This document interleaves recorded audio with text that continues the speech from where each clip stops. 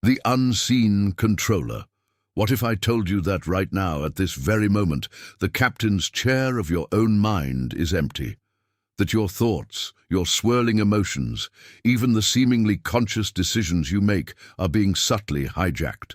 Not by the relentless demands of society, not by the ever-present glow of technology, not even by the influence of other people, but by something far more intimate, far more pervasive, and potentially far more dangerous. Your own unconscious. Mental programming, an invisible network of deeply embedded code running your life from the shadows. You walk through your day believing you're making choices freely, navigating the world with autonomy. But the stark reality, confirmed by neuroscience and psychology, is that the vast majority of what you do, perhaps as much as 95%, is dictated by habits ingrained over years, fears etched into your psyche, and conditioned beliefs you never consciously selected or approved. You inherited them, absorbed them, learned them before you even knew you were learning. Every moment you hesitate when opportunity knocks, every ambitious goal you abandon halfway, every insidious whisper of self-doubt that creeps into your awareness, it's not because you lack capability, intelligence, or willpower. It's because your mind is running on autopilot, faithfully executing a script written long before you ever realized you were an actor on its stage. A script composed of past pains, outdated assumptions, and borrowed limitations. And unless you seize the directorial reins, unless you consciously decide to take back control, this internal autopilot will continue to rule your life, making your choices for you, steering you towards familiar shores, even if those shores are rocky and barren. It will keep you locked in patterns that feel safe only because they are known, regardless of whether they lead to fulfillment or frustration. But here's the profoundly hopeful, almost shocking part. You can reprogram your mind. You are not permanently bound by the mental software you're currently running. You can access the source code. You can rewrite that script. You can step into the captain's chair and take full conscious control of your thoughts, harness the raw power of your emotions, and deliberately shape your behaviors to architect the reality you genuinely desire, not the one you're unconscious. Years, past experiences, and societal conditioning have inadvertently trapped you within, and that transformation, that fundamental shift from being controlled to being the controller, is precisely what this audiobook will empower you to achieve. Forget vague motivational platitudes and fleeting bursts of inspiration. This is about equipping you with real, actionable strategies, tools forged in the fires of scientific rigor, psychological insight, and neurobiological understanding. We will delve into the practical mechanics of your mind to give you complete mental control, because the ability to consciously train your mind isn't just a skill, it's the fundamental differentiator between those who consistently achieve, adapt, and thrive, and those who remain perpetually stuck in cycles of self-doubt, crippling overthinking, debilitating procrastination, and quiet desperation. Right now, you stand at a threshold. You're about to learn how to master the most powerful instrument you possess, the mind control secret they never taught you. Let's get one thing crystal clear right from the outset. This journey is not about manipulation. It's not about learning psychological tricks to control others, deceive people, or hack your way to superficial success with cheap mental shortcuts. The mastery we speak of is far more profound, far more impactful. This is about mastering yourself. Because here's the unvarnished truth, the core principle that underpins everything else. Every limitation you perceive in your life, every recurring struggle you face, every deep-seated frustration you've ever felt ultimately boils down to one critical factor: your ability or inability to control your own mind. Think about it logically. If you can't control your focus, you'll forever be scattered, pulled in, 1,000 directions by distractions, unable to dedicate the deep concentration required for meaningful accomplishment. If you can't control your emotions, you'll perpetually be reactive, tossed about by the waves of circumstance. Your moods, dictated by external events rather than internal resolve. If you can't control your thoughts, you'll remain locked in an exhausting internal war, battling anxieties, insecurities, and negative loops that drain your energy and sabotage your potential. Most people spend their entire lives as unwitting, prisoners of their own minds. They operate under the dangerous illusion that the way they think is an objective reflection of reality. They fail to recognize that their internal landscape, their habitual thoughts, emotional responses, and ingrained beliefs is merely a set of conditioned patterns, neural pathways carved over time, often based on incomplete or inaccurate information. It's a personalized filter, not a perfect mirror. This is the hidden key explaining why some individuals succeed against staggering odds, while others falter despite possessing every apparent advantage. It's rarely about raw intelligence. It's rarely about innate talent. It's fundamentally about mental discipline and conscious self-direction. Your mind is either your most formidable weapon, capable of carving pathways to incredible achievements, or your greatest, most insidious weakness, undermining your every effort. The difference lies entirely in whether you control it or it controls you, what you'll learn in this audiobook. By the time you reach the final chapter of this audiobook, you will not think, feel, or perceive the world in the same way you do right now. That's not a hyperbolic promise.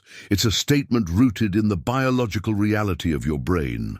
Your brain is constantly dynamically rewiring itself every second of every day. This remarkable capacity is called neuroplasticity. Every time you deliberately challenge a long-held belief, every instance you consciously shift a negative thought pattern, every time you practice a new mental control technique, you are physically altering the structure of your brain. You are forging new neural connections, strengthening pathways that serve you and weakening those that hold you back. Neuroplasticity is the biological mechanism that explains why some people remain trapped in cycles of self-sabotage, seemingly unable to change, while others break free, consciously reprogram their minds, and achieve extraordinary success and fulfillment. The difference isn't luck, fate, or genetics. It's knowledge and applied training. This audiobook is your comprehensive training manual. It will teach you how to identify and dismantle negative thought patterns, uncover the subconscious roots of pessimism, anxiety, and self-criticism, and systematically rewire your brain for authentic confidence, optimism, and lasting success. Eliminate distractions and master deep focus. Learn the science behind concentration, overcome mental clutter, and cultivate the ability to enter states of profound focus essential for high-level work and creativity. Gain sovereignty over your emotions. Understand the triggers and patterns behind your emotional responses, and develop the capacity to choose your state, transforming reactivity into deliberate emotional resilience. Train unshakable mental resilience. Develop the inner fortitude to navigate challenges, bounce back from setbacks, and maintain composure and effectiveness even under intense pressure. Learn to see obstacles not as stop signs, but as stepping stones.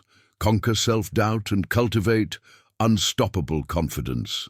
Dismantle the foundations of imposter syndrome and insecurity, and build a core of genuine self-belief that fuels bold action and authentic self-expression. Obliterate procrastination and forge ironclad discipline. Understand the psychological drivers of delay and avoidance, and implement proven strategies to build unwavering self-discipline and consistent follow-through. Utilize proven psychological techniques for goal achievement. Learn scientifically validated methods for setting compelling goals, maintaining motivation, overcoming obstacles, and ensuring successful attainment without relying on willpower alone. But let me be unequivocally clear. This is not passive learning. If you merely listen to these words, absorb the concepts intellectually, but fail to take consistent action, nothing significant will change. Information alone is not transformation. Transformation requires application. However, if you truly commit, to diligently applying these techniques, to engaging with the exercises, to challenging your old ways of thinking, your mind will transform. And as your internal world shifts, your external reality will inevitably follow suit. Why most people fail, and why you won't. Here's a stark, perhaps uncomfortable reality. Most people will never truly master their own minds. They will continue to be plagued by overthinking, paralyzed by self-doubt, trapped in the labyrinth of making excuses and perpetually waiting for the mythical, perfect time to change.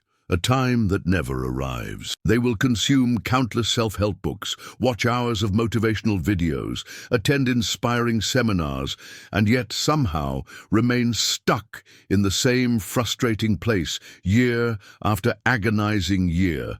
Why? What's the missing piece? It's because they never actually take control of their own thinking processes at the fundamental level. They allow their deeply ingrained fears, their accumulated past experiences, and their powerful subconscious programming to dictate their actions, their decisions, and ultimately their destiny. They remain passengers in their own lives, reacting to the landscape rather than steering the vehicle. But you are not most people. The very fact that you are engaging with this material, that you sought out this knowledge, signals that you are ready. You're here because you recognize the patterns, you feel the dissonance between your potential and your reality, and you're ready to break that cycle. You're here because you instinctively know that true power lies within, and you want to reclaim control of your mind, to start thinking, acting and living at a higher, more conscious, more fulfilling level.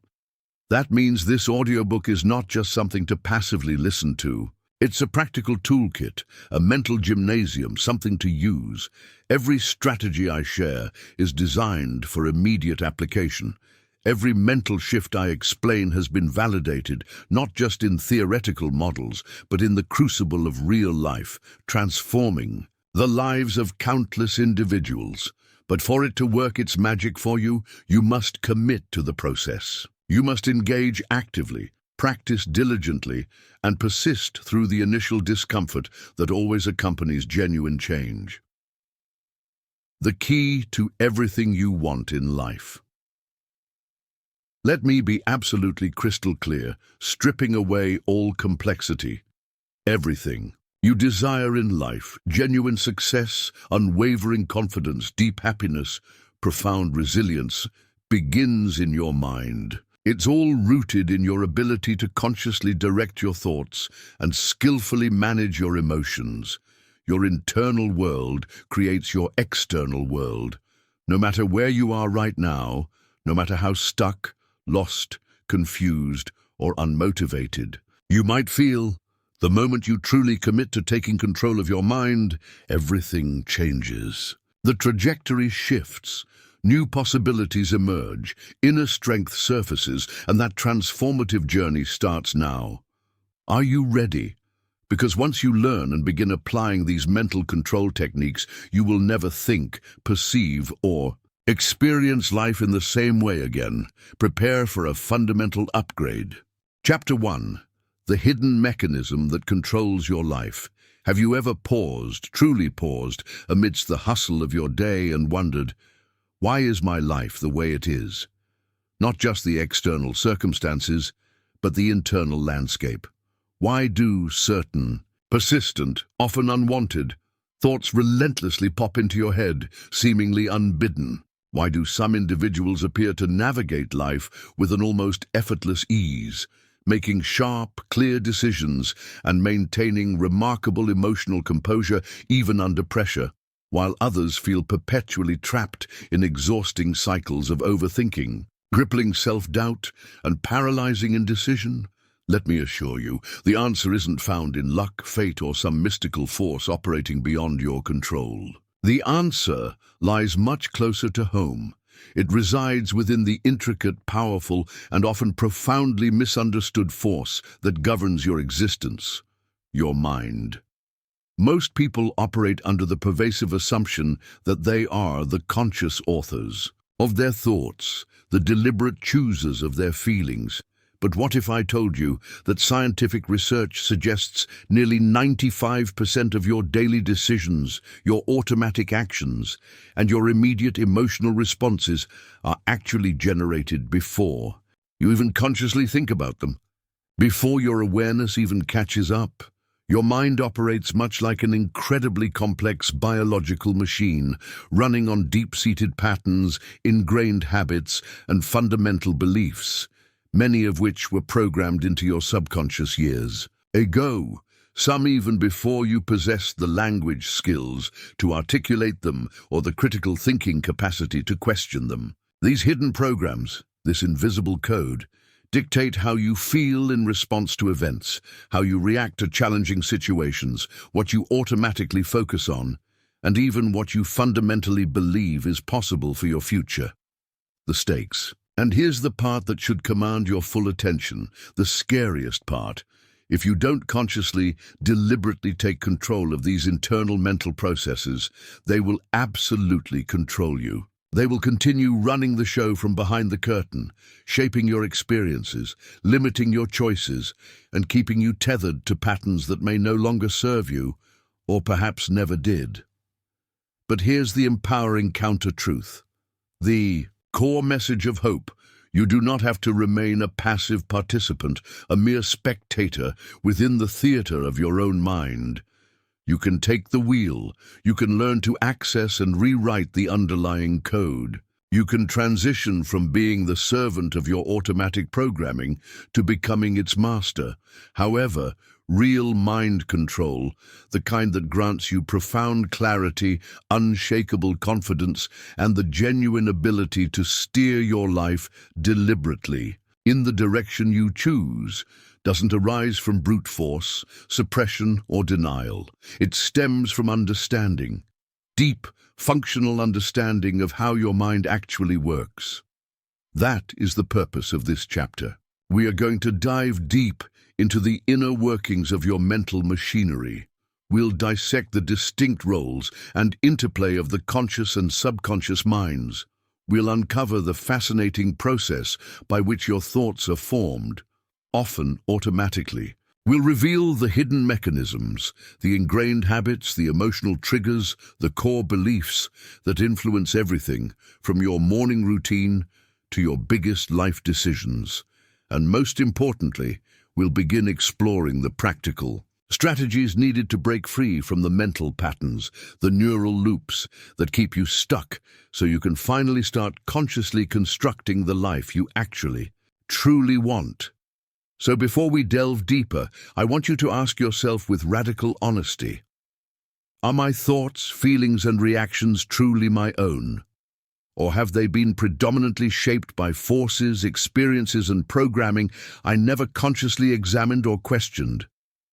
By the time you finish this chapter, you'll not only have clearer answers, but more importantly, you'll possess the initial tools required to begin changing them. The illusion of control. Are you really in charge? Let's begin with a concept that might initially feel unsettling, perhaps even difficult to accept. Most of what you think, feel, and subsequently do is not consciously chosen by you in the present moment. It feels like you're making decisions as events unfold, but in reality, your brain, particularly your subconscious, is predicting and initiating your responses before your conscious awareness fully engages. Neuroscientists, using sophisticated, Brain imaging techniques have discovered that the neural activity corresponding to a decision often occurs milliseconds, sometimes even seconds, before the individual reports consciously making that choice. What does this mean in practical terms? It means that by the time you think you're deciding how to react to a situation, whether it's feeling irritated by traffic, choosing what to eat, or responding to criticism, your brain has already largely set the course, drawing upon a vast database of past experiences, established habits, and deeply ingrained subconscious programming. Consider the last time you felt a strong emotion, perhaps anger surging, sadness welling up, or anxiety tightening its grip. Did you consciously deliberate and decide, okay, based on this situation, I am now going to activate the neurological and physiological pathways associated with anxiety? Of course not. It just happened. Your mind was running an automatic script, much like a computer program executes pre-written code when specific conditions are met.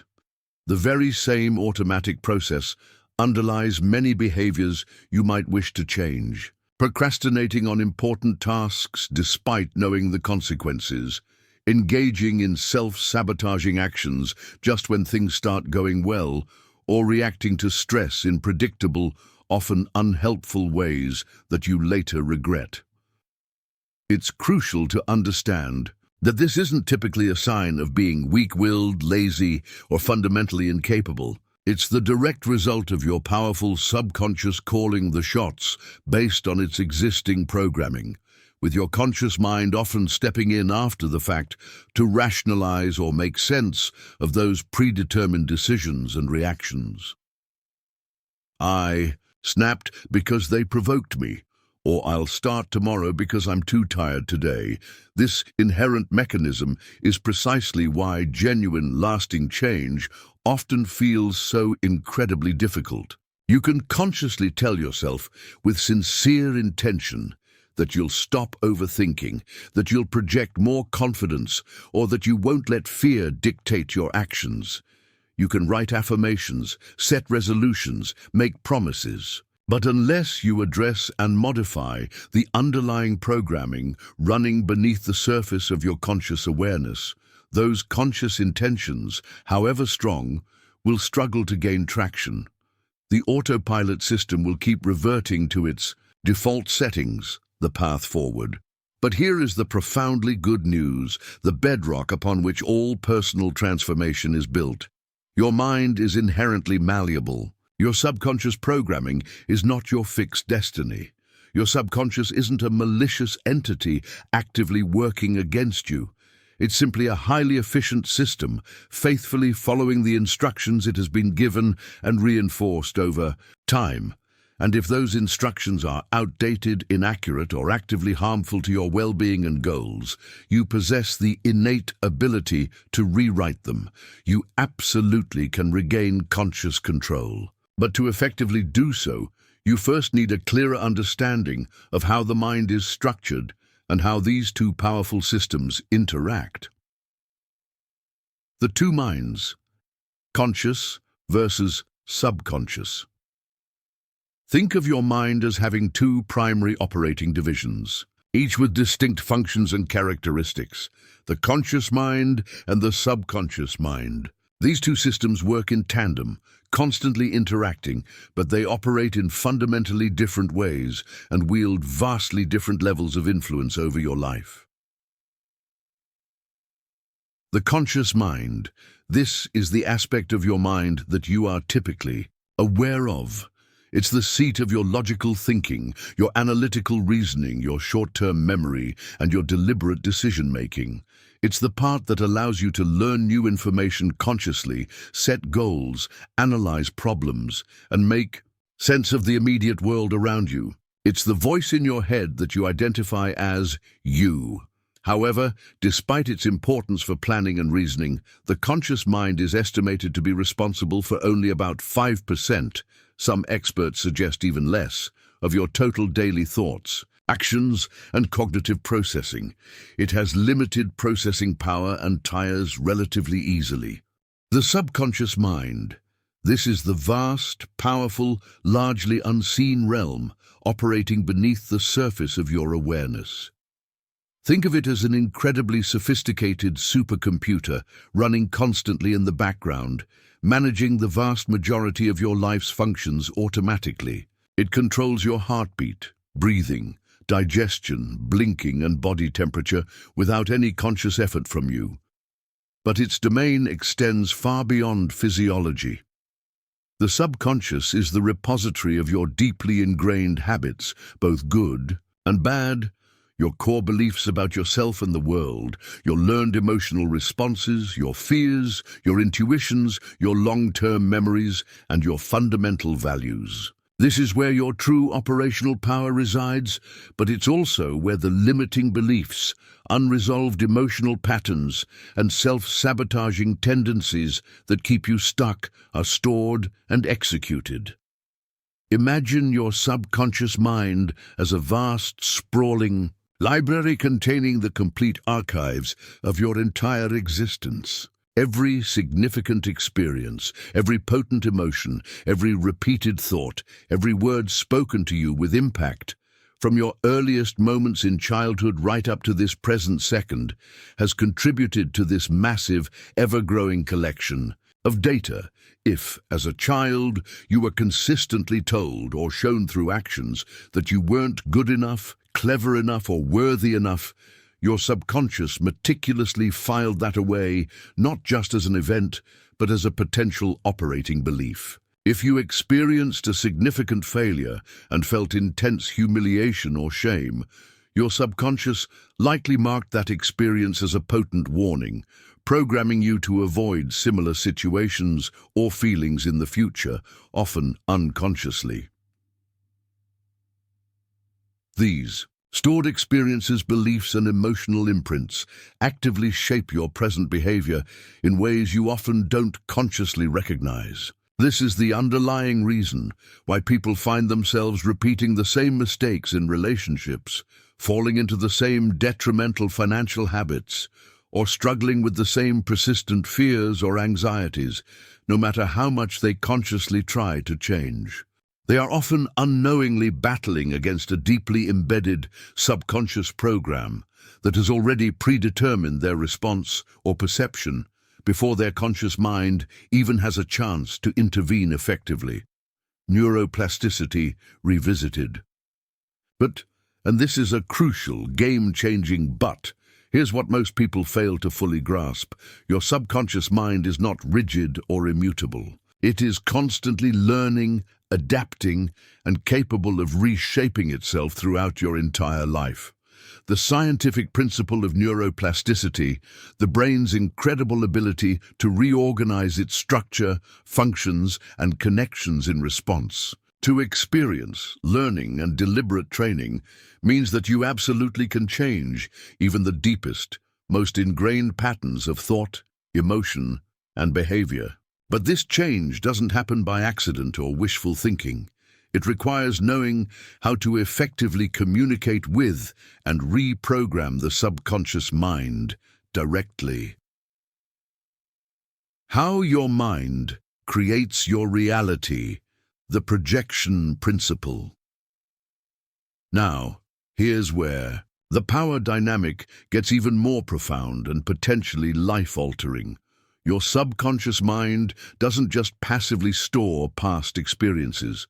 It actively creates your future experiences based on the patterns, beliefs, and expectations it has already recorded and accepted as truth. It acts like a powerful filter and projection system. This explains phenomena often dismissed as mere coincidence or superstition, like why people who consistently expect bad things to happen often seem to encounter more negative events. It's not mystical, it's neuroscience in action. Your subconscious mind, particularly through mechanisms like the Reticular Activating System, which we'll explore in the next chapter, is constantly scanning your environment, both internal and external. and for evidence that matches its existing beliefs and programming. If you harbor a deep-seated, perhaps unconscious, belief that you are not capable of achieving significant success, your mind will subtly, and sometimes not so subtly, filter out opportunities, highlight potential obstacles, amplify feelings of doubt, and even guide your actions in ways that inadvertently sabotage progress, all in an effort to maintain consistency with that core belief. It's trying to prove itself right. If you've been conditioned from past experiences to expect failure or rejection, your subconscious will be hypervigilant for signs of impending failure, often interpreting neutral events negatively and steering you towards actions like procrastination, hesitation, or playing small, designed to keep you within the safe, familiar boundaries of your past programming. Your subconscious equates familiar with safe, even if familiar is painful or limiting. This is precisely why cultivating the ability to consciously control your mind is arguably the most powerful and essential skill you can ever develop. Once you learn the techniques to identify, challenge, and ultimately override the subconscious programs that limit you, you gain the extraordinary ability to consciously shape your internal landscape. And as your internal landscape changes, as you install new beliefs, cultivate empowering emotions, and direct your focus intentionally, your external reality begins to shift in response. You start noticing different opportunities, attracting different circumstances, and taking different actions, leading to vastly different results. And that process, understanding how these subconscious patterns are formed, and more importantly, learning the practical methods to start rewriting them today, is exactly what we're going to delve into next.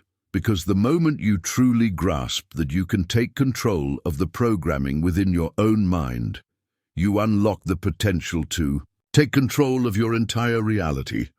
Chapter 2: The Silent Architect of Your Reality. Have you ever experienced that unsettling feeling that life is something that is happening to you, rather than something being actively shaped by you? Like you're caught in a current, pulled along by forces beyond your immediate grasp? Do you ever sense that no matter how hard you consciously try to change a specific area of your life, your finances, your relationships, your confidence levels, something deep inside, an invisible undertow, keeps pulling you back into familiar, often frustrating old patterns of procrastination, fear, self-doubt, or limitation? What if I told you that this experience isn't random chance, bad luck, or an external conspiracy? What if I revealed that right now, at this very moment, an unseen but incredibly powerful force residing inside your own mind is actively, relentlessly sculpting your perceived reality? It's filtering what you notice, subtly shaping your decisions, influencing your emotional responses, and even determining what you subconsciously believe is possible for you. That force, operating largely beneath the radar of your everyday awareness, is your subconscious mind. And whether you realize its pervasive influence or not, it is the silent, uncredited architect constructing the framework of the life you live every single day. The critical, life-altering question then becomes, who programmed it? And are you content to live within the structure it has built based on potentially outdated or limiting blueprints? Most people navigate their lives under the assumption that they are in full, conscious control of their thoughts, their decisions, their habits, and their emotional reactions. They hold the belief that they are freely choosing their career paths, their romantic partners, their daily routines, and even the fundamental way they perceive themselves and their capabilities. But the truth, when examined closely through the lens of neuroscience and psychology, is far more complex and, frankly, unsettling. A vast majority of these choices were already heavily influenced, if not predetermined, for you long before you ever consciously questioned them. The habitual way you think about challenges, the automatic way you react emotionally to criticism or praise, the default way you process setbacks or successes. These are rarely spontaneous, independent decisions made in the moment. They are largely automated responses, complex algorithms running silently in the background of your mind, meticulously shaped by a lifetime of experiences, observations, and absorbed messages, many of which you may not even consciously remember. Think about it logically. Why do some people walk into a crowded room and naturally radiate an aura of confidence, commanding attention without effort, while others instinctively shrink into the background, hoping to go unnoticed? Why do certain individuals seem to bounce back from failure with remarkable resilience, viewing it as a learning opportunity, while others spiral into prolonged periods of self-doubt and recrimination after even minor setbacks? The differentiating factor is rarely just intelligence, innate talent, or external circumstances like luck.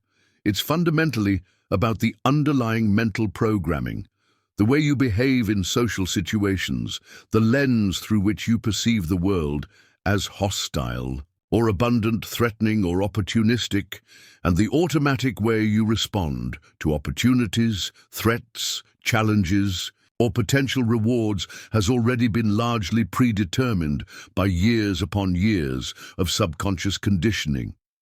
And if that existing programming isn't serving your highest potential, if it's consistently making you overthink, hesitate, procrastinate, feel unworthy, or remain stuck in fear, then your external life, your tangible results, will inevitably reflect that internal reality, no matter how desperately your conscious mind may want things to be different. You can't build a skyscraper on a foundation designed for a shack. The power of belief. But here lies the most potent, empowering truth you will ever encounter about the nature of your mind. Your subconscious does not fundamentally know the difference between what is objectively real in the external world and what is vividly imagined or consistently believed internally. It doesn't possess a built-in truth detector or critical faculty in the same way your conscious mind does. It primarily operates on the basis of patterns, repetition, and emotional intensity. It learns and accepts as real what you repeatedly tell it, what you emotionally reinforce, and what patterns of thought and behavior you allow to continue, unchallenged. And this characteristic, this seeming vulnerability, is actually your greatest point of leverage. It means that you, yes, you, possess the inherent capability to completely reprogram your mind from the ground up. You can intentionally overwrite old, limiting code with new, empowering instructions. But this requires a willingness to first understand the mechanics of how it operates, and then to consciously, deliberately take control of the inputs, the thoughts, beliefs, images, and emotions. You feed it. This is where our true journey of transformation begins. Because make no mistake, if you don't consciously control your mind, external forces, past experiences, societal messages, other people's opinions, inevitably will. Your mind as a filter, how reality is constructed. To fully grasp the immense power your subconscious wields, you need to internalize one simple yet profoundly important fact. Your mind does not show you objective reality. It shows you a filtered, interpreted version of reality, tailored specifically to your existing internal programming. Every single second, your brain is bombarded with an overwhelming tsunami of sensory data, millions upon millions of bits of information from your environment. Sights, sounds, smells, tastes, physical sensations, internal bodily signals, fleeting thoughts, memories bubbling up. If your conscious mind had to process all of this raw data simultaneously, you would be instantly paralyzed, completely overwhelmed by information overload.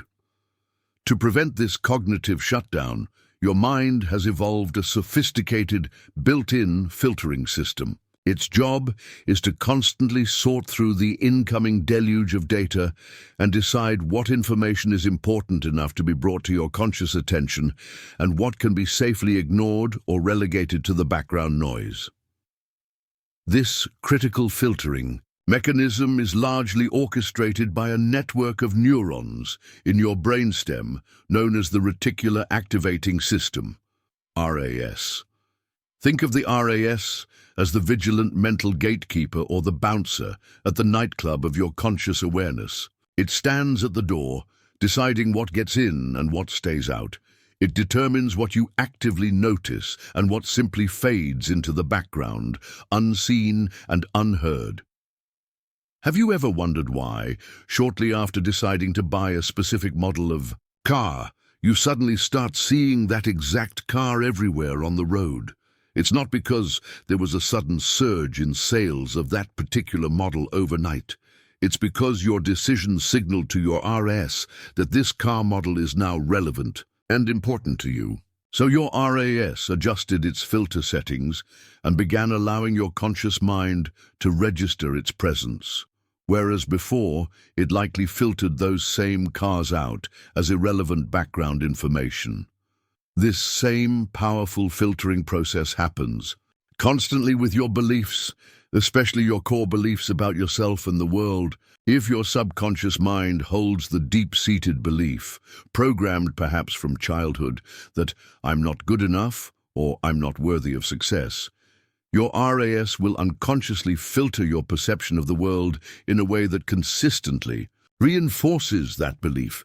It will act like a biased search engine, highlighting every instance of rejection, every minor failure, every critical comment, every piece of evidence that seems to confirm your inadequacy, while simultaneously downplaying, ignoring or filtering out signs of your capabilities, your successes, your positive qualities, and evidence of your inherent worth.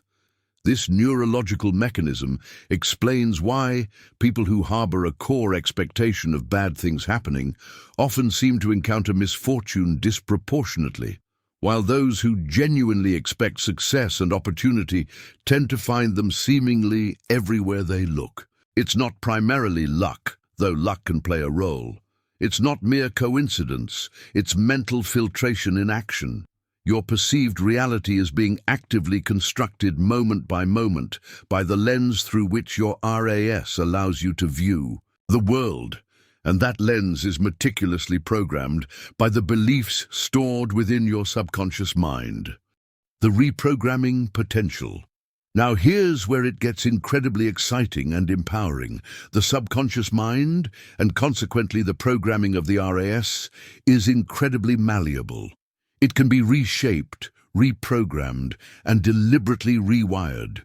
However, most people never undertake this process consciously. Instead, they passively allow their subconscious to be programmed by a myriad of external forces: the beliefs of their parents, the opinions of their teachers, the pervasive messages of the media, the norms of their culture, the sting of past failures, without ever critically questioning whether that inherited programming actually serves their well-being or aligns with their true potential. And once those limiting mental patterns are established, the RAS diligently continues filtering reality in a way that reinforces them, creating a self-perpetuating cycle of limitation. You believe you can't, so you filter out evidence that you can, which reinforces the belief that you can't. But what if you could reverse engineer this entire process? What if, instead of remaining a passive recipient of past conditioning, you could consciously, intentionally retrain your mind? What if you could reprogram your RAS to filter reality in a way that actively supports your goals, relentlessly strengthens your confidence, highlights opportunities, and systematically eliminates the grip of self-doubt? The profound truth is, you can. But to achieve this transformation, you must first gain a deeper understanding of how your subconscious was programmed in the first place, and more importantly, learn the practical techniques to break free from the limiting mental scripts that are currently running your life, the mental programs that control you from the very moment you were born, perhaps even in the womb. Your subconscious mind began its tireless work of recording everything. Every experience, every sensation, every word spoken to you or around you with emotional weight, every observed behavior, every powerful emotional reaction you ever had, all meticulously logged and stored. These recordings form the foundational bedrock of your mental programming. The automatic scripts, the default settings, the ingrained algorithms that dictate how you instinctively respond to the world. If you were consistently told, or shown through actions and environment as a child, that you were smart, capable, and loved unconditionally, your subconscious mind absorbed and stored that belief as a core program. Consequently, your RAS likely began filtering reality in a way that consistently reinforced this positive self-concept, making you notice your successes and downplay setbacks.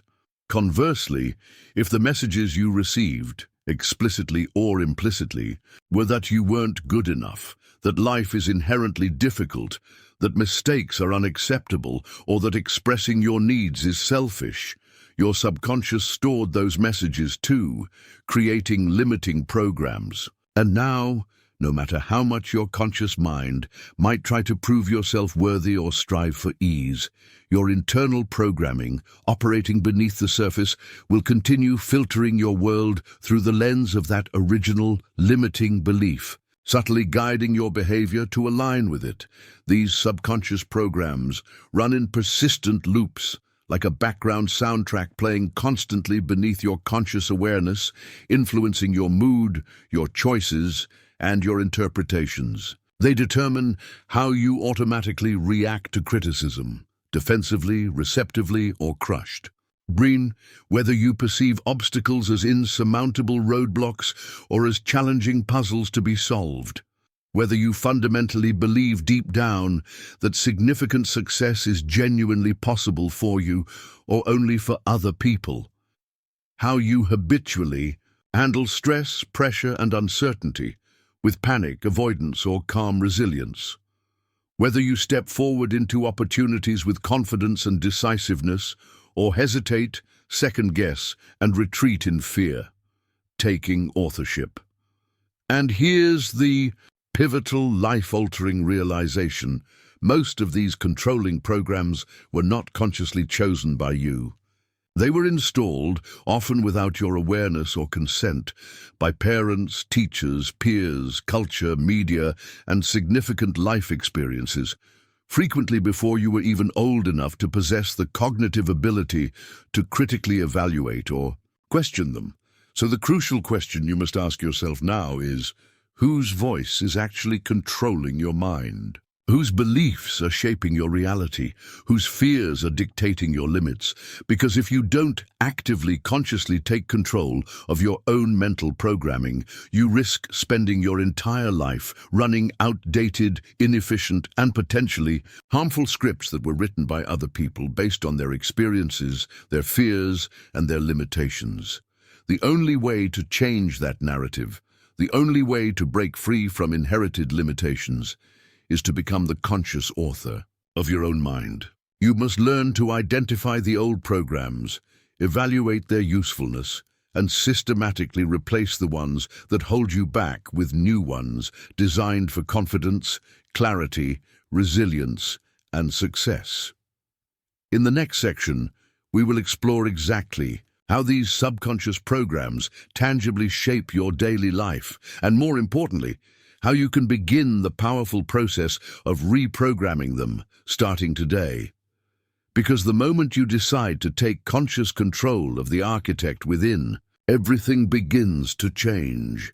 Your reality starts to reshape itself from the inside out. Chapter 3.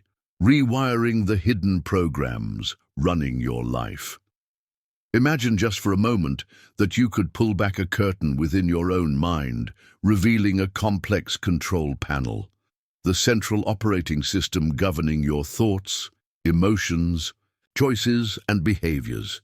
If you could gaze upon the intricate lines of code, the software currently running your life, what exactly would you find? Would you discover elegantly written programs, meticulously designed to foster unwavering confidence, laser-like focus, and an unstoppable drive towards your goals?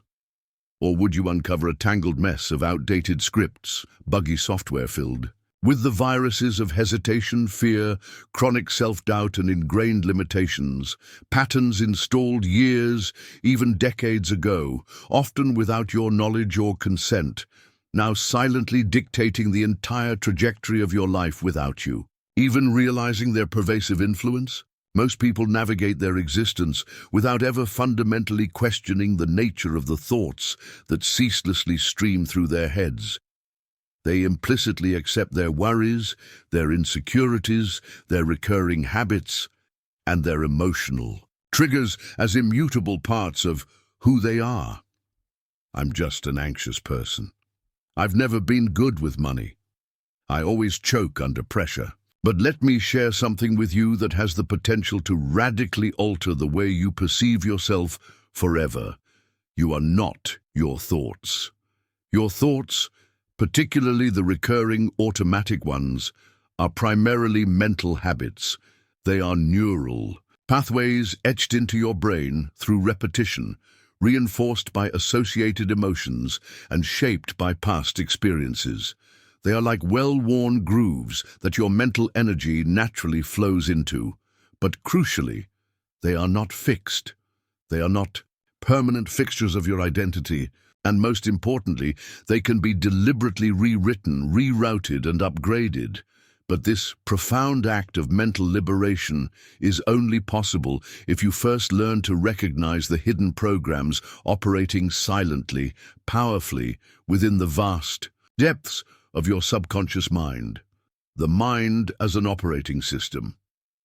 Think of your mind again, like a highly sophisticated biological computer.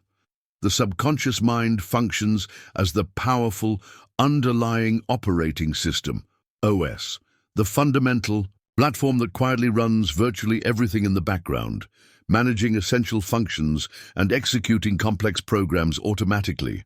Your conscious mind, the part you experience as you, is more like the user interface, UI, the screen, the keyboard, the mouse. It's the part that interacts with the world, makes deliberate inputs, and thinks it's fully in control. But, in reality, the UI is largely responding to and constrained by the deeper code, the foundational architecture written into the OS beneath the surface. The critical problem is that most people never consciously undertake the task of upgrading their mental software. They continue to run on the same outdated beliefs, emotional response patterns, and behavioral scripts they were inadvertently given, often during childhood. They never pause to question if these deeply embedded programs are still relevant, effective, or even beneficial in their current adult lives. They fail to realize that these foundational programs are actively shaping everything: the quality of their relationships, the ceiling of their career potential, their baseline level of confidence, even their physical health and well-being. Here's the real danger inherent in this dynamic. Your subconscious operating system doesn't possess an inherent moral compass or a filter for objective truth. It doesn't care whether a belief you hold is helpful or harmful to your long-term flourishing. It doesn't judge whether a habitual thought pattern is factually accurate or merely a distorted perception.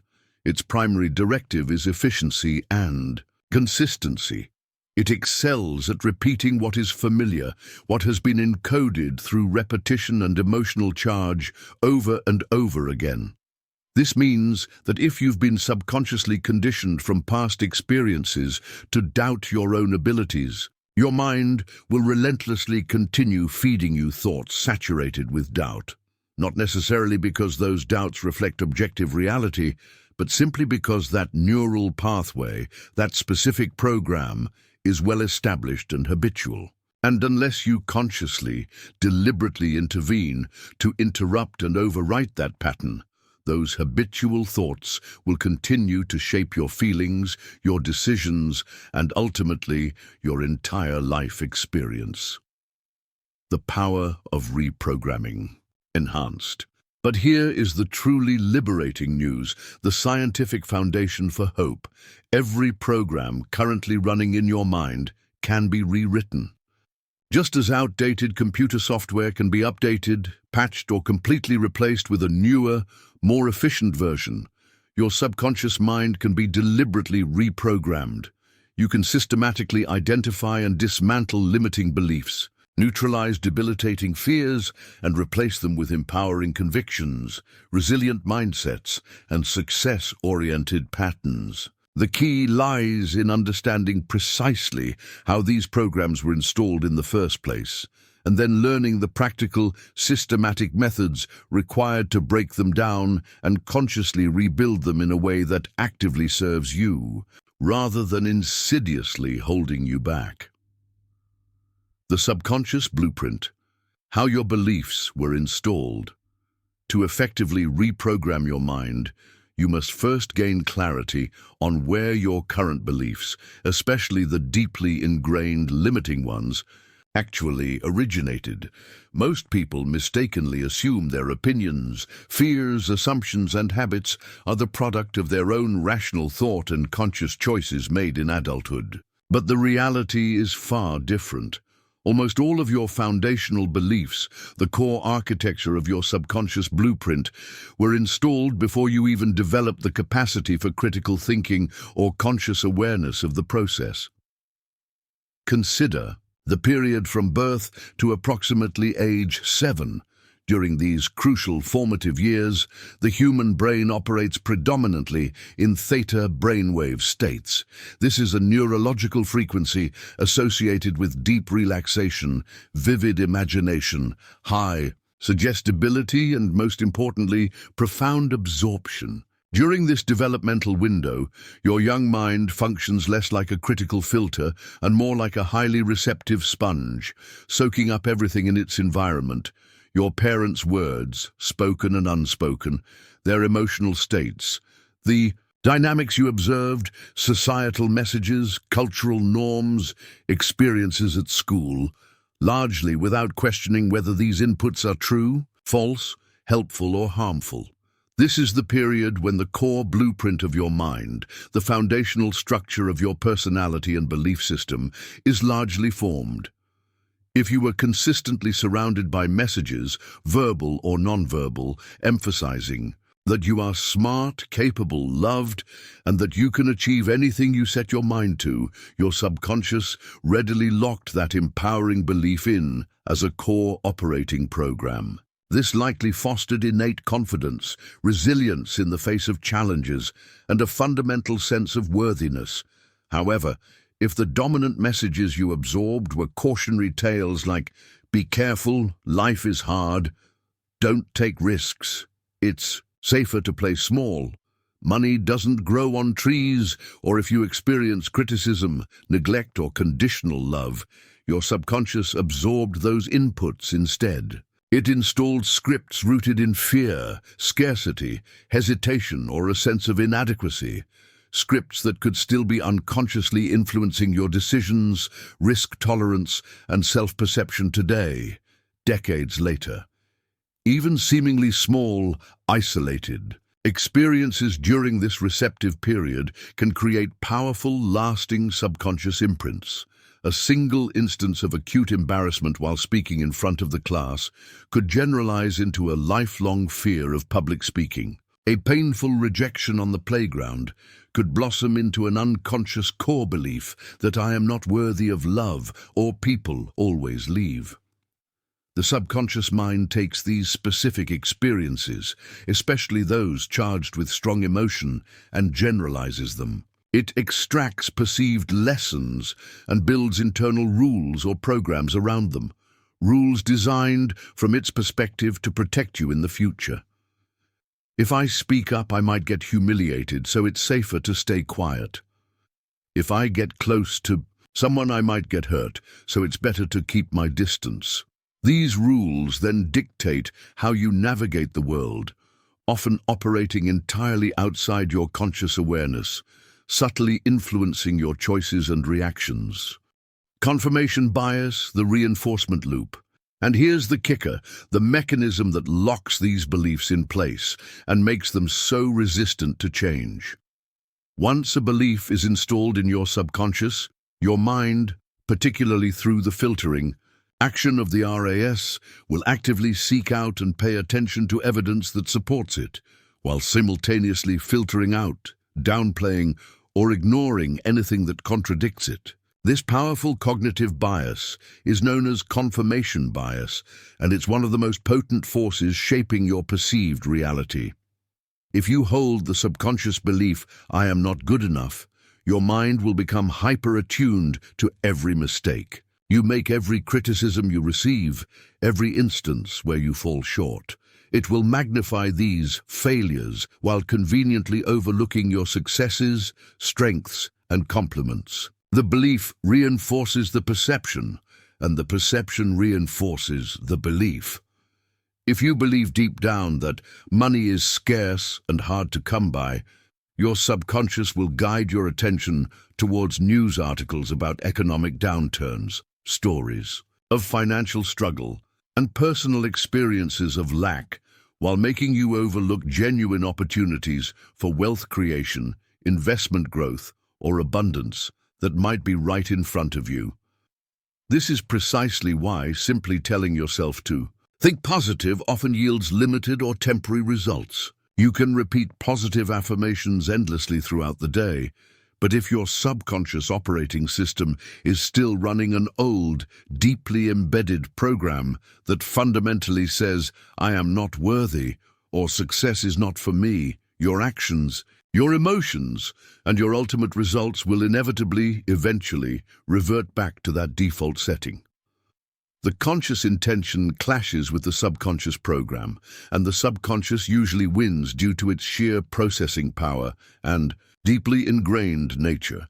To create real, lasting change, you must address the root. You need to reprogram your subconscious at its core. And that transformative process begins by courageously identifying and challenging the limiting beliefs you've been carrying, often unknowingly, for years or even decades. Breaking free from mental chains, how to rewrite the program. So how do you actually break free from these invisible mental chains? How do you override the outdated, limiting scripts running silently in the background of your mind and consciously install new, empowering beliefs that align with your true potential? The process starts with cultivating awareness, because, as the adage goes, you cannot change what you do not first recognize. Step 1. Identify the dominant controlling beliefs. Radical honesty.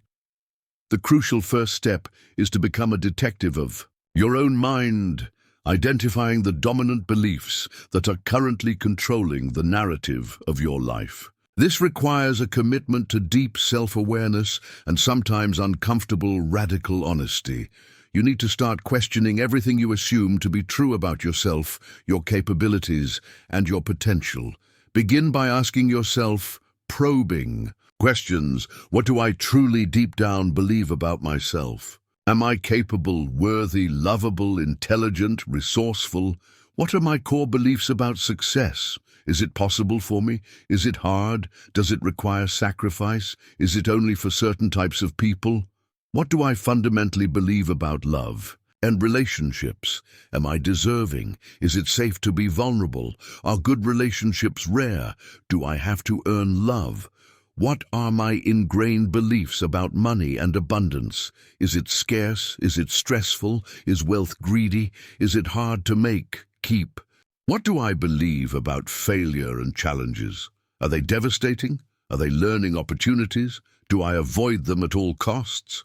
What narratives run when I feel fear or hesitation? I can't. It won't work. What if they judge me? Be brutally honest in your self-assessment.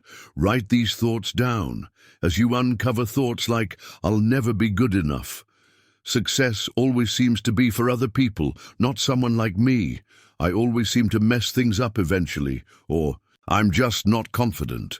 Learn to recognize them for precisely what they are, mental programs, not objective facts. These beliefs only hold power over you because they have been unconsciously accepted and repeatedly reinforced over time. The moment you shine the light of conscious awareness on them, you begin to weaken their grip. You expose them as constructs, not truths. Step 2.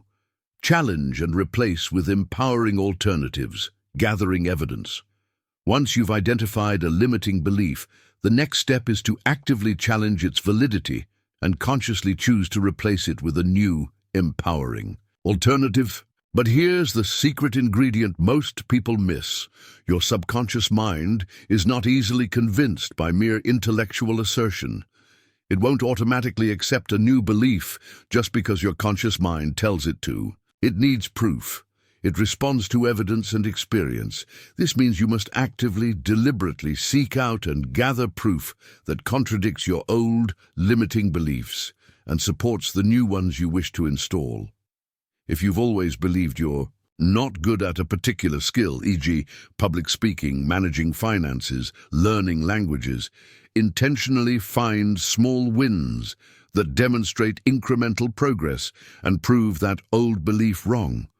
Celebrate every tiny step forward. If you've subconsciously believed that significant success is out of reach for someone like you, immerse yourself in the stories of people from similar backgrounds or who face similar challenges and achieved what you desire.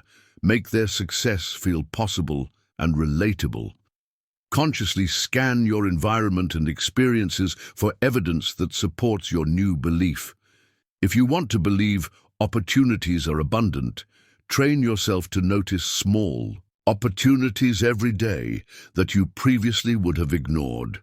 The more tangible proof, the more contradictory evidence you consciously gather and present to your subconscious, the faster it begins the process of rewiring itself, weakening the old neural pathways associated with the limiting belief and strengthening new ones aligned with the empowering alternative. Step 3. Embody the new beliefs through action, neuroplasticity in action. Critically, reprogramming is not just a mental exercise. It requires embodiment through action. You cannot simply think differently. You must consistently act differently, especially when the old programming urges you to revert to familiar patterns.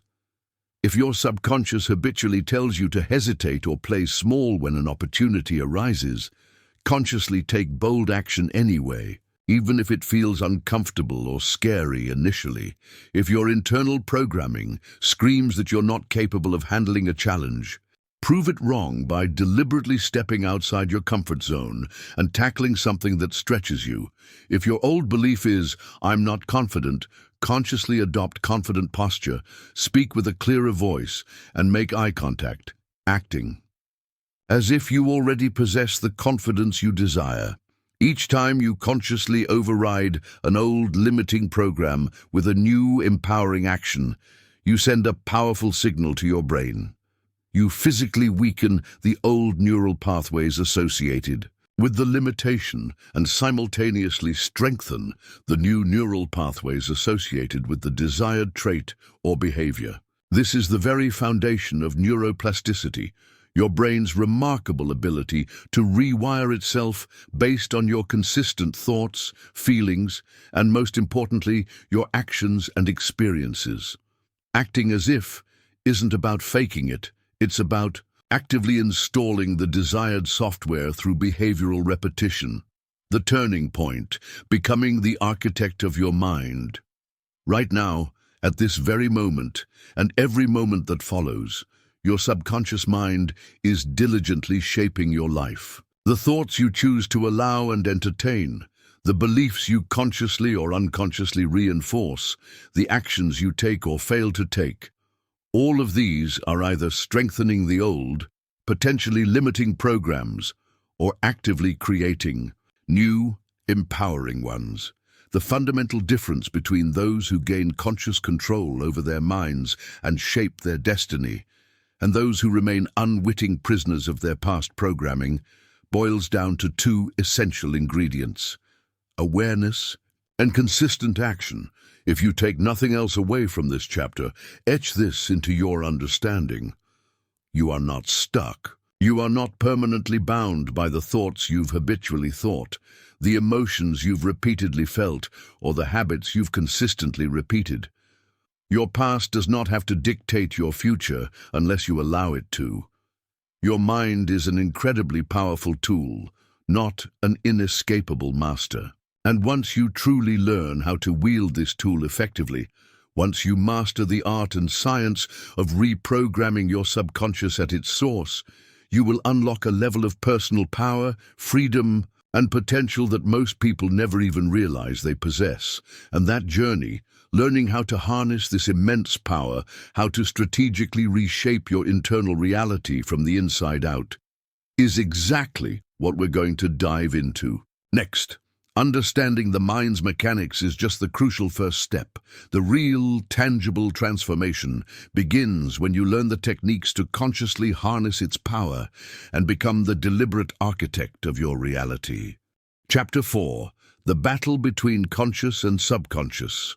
Who's really in control? Have you ever made a decision, a truly firm, resolute, this time is different decision, that you were finally going to change something significant in your life? Maybe it was breaking a persistent bad habit, adopting a healthier lifestyle, pursuing a long-held ambition, or overcoming a pattern of negative thinking. You felt motivated, committed, perhaps even inspired.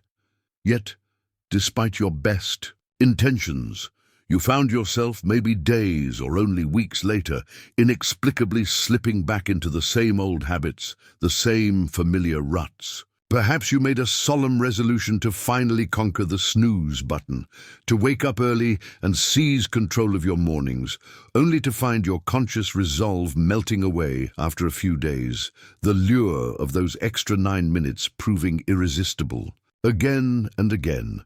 Or maybe you vowed with genuine conviction to silence the inner critic, to overcome crippling self-doubt, to stop the endless cycle of overthinking and just take action towards your goals. But when the crucial moment arrived, when the opportunity presented itself, that familiar knot of hesitation still gripped you, paralyzing you despite your conscious desires. If you've ever felt the deep frustration, the confusion, even the self-blame that arises from this cycle of intention followed by relapse, let me offer you some crucial reassurance. It is not primarily your fault. It's not necessarily a sign of weak willpower, a lack of discipline, or a fundamental character flaw.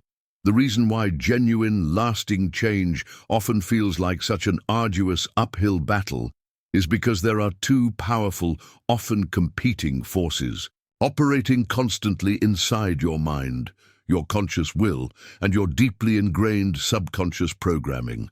The core conflict, driver versus engine. Most people operate under the understandable but ultimately flawed assumption that their conscious mind, the part that thinks, reasons, sets goals, and makes rational decisions, is firmly in the driver's seat, steering the vehicle of their life. But the neurological and psychological truth is far more nuanced.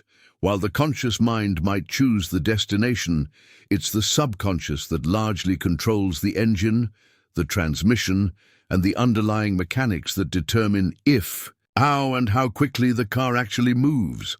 The subconscious runs the show, managing the vast majority of your mental and behavioral operations automatically. Your conscious desires might desperately want to change course, to accelerate towards a new exciting destination. You might consciously want to be more confident, financially abundant, or disciplined, but if your subconscious engine has been programmed over years with old beliefs, I'm not capable, change is inherently difficult, I always fail eventually, ingrained habits, procrastination, avoidance, and unresolved fears, fear of judgment, fear of failure, fear of success, it will actively resist the new direction. This resistance isn't born out of malice or a desire to sabotage you. It stems from the subconscious mind's fundamental operating principle, maintains stability and predictability based on past programming. Its job, from an evolutionary perspective, is to keep things familiar, because familiar has historically meant safe. Think of your mind like that car again. Your conscious mind is the driver, map in hand, setting the destination, Confidence City. But your subconscious mind is not only the powerful engine, but also the deeply programmed GPS navigation system. If that GPS has been programmed for years with limiting beliefs and fear-based routes, warning, high risk of failure on Confidence Avenue, recalculating route back to familiarity lane, comfort zone exit approaching, it will constantly try to redirect you back to where you started, no matter how much your conscious driver tries to steer onto the new highway. The engine might sputter, the brakes might engage unexpectedly, or the GPS might offer compelling reasons, excuses, why the old route is better. This internal conflict is precisely why people struggle relentlessly to break bad habits like smoking or overeating, even when they consciously understand the negative consequences.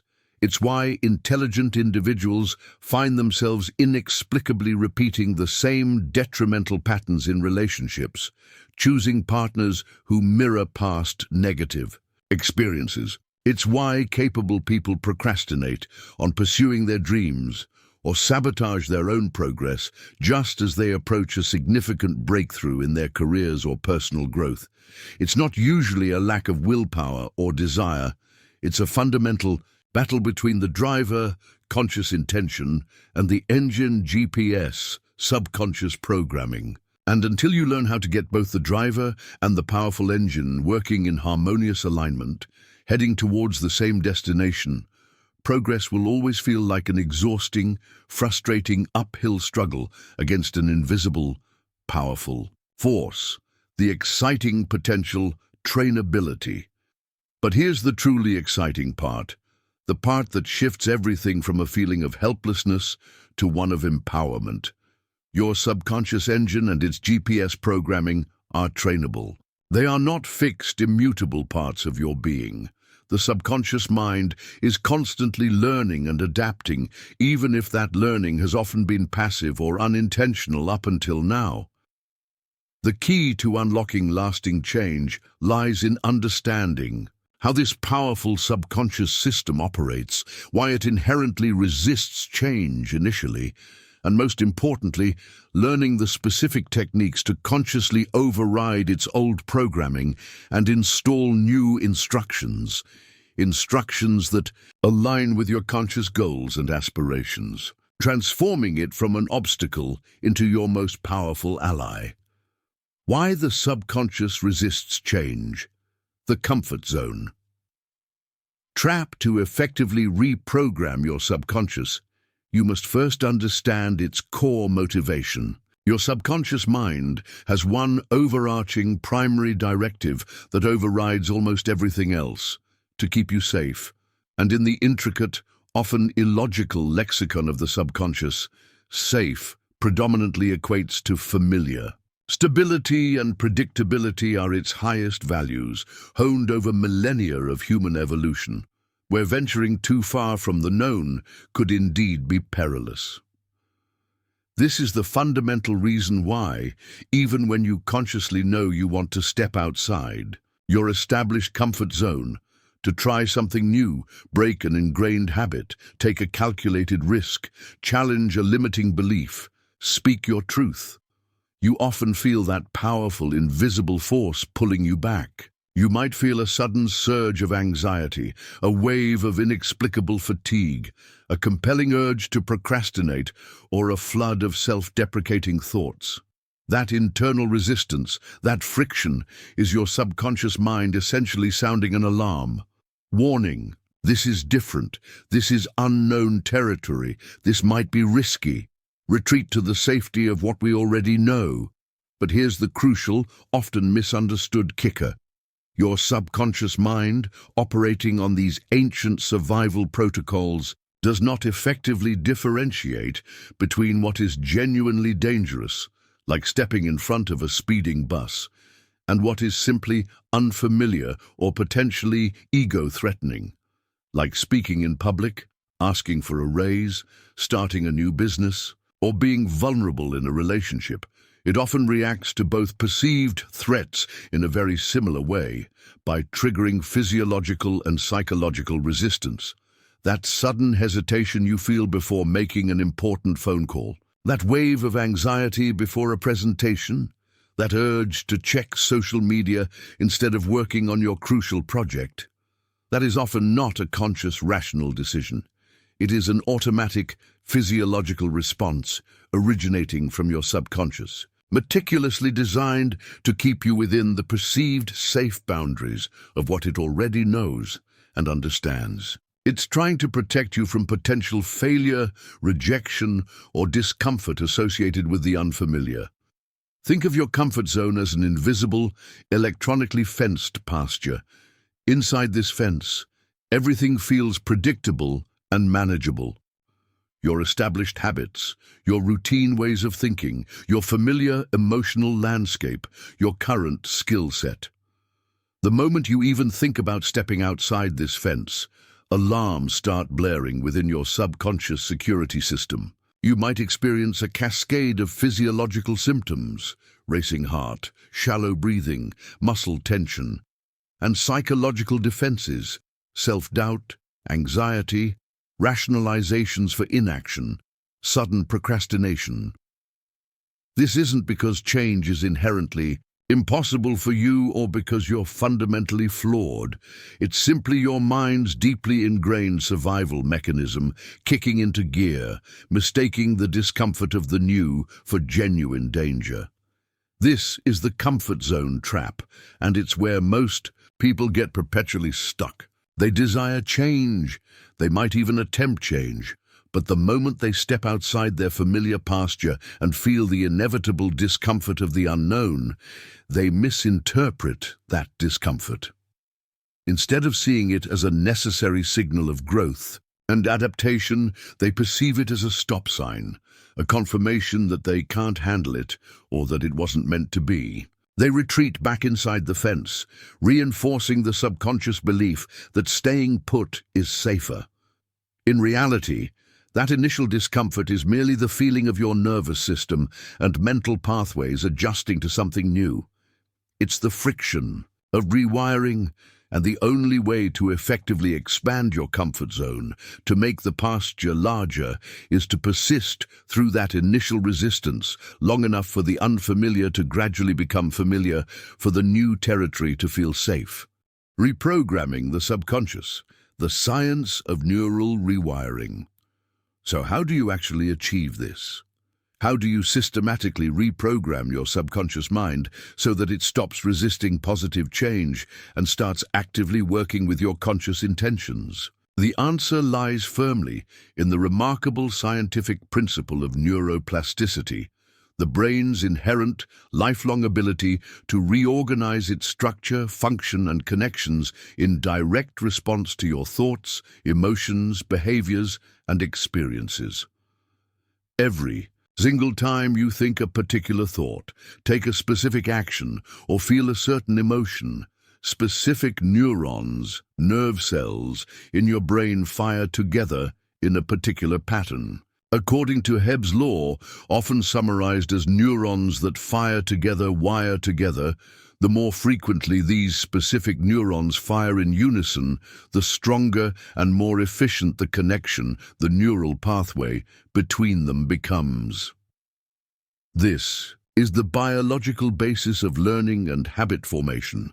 This is why habits, both good and bad, eventually feel automatic and require little conscious effort. The neural pathways controlling those behaviors have been repeatedly activated and significantly strengthened over time, becoming the brain's default, energy-efficient routes. But here's the life-changing implication of neuroplasticity. Just as old potentially limiting patterns were built through repetition and reinforcement, new, empowering patterns can be deliberately installed using the very same principles. The keys to consciously driving this rewiring process are consistent repetition and emotional intensity. Repetition. Your subconscious learns primarily through consistent reinforcement. It doesn't typically change its programming based on hearing something once or trying something new for a single day. It needs to experience the new thought, feeling, or behavior over and over again until that new pattern becomes the dominant, default pathway. This is why practices like daily affirmations, when done correctly with feeling, consistent visualization exercises, and the repeated practice of new behaviors are so incredibly powerful. They aren't mystical woo-woo. They are practical tools for rewiring your brain. They work by deliberately strengthening the new, desired neural connections until they eventually become stronger and more automatic than the old, unwanted ones they are intended to replace. Emotional intensity. Your subconscious mind is highly responsive to emotion. Experiences charged with strong feelings, whether positive, joy, excitement, love, or negative, fear, shame, trauma, create much deeper and more lasting neural imprints than neutral experiences. This is why a single traumatic event can instantly create a phobia, or why a moment of intense inspiration can fuel significant change. You can leverage this principle by consciously attaching strong, positive emotions to the new beliefs and behaviors you want to install. When you visualize your desired outcome, don't just see it. Feel the excitement, the pride, the gratitude, the joy of having already achieved it. When you practice a new, confident behavior, consciously connect with the feeling of empowerment it brings. The more emotional charge you bring to the reprogramming process, the faster and more deeply the new patterns will take root in your subconscious. The rewiring process. Analogy. Consider learning a complex skill like playing a musical instrument or mastering a new sport. Initially, it feels incredibly difficult, awkward, and requires intense conscious concentration. You make countless mistakes. Your fingers feel clumsy on the guitar strings. Your tennis swing feels unnatural. This is because your brain is literally forging new neural pathways for these unfamiliar movements and cognitive processes. The old pathways, or lack thereof, are still dominant, but if you persist, if you practice repeatedly, repetition, and ideally find enjoyment or satisfaction in the process, emotional intensity, something remarkable happens over time. The movements become smoother, more automatic, less effortful. The neural pathways associated with playing that chord progression or executing that forehand become stronger, faster, and more myelinated, insulated for efficiency. Eventually, you reach a point where you can play complex pieces or compete, effectively almost without conscious thought. The skill has become ingrained, part of your subconscious competence. This is exactly how mental reprogramming works. If you've spent years reinforcing the belief, "I'm not confident," your brain has very deep, efficient neural pathways supporting that belief. Simply telling yourself, "I am confident," once or twice won't override decades of programming. But if you repeatedly visualize yourself acting with confidence, if you consistently take small, manageable actions that reinforce confidence even when it feels uncomfortable, if you actively create new, positive emotional experiences tied to moments of competence or courage, then, over time, the neural pathways for confidence become stronger and more dominant, while the old pathways for doubt weaken from lack of use. This is why genuine change often feels hardest at the beginning. You are literally rewiring the physical structure of your brain. You are building new mental highways while the old familiar roads still exist and exert a strong pull. But the crucial understanding is that the more you consciously travel and reinforce the new pathways through thought, feeling, and action, the more automatic and effortless they become. Until one day you realize that the new belief, the new habit, the new way of being is no longer something you have to actively try to embody. It has simply become who you are. The moment everything clicks. When change becomes effortless, there is often a discernible tipping point in this process of consciously rewiring the mind. It's a moment, or perhaps a gradual dawning realization, when the new belief, the new habit, the new mindset becomes neurologically stronger and more dominant than the old one. It's the point where the new mental highway is wider, smoother, and more traveled than the old, overgrown path. And when this tipping point is reached, something magical seems to happen. Change is no longer a constant struggle. It no longer requires Herculean effort or relentless willpower. It starts to feel natural, effortless, even inevitable. Think back again to learning how to drive that car. Remember the initial overwhelm? Consciously thinking about every single action, checking mirrors, pressing pedals with the right pressure, handling the steering wheel, coordinating clutch and gas, if driving manual. It felt clunky, demanding, and perhaps stressful.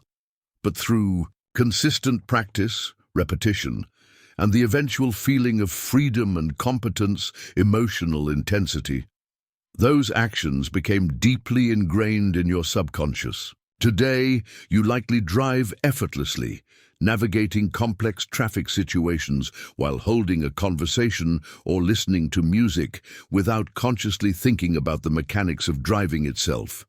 It has become an automatic, subconscious competence. This is precisely the goal and the potential outcome of deliberate mental reprogramming. At first, pushing through fear, consciously choosing empowering thoughts over habitual negative ones, and consistently acting with confidence or discipline, feels unnatural, forced, even artificial. This is because your brain is still primarily wired for the old familiar patterns, but with consistent, deliberate reinforcement through repetition and emotional anchoring, the new patterns take over. The tipping point is reached, and when that happens, change no longer feels like effort. It feels like your new normal. It feels like who you've always been, even though you consciously cultivated this new version of yourself. This is the profound power inherent in learning to control your mind. This is how you systematically take back control from old, limiting programming, outdated beliefs inherited from the past, and thought patterns that no longer serve you. It's not achieved by forcing yourself to change overnight through sheer willpower, which is often unsustainable. It's achieved by strategically, patiently, and persistently rewiring your subconscious mind. One focused thought, one deliberate action, one consciously chosen belief at a time. Because once you master this process, once you learn how to become the conscious programmer of your own subconscious operating system, there is truly nothing, absolutely nothing, you cannot learn, achieve, or become. And that process, learning the specific strategies and techniques to consistently win this internal battle and align your conscious desires with your subconscious power, is exactly what we're going to dive into next. Now that you understand the fundamental dynamics of the battle between conscious and subconscious, it's time to learn the tactics and strategies needed to claim victory. Chapter 5. The Silent Architect, How Your Subconscious Shapes Your Reality. Imagine there exists an invisible, silent architect working tirelessly within you, 24 hours a day, 7 days a week. This architect doesn't use bricks and mortar, steel, or glass. Instead, it uses the intangible yet immensely powerful materials of your beliefs, expectations, fears, and assumptions. And with these materials, it is meticulously, relentlessly constructing the very framework of your perceived reality. It's drawing the blueprints for every thought you habitually think, every emotional reaction you automatically have, and every significant experience you attract or allow into your life.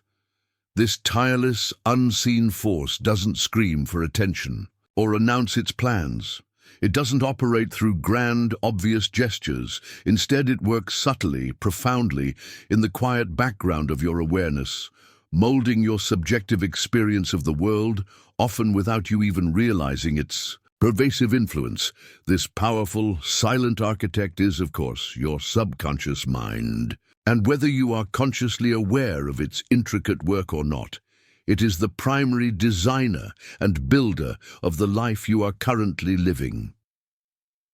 Most people live under the pervasive illusion that their external experiences are the primary shapers of their internal beliefs. They think, I struggle with money, therefore I believe opportunities are scarce. Or, I keep attracting toxic relationships, therefore I believe genuine connection is impossible for me. Or I lack confidence because I've failed in the past. They see their beliefs as logical consequences of their external reality. But here lies the shocking, paradigm-shifting truth, the secret that unlocks the door to conscious creation. It primarily works the other way around. Your core beliefs don't merely result from your experiences. To a staggering degree, your consistent experiences actually arise from and are filtered through your foundational beliefs. Your subconscious mind functions like a sophisticated high-definition projection machine. Whatever core programs, deeply held beliefs, dominant fears, and ingrained expectations are loaded into its operating system, it will relentlessly seek to project onto the screen of your external world. It strives, above all, for consistency between your inner map and the outer territory you navigate. If you harbor a deep-seated, perhaps unconscious belief that money is inherently difficult to acquire and manage, your subconscious architect will filter your reality to consistently reinforce that blueprint. It will subtly guide your attention towards evidence of scarcity, cause you to overlook or dismiss viable financial opportunities, perhaps even trigger self-sabotaging behaviors like impulsive spending or avoiding investments just as you start gaining momentum, all in an unconscious effort to ensure your external reality aligns with the internal belief it holds as truth. Similarly, if you carry an underlying belief that relationships inevitably lead to pain or disappointment, your subconscious projection machine will often steer you almost magnetically towards partners or situations that ultimately prove that belief true, even while your conscious mind desperately swears it wants something healthy and different. It's seeking validation for its existing program. This internal projection mechanism is the hidden key explaining why some individuals seem to effortlessly attract success, positive relationships and opportunities, while others, despite intense, conscious effort and hard work, find themselves perpetually struggling against invisible headwinds. It's not solely luck, external circumstances, or even just talent disparity. It's often because their subconscious architect is working from a fundamentally different internal blueprint, a different set of core beliefs and expectations about what is possible and deserved. And that internal reality powerfully shapes, filters, and ultimately creates their experience of the external world. Therefore, if you genuinely desire to change your life, to alter your tangible results and experiences, you cannot simply focus on changing external actions alone. You must change the underlying blueprint. You must learn how to access and deliberately rewrite the subconscious programs that have been silently, powerfully shaping your reality, possibly for your entire life. Because once you successfully modify the internal projection, the external world, the screen of your life, has no choice but to eventually reflect the new image being broadcast. The science behind the subconscious. Shaping why your mind filters your world. This concept that your internal beliefs shape your external reality might initially sound like mystical thinking or wishful positive thinking rhetoric. But it's actually deeply grounded in the established principles of neuroscience and cognitive psychology. Your brain is fundamentally wired to operate based on patterns, predictions, and the principle of energy efficiency. It doesn't like constant novelty or randomness. That requires too much processing power. It craves certainty and predictability, and the primary way it achieves this is by filtering incoming reality to match what it already expects to see based on its existing models. As we touched upon earlier, the key player in this filtering process is the Reticular Activating System, RAS, that network of neurons acting as the vigilant gatekeeper to your conscious awareness. Remember, your brain is constantly inundated with millions of bits of sensory information every second. The RAS's crucial job is to sift through this overwhelming flood and decide what tiny fraction is relevant enough to be passed along to your conscious mind for processing. And how does the RAS determine what's relevant?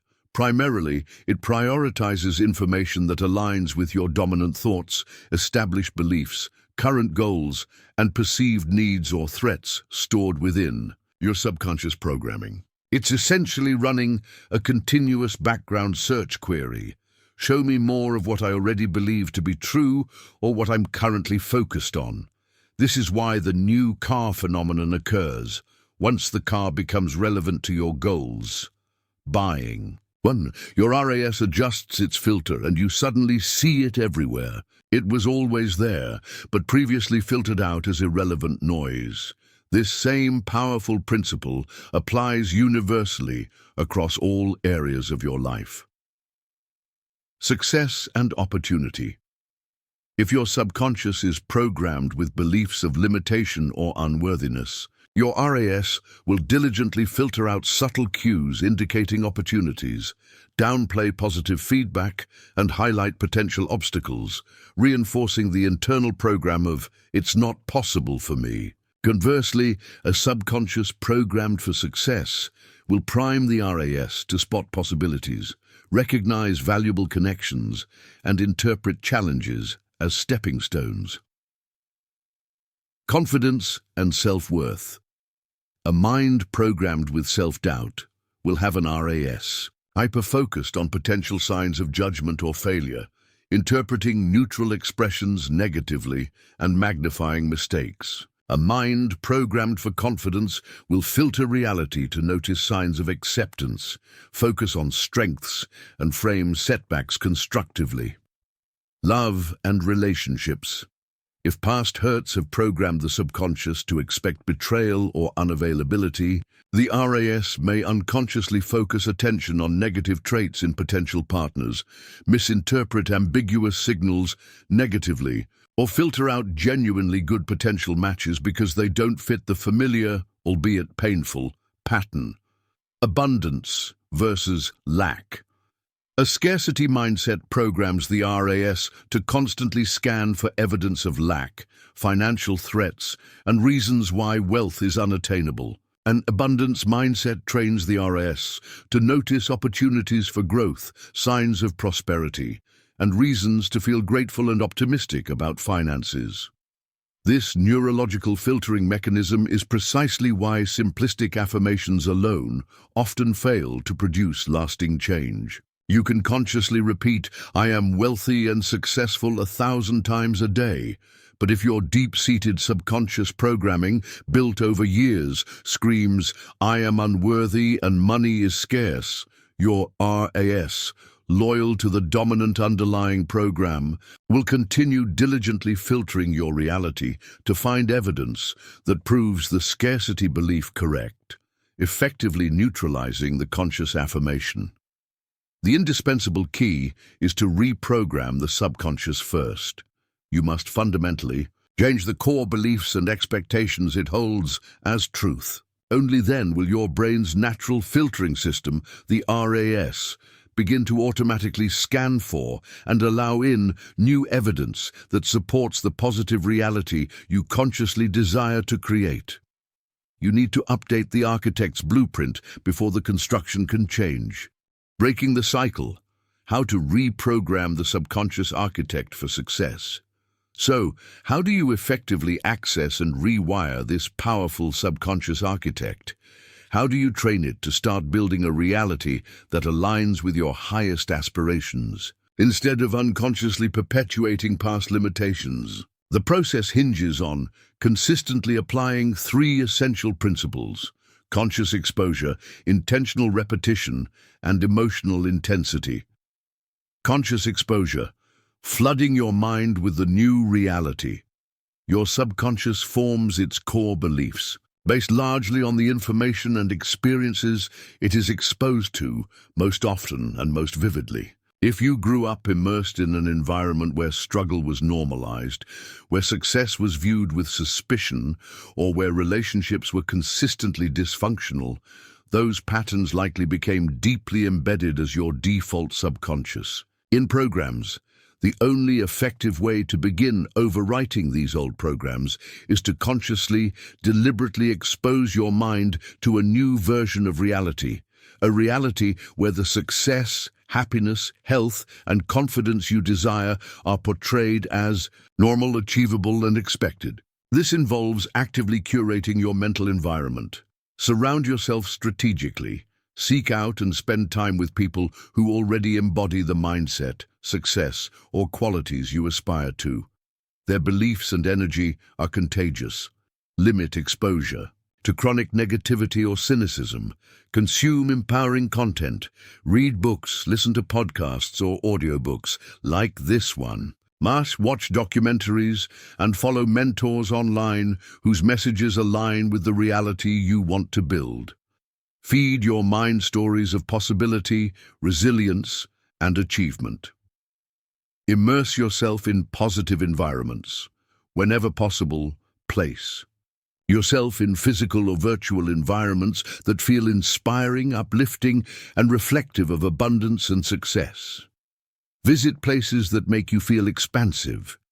The more consistently your subconscious sees evidence that your desired reality is normal and attainable for others, and therefore potentially for you, the more it begins to question the validity of its old limiting programs. You are essentially providing it with new data points, retraining its perception of what is possible and retraining the filter of the RAS to start noticing supporting evidence in your own life.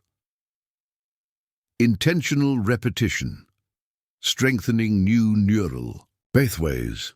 As we've established, your subconscious does not change its fundamental programming overnight based on a single insight or intention. It learns and adapts primarily through consistent, persistent repetition. This is the core mechanism behind neuroplasticity.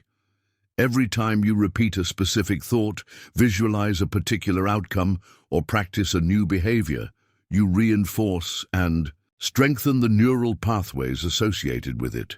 If you have spent years habitually telling yourself, "I'm not good enough," that belief has carved a deep, efficient neural groove in your brain. Simply thinking, "I am worthy," once or twice, won't be enough to override that deeply ingrained pathway. The old thought pattern is like a multi-lane highway, while the new thought is currently just a faint dirt track. Therefore, reprogramming requires relentless, conscious reinforcement of the new, desired beliefs and thought patterns, day after day. Strategic affirmations, with feeling. Craft positive statements in the present tense that reflect your desired reality, e.g., "I am confident and capable," "I easily attract abundance," "I handle challenges with ease." Repeat them daily, multiple times, and crucially, try to feel the emotion associated with them being true. Mental rehearsal, visualization. Regularly take time to vividly imagine yourself already living your desired reality. See yourself successfully navigating challenges, achieving your goals, feeling the confidence and joy. The more detailed and frequent the rehearsal, the more real it becomes to your subconscious. Consistent action. Alignment. Ensure your actions, even small ones, consistently align with the new beliefs you are installing. If you want to believe you're disciplined, follow through on small commitments daily. This consistent repetition acts like mental weightlifting.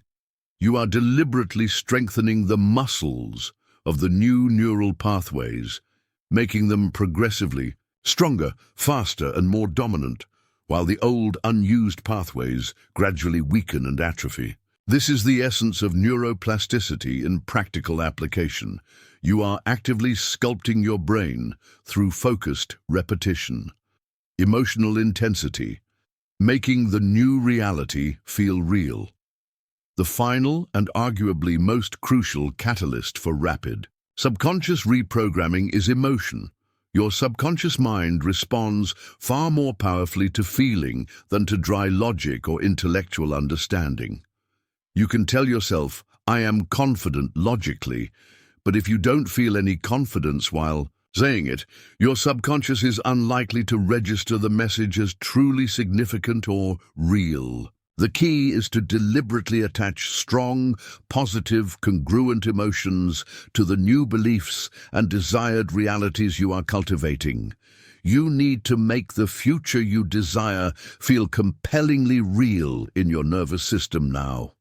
Amplify visualization. When visualizing your success, don't just see the images. Fully immerse yourself in the feeling state. Feel the exhilaration of crossing the finish line, the deep satisfaction of completing the project, the warmth of the loving relationship, the security of financial abundance.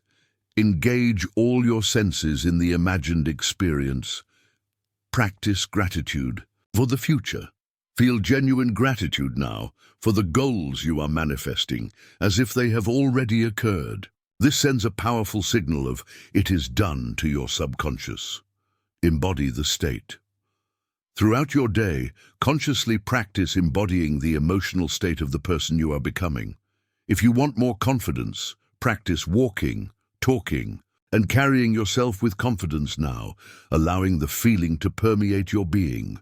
This is why highly emotional experiences, moments of breakthrough, peak performance states, deep meditative insights, powerful coaching sessions can often create rapid and lasting shifts in belief. They flood the brain with high-intensity emotional energy, effectively overriding old programming and forging powerful new neural connections almost instantly. You can consciously harness this same power by intentionally making your reprogramming practices as emotionally engaging and vibrant as possible. Play inspiring music, move your body, celebrate small wins with genuine enthusiasm. Inject energy and feeling into the process. The more emotionally real you make your desired future feel today, the faster your subconscious architect will accept it as the new blueprint and begin constructing it in your external reality. The power of identity. Becoming the person you want to be underlying all effective subconscious reprogramming is a shift not just in thoughts or behaviors, but in your fundamental sense of identity. You don't just want to do things differently, you ultimately want to be someone different at your core. Because once you successfully shift who you subconsciously believe you are, your thoughts, feelings, and actions naturally, almost effortlessly, fall into alignment with that new identity. If you continue to see yourself at a core level as someone who struggles with money, even if you learn new financial strategies, your subconscious will likely find ways to keep you aligned with that identity, perhaps through unexpected expenses or self-sabotage. If you fundamentally see yourself as someone who is not confident, projecting confidence will always feel like an act, a drain on your energy. The most profound level of reprogramming involves consciously choosing and stepping into the identity of the person you wish to become before you have all the external evidence. It requires acting as if, start thinking, feeling, speaking, and making decisions from the perspective of the confident, successful, resilient, abundant version of yourself you aspire to be. Ask yourself throughout the day, how would the person I'm becoming handle this situation? What would they think? What would they feel? What action would they take? The moment you fully commit to embodying a new identity, everything begins to shift. Your subconscious stops resisting the change because it now has a new, clear identity directive to align with. Change stops feeling forced and starts feeling like a natural expression of who you are now becoming. The turning point: taking back control of your mind's blueprint. Right now, this very second, your subconscious architect is at work, shaping your reality based on its current blueprints. It is filtering your world, reinforcing ingrained beliefs, and subtly directing your actions, whether you are consciously aware of its operations or not. The pivotal question is no longer if your subconscious is shaping your reality, but rather, are you going to continue letting it run on autopilot, building according to potentially outdated or limiting blueprints installed by your past? Or are you ready to consciously step into the role of the master architect, deliberately designing and installing new blueprints aligned with your highest vision for your life? Because the profound truth is, you are not stuck. You are not permanently bound by old beliefs, past traumas, or external circumstances. Your mind is an incredibly powerful tool, a programmable biological machine capable of extraordinary adaptation. And once you truly learn how to access its operating system and rewrite the underlying code, you will unlock a level of freedom, confidence, creativity, and success that most people never even realize is possible for them. This understanding is just the beginning. Now that you grasp the immense power of your subconscious architect and the principles of reprogramming, it's time to delve even deeper. It's time to learn how to identify the specific types of limiting beliefs, the invisible chains that may be holding you captive, and how to systematically dismantle them. Are you ready to take the blueprints of your life firmly into your own hands? Because the real targeted transformation starts now. Chapter 6. The Invisible Chains. How Hidden Beliefs Keep You Stuck. You may not physically see them, you might not even be consciously aware of their suffocating presence, but right now, subtly yet powerfully, there are likely invisible chains wrapped tightly around your mind. Chains forged not of iron but of ideas. Chains that dictate the boundaries of what you believe you can achieve, how you perceive your own worth, and what level of happiness and success you unconsciously allow yourself to experience in this life. These chains are not tangible, yet they constitute some of the strongest, most restrictive forces you will ever encounter. They are the deeply ingrained, often hidden, subconscious beliefs that have been meticulously shaping your reality, filtering your perceptions, and guiding your actions, potentially since your earliest childhood memories. These underlying beliefs exert control over everything: your baseline level of confidence, your capacity for resilience, your financial thermostat, the quality of your relationships, your willingness to take risks, even your physical health.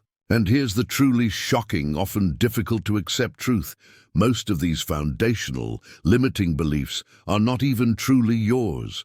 They weren't created through your own objective analysis or conscious choice. They were largely given to you, downloaded into your receptive young mind by your parents, often unintentionally, absorbed from your surrounding culture, learned through painful or confusing experiences, and reinforced by societal narratives. The fundamental way you see yourself, your core self-concept, was largely programmed into you. The automatic way you react emotionally to stress, love, failure, criticism, or opportunity, that too was likely installed long before you had the critical faculty to question its validity or usefulness, and unless you consciously undertake the work to recognize these invisible chains for what they truly are, learned programs, not inherent truths, you risk living your entire life confined within the walls of a mental prison. A prison constructed not by external forces, but by the limitations of someone else's design, someone else's fears, someone else's map of reality. Have you ever paused to genuinely wonder why two individuals, given the exact same opportunity, resources, and starting conditions can achieve dramatically different outcomes. One might seize the chance, overcome obstacles, learn, adapt, and rise to incredible new heights of success and fulfillment. The other, meanwhile, might hesitate, become consumed by self-doubt, find reasons why it won't work, procrastinate, and ultimately allow the precious opportunity to slip through their fingers, perhaps lamenting their bad luck. The critical differentiator, more often than not, isn't raw intelligence. It isn't solely effort, though effort is crucial. It's the underlying belief systems. It's the silent, powerful subconscious rules running constantly in the background, whispering to one person, "You are capable, you deserve this, go for it," while insidiously telling the other, "You're not good enough, you'll probably fail, it's safer not to try." So let me ask you, inviting deep introspection, what specific subconscious beliefs, what invisible chains might be holding you back right now, keeping you from the life you consciously desire? The origin of limiting beliefs, how the mind is programmed from birth. To truly understand how these invisible, yet immensely powerful chains were forged and placed upon you, we need to journey back, way back, to the earliest, most formative years of your life. As mentioned previously, from the moment of birth until approximately age 7, your brain operates predominantly in the highly receptive theta brainwave state. Think of this state not just as childlike imagination, but as a period of profound neurological hyposuggestibility and absorption. During these critical developmental years, your mind functions less like a discerning adult brain with critical filters engaged, and much more like a highly absorbent sponge or an open hard drive. Being programmed for the first time, it soaks up everything from its surrounding environment, every spoken word carrying emotional weight, every observed reaction from caregivers, every palpable emotion felt in the household, every societal expectation conveyed through stories or media, every experience at home or early school, largely without questioning, analyzing or filtering whether these inputs are objectively true, ultimately beneficial, or universally applicable. This is the crucial window where your core beliefs, the fundamental bedrock of your subconscious operating system, are formed, not through conscious deliberation or logical deduction, but through passive absorption, consistent repetition, and emotionally charged experiences. Conditional love.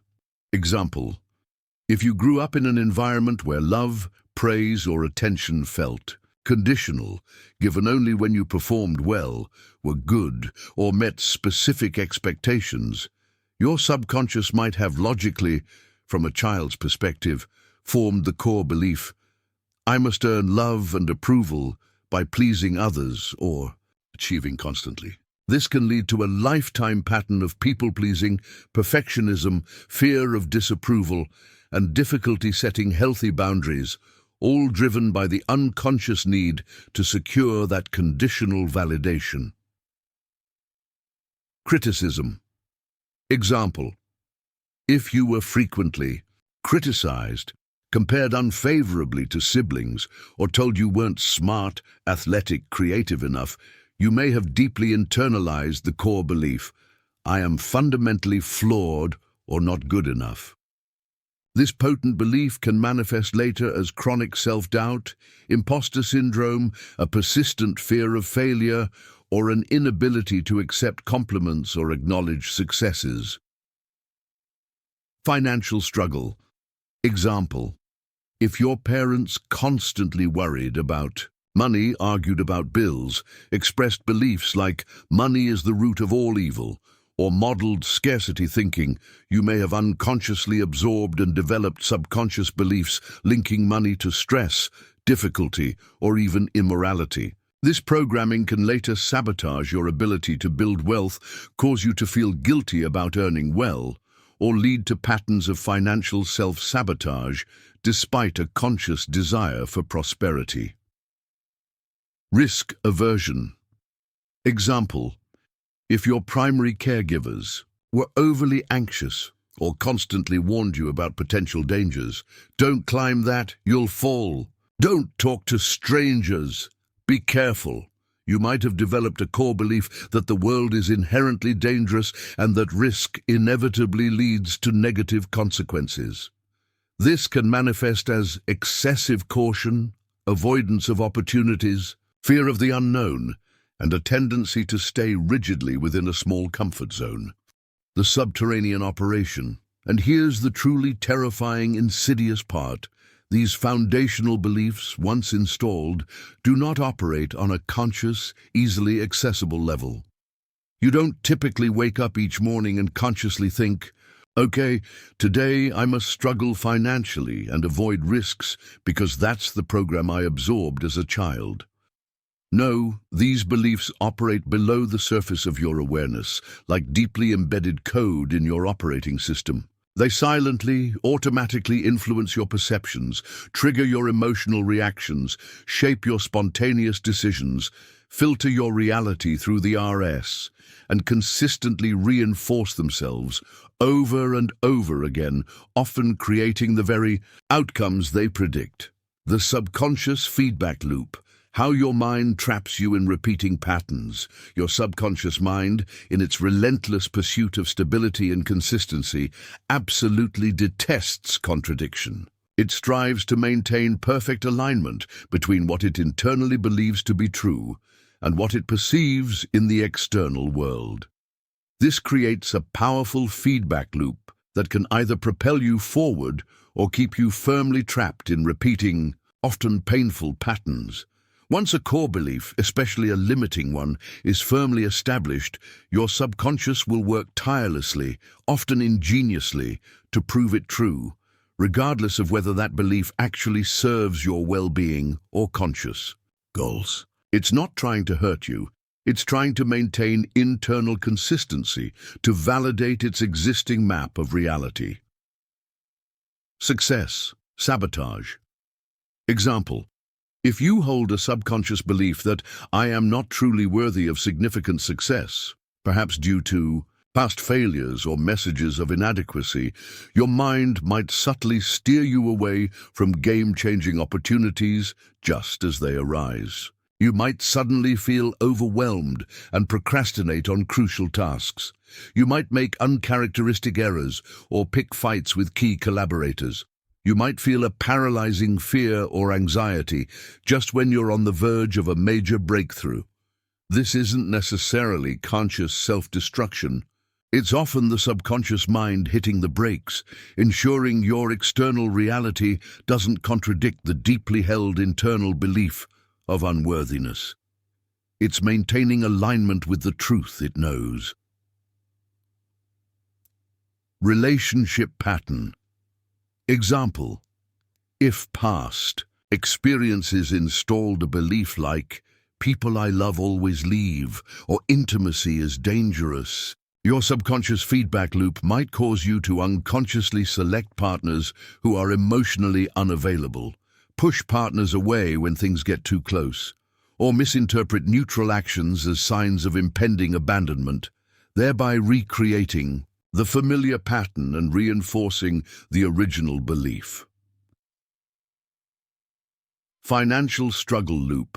A belief that I'm always broke might lead to filtering out job opportunities, avoiding asking for raises, impulsive spending when money does come in, or a general feeling of anxiety around finances that prevents clear-headed planning, all serving to maintain the reality consistent with the core belief.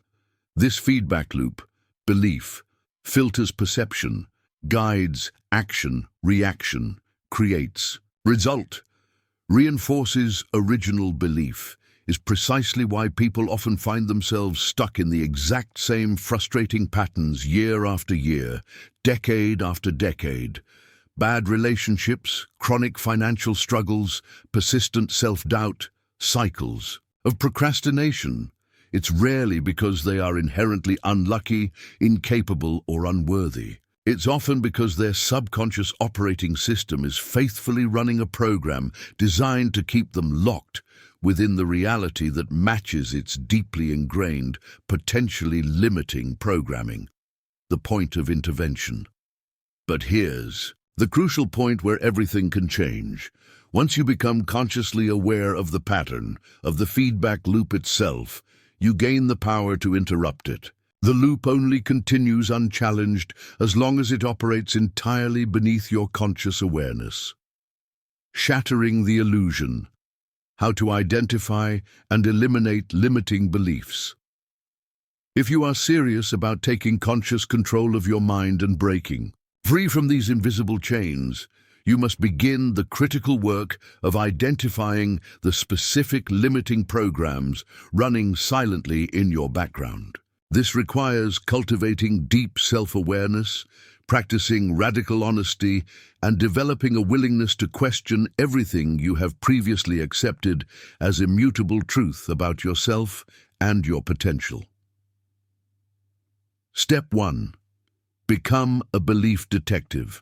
Start by actively listening to your own internal dialogue and observing your consistent external results. Journaling. Prompts. What recurring negative thoughts or feelings dominate your inner world, e.g., anxiety, inadequacy, scarcity, resentment? In which areas of your life do you consistently feel stuck or fall short of your goals, e.g., career, finances, relationships, health? What situations consistently trigger strong negative emotional reactions in you? What excuses do you frequently make for not pursuing your dreams? Observe your language. Pay attention to the absolute statements you make about yourself or the world. I always, I never, I can't, life is, people are. These often point directly to underlying core beliefs. Examine your results. Your consistent external results are often a direct reflection of your dominant subconscious beliefs. If you consistently struggle financially, what might you believe about money or your ability to earn it? If relationships are difficult, what might you believe about love, trust, or your own worthiness? Step 2. Trace beliefs to their origin. Once you identify a potential limiting belief, e.g., I'm not smart enough, I don't deserve happiness, making money requires sacrificing health, try to trace it back. Where did this idea come from? Was it something a parent, teacher, or significant figure explicitly told you?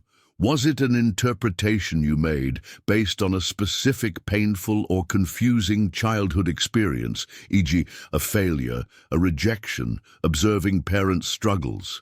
Did you absorb it implicitly from your cultural environment, media, or peer group? Understanding the origin often helps detach you from the belief, revealing it as something learned or inherited, rather than an inherent truth about you. Step 3. Question relentlessly. Is it objectively true? This is where you actively challenge the validity of the belief. Anytime you catch yourself thinking or acting from a place of limitation, I can't start that business, I'm not good enough for that promotion, I'll always fail at relationships. Stop and rigorously question it. Is this belief 100% objectively true without exception for all people in all situations? The answer is almost always no. What evidence contradicts this belief? List specific times you were capable, successful, loved, or resilient. Consciously seek out counter-evidence. What is the positive intention behind this belief? Often, limiting beliefs started as misguided attempts at protection, e.g., don't try so you won't fail and feel hurt. Acknowledge the old intention, then choose a more empowering way to meet that need now. What would my life look like if I no longer believed this? How would I feel? What actions would I take? Remember this critical distinction. Beliefs are not facts. They are merely mental constructs, interpretations or conclusions, often based on incomplete or outdated information that have become solidified through repetition and emotional reinforcement over time. And just as surely as they were installed, often unconsciously, they can be consciously uninstalled and replaced. The mind's greatest power: rewriting your reality. Once you expose a limiting belief to the light of conscious awareness and challenge its validity, you reclaim your power. You now possess the ability to consciously choose and install a new, empowering belief in its place.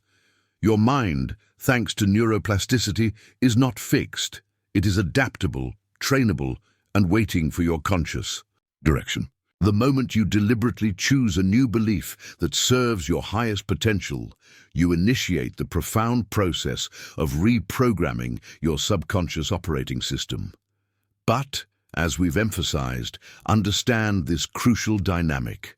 Your subconscious does not readily change its deep programming based on mere words or fleeting intentions. It requires consistent, deliberate effort, involving experience, repetition, and emotion. You must actively live into your new belief, demonstrating its truth to your subconscious through your actions over and over again until it accepts the new program as the default reality. Act as if.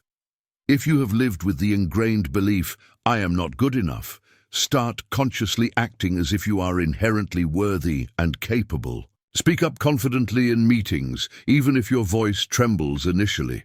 Take on challenges that stretch you, celebrating the effort, not just the outcome. Put yourself in situations that align with a belief in your own value, refusing to settle for less. Set boundaries that honor your worth. Embrace discomfort as progress. Initially, acting in alignment with a new belief while the old programming is still strong will feel uncomfortable, awkward, maybe even fraudulent. Imposter syndrome. This discomfort is not a sign you should stop. It is positive confirmation that you are actively overriding old neural pathways. You are literally forging new connections in your brain. Recognize the discomfort as the friction of transformation and persist through it. Reinforce consistently. Use daily affirmations, spoken with feeling, visualization, immersing yourself emotionally, journaling focused on evidence supporting the new belief, and surrounding yourself with reminders and people who reflect the reality you are creating. Repetition is key to making the new neural pathway the dominant one. This is how genuine, lasting transformation happens, not by passively waiting for your mind to magically change, but by actively forcing it to accept a new truth through relentless conscious thought, focused emotion, and most critically, consistent, aligned action. You become the programmer through your choices and behaviors. The breakthrough moment, when the mind shifts and everything changes. If you commit to this process of identifying, challenging, and replacing your limiting beliefs with consistent action and emotional intensity, there will inevitably come moments, perhaps sudden insights or gradual dawning realizations, when something profound clicks within you. It's a breakthrough point where the old, limiting belief seems to lose its power, its emotional charge dissolves, and the new, empowering belief takes firm root, feeling natural and true. When this internal shift occurs, it often feels as if an invisible weight has been lifted from your shoulders, a weight you may not have even fully realized you were carrying. You'll start to perceive the world differently. Opportunities that were previously hidden by the filters of your old beliefs will suddenly become crystal clear. Confidence that once felt forced or artificial will begin to feel authentic and innate. Challenges that once seemed insurmountable will appear as manageable stepping stones. And from that moment forward, you will simply not be the same person. Because once you truly, experientially understand that your mind, through its beliefs, has been actively shaping your reality all along, you can no longer live passively by default. You will no longer be controlled unconsciously by the invisible chains of inherited programming. You transition from being a prisoner of your past conditioning to becoming the conscious master of your mind, the deliberate architect of your life. And that is the moment you step fully into your true, inherent power. So, ask yourself again, with unwavering honesty, what invisible chains am I still carrying today? What outdated beliefs are subtly dictating my limits? And more importantly, am I truly ready right now to begin the work of breaking free? Because the instant you decide, truly, irrevocably decide, that you will no longer be bound by old programming, that you will claim authorship of your own mind, you take the crucial first step towards becoming the extraordinary person you were always meant to be. And that, my friend, is where the real, exhilarating journey begins. Chapter 7. The War Within. Conquering Mental Resistance and Self-Sabotage. There is a profound, often silent, yet fiercely waged war happening inside your mind right now and every single day. You may not be fully conscious of its strategic maneuvers or the territories being contested, but you undoubtedly feel its effects, the internal friction, the hesitation, the frustration. It is the fundamental battle between the luminous part of you that yearns for growth, expansion, success, and meaningful transformation, and the deeply ingrained shadowy part of you that clings desperately, tenaciously, to the familiar, to comfort, to safety, no matter how painful, limiting, or ultimately unfulfilling that familiar territory may be.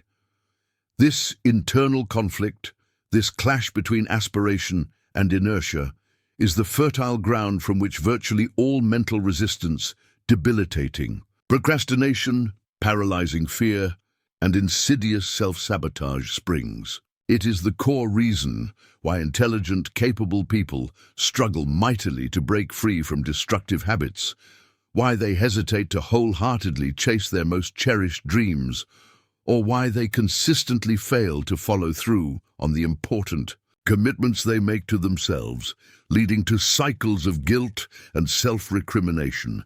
And unless you learn the art and science of navigating and ultimately winning this internal war, you risk remaining trapped indefinitely in an exhausting, soul-crushing cycle of frustration, perpetually aware of your vast potential, knowing deep down you are capable of so much more, yet finding yourself seemingly unable to consistently bridge the gap between intention and achievement. You remain a soldier pinned down on the battlefield of your own mind, the competing forces, growth versus safety. To truly understand and gain leverage over this internal battle, we need to clearly examine the motivations and operational modes of its two primary combatants, the conscious mind and the subconscious mind. Your conscious mind is typically the champion of growth and change. It's the part of you that sets ambitious goals, dreams big dreams, visualizes a better future, and desires transformation. It's the analytical voice in your head that reads books like this, makes logical plans, and tells you, I need to wake up earlier, I should work harder, I must push past my limits to succeed. It operates on logic, aspiration, and future-oriented thinking. But then there's the powerful, ancient, and vastly influential subconscious mind. This is where the real operational power, and often the source of resistance, lies. The subconscious is not primarily concerned with your ambitions, your dreams of glory, or your conscious desires for self-improvement. Its paramount evolutionarily hardwired concern is safety and survival, and its primary strategy for ensuring safety is maintaining stability and familiarity. From the subconscious mind's perspective, anything new or different, even a positive change you consciously desire, represents a potential disruption to the established known equilibrium. It represents the unknown, and historically, the unknown often harbored danger. Therefore, if you have spent years operating under certain beliefs, e.g., I'm not good enough, the world is unpredictable, habits, e.g., avoiding conflict, seeking comfort food under stress, or emotional patterns, e.g. anxiety in social situations, your subconscious will instinctively resist any attempt to fundamentally change those patterns. This resistance isn't personal. It's not because your subconscious wants to hurt you or see you fail. It's simply executing its prime directive.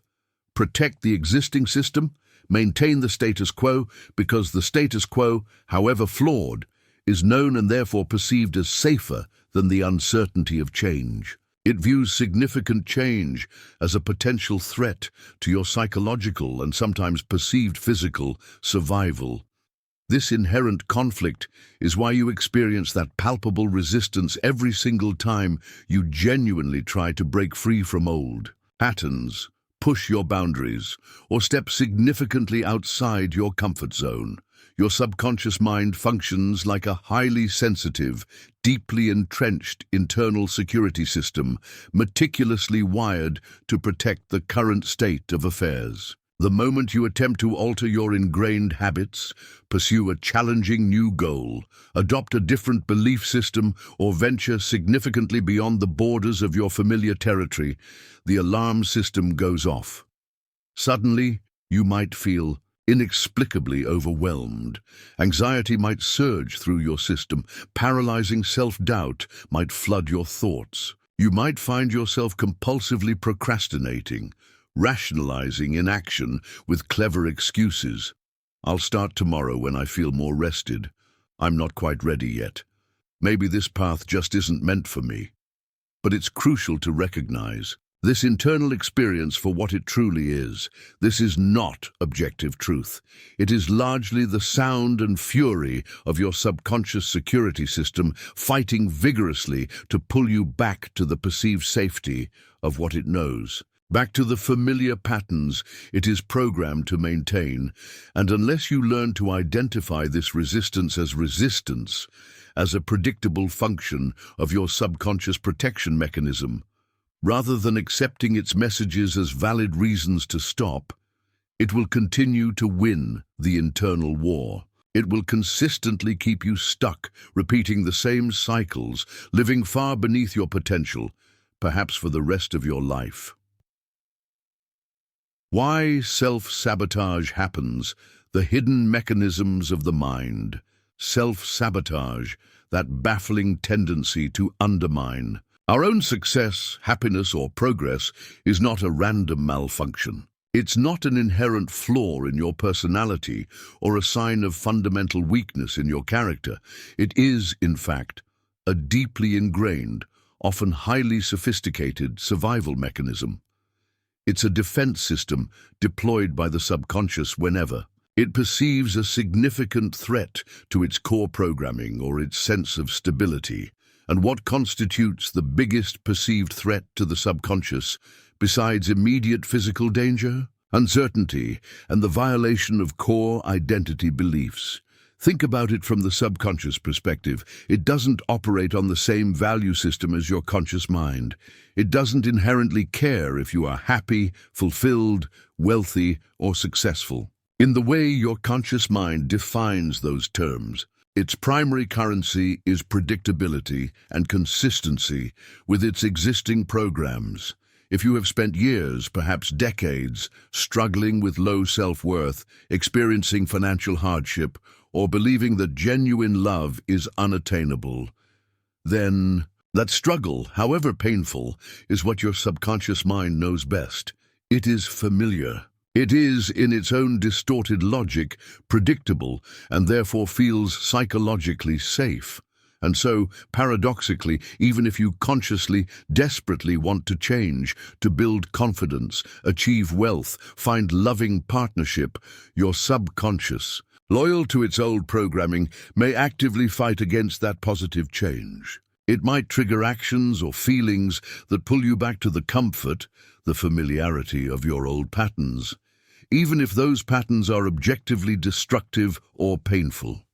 It prefers the known devil to the unknown angel.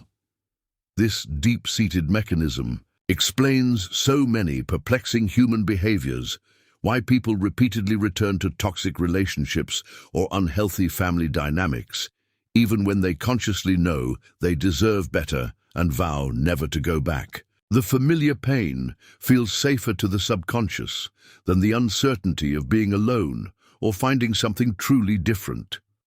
Why individuals procrastinate relentlessly on life-changing projects or opportunities, even when success seems within grasp and they desperately desire the outcome. The potential success represents a massive shift, an unknown territory, threatening the familiar identity of someone who struggles or someone who doesn't quite make it. Why people sometimes sabotage their own happiness just when things seem to be going exceptionally well, perhaps by picking a fight, making a reckless decision, or falling back into old negative habits. The unfamiliarity of sustained happiness or success can feel threatening to a subconscious programmed for drama, struggle, or limitation. The subconscious doesn't strive for greatness. It strives for consistency with its programming. Breaking free is possible, but here is the empowering counterpoint. Once you truly understand this underlying mechanism, you gain the ability to consciously break free from it. You are not doomed to be controlled by these archaic survival responses. You absolutely can learn to identify the triggers, recognize the sabotage patterns as they arise, and systematically rewire your subconscious to perceive positive change as safe, to embrace success as natural, and to view growth as the new, desirable normal. And when you successfully achieve this internal reprogramming, you will find that the pervasive resistance, the gnawing fear, and the frustrating patterns of self-sabotage begin to naturally, progressively dissolve. They lose their power when you understand their origin and consciously choose a different response. Breaking the cycle. Overcoming mental resistance once and for all. So, how do you strategically dismantle the fortress of subconscious resistance that may have been controlling large parts of your life for years? How do you win this internal war? The answer lies not in a single magic bullet, but in a combination of consistent, deliberate strategies focused on gradual rewiring, conscious exposure, and fundamental identity shifting. 1. Rewiring the response to fear. Fear is a compass, not a cage. Fear is arguably the #1 weapon wielded by the subconscious mind to keep you locked within your comfort zone. But here's the liberating truth that most people never fully internalize. Fear, particularly the fear associated with growth or change, is not a stop sign. It is almost always a signal of expansion, an indicator that you are standing at the threshold of the unknown. And the unknown territory, while potentially uncomfortable initially, is precisely where transformation, growth, and your greatest potential reside. The key is to fundamentally reframe your relationship with fear. Stop interpreting its presence as a valid reason to retreat, and start consciously training yourself to see it as a compass pointing towards growth, a signal that you are moving in the right direction, pushing your boundaries. Acknowledge, don't obey. When you feel fear or resistance rising towards an action you know will benefit you, speaking up, making the call, starting the project, setting the boundary, consciously acknowledge the feeling. Okay, I feel fear, resistance right now. Thank your subconscious for trying to protect you, even if misguidedly. Then take the action anyway. Don't wait for the fear to disappear. Act with the fear. The 5-second rule, or similar. Utilize tools to counter hesitation. As Mel Robbins suggests, the moment you have an impulse to act on a goal, physically move within 5 seconds. 5, 4, 3, 2, 1, go! This overrides the brain's tendency to overthink, analyze, and activate the fear response that kills action. Hesitation is the breeding ground for resistance. Reframe physiologically. Learn to recognize the physical sensations of fear. Racing, heart, shallow breath, not as danger signals, but as your body mobilizing energy for action. Relabel anxiety as excitement.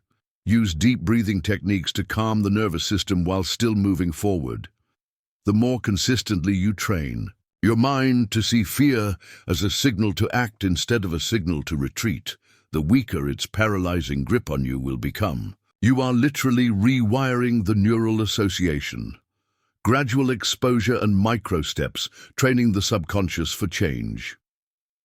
If you attempt to make massive, drastic changes overnight, you are almost guaranteed to trigger a massive backlash from your subconscious security system.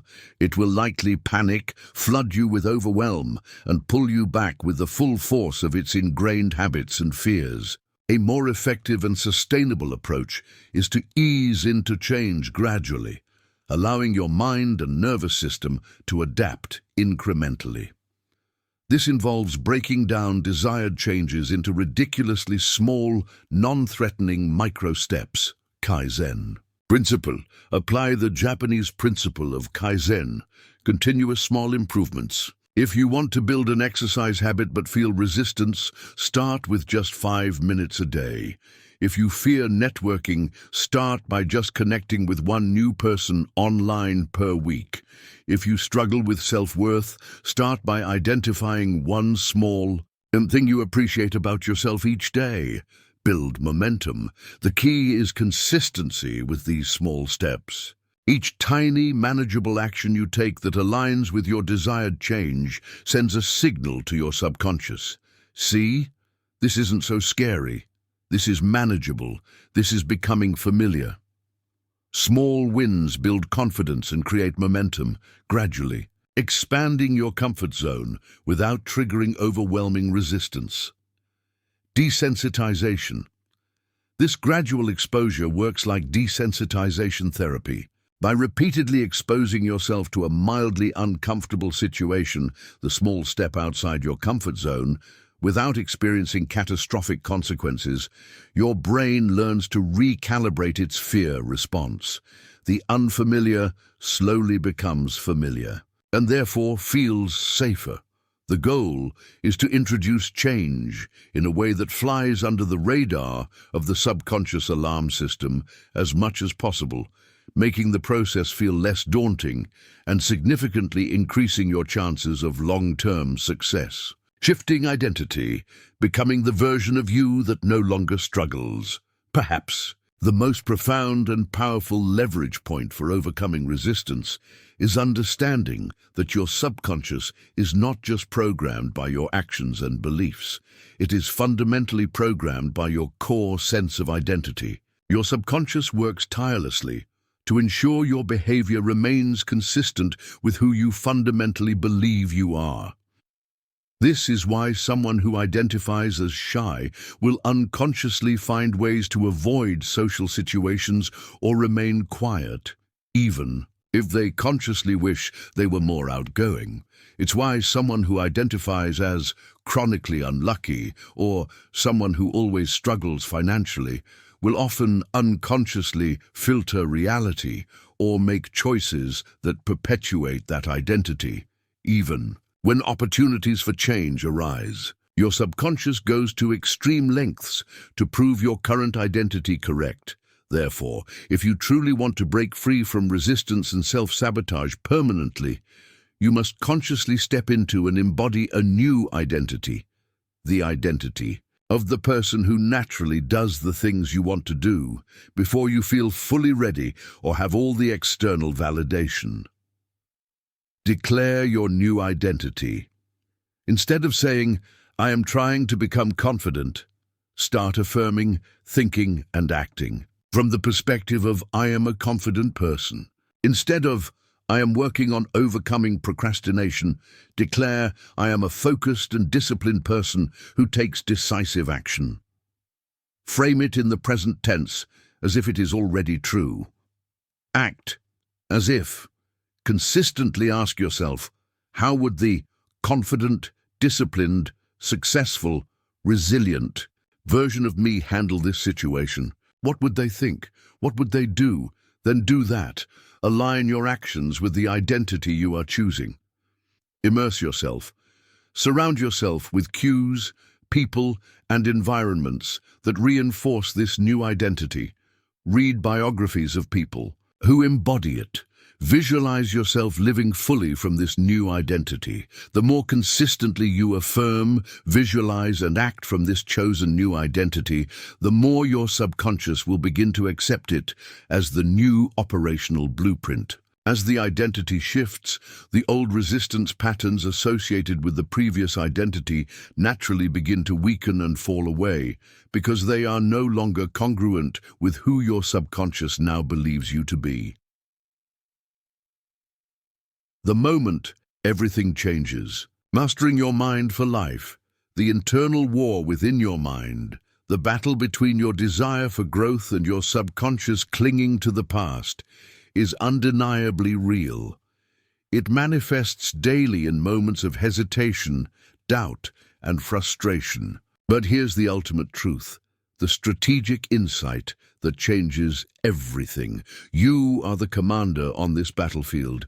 You are not merely a pawn subject to the whims of unconscious forces.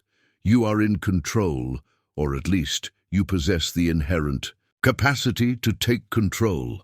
You do not have to remain a prisoner of old programming learned decades ago.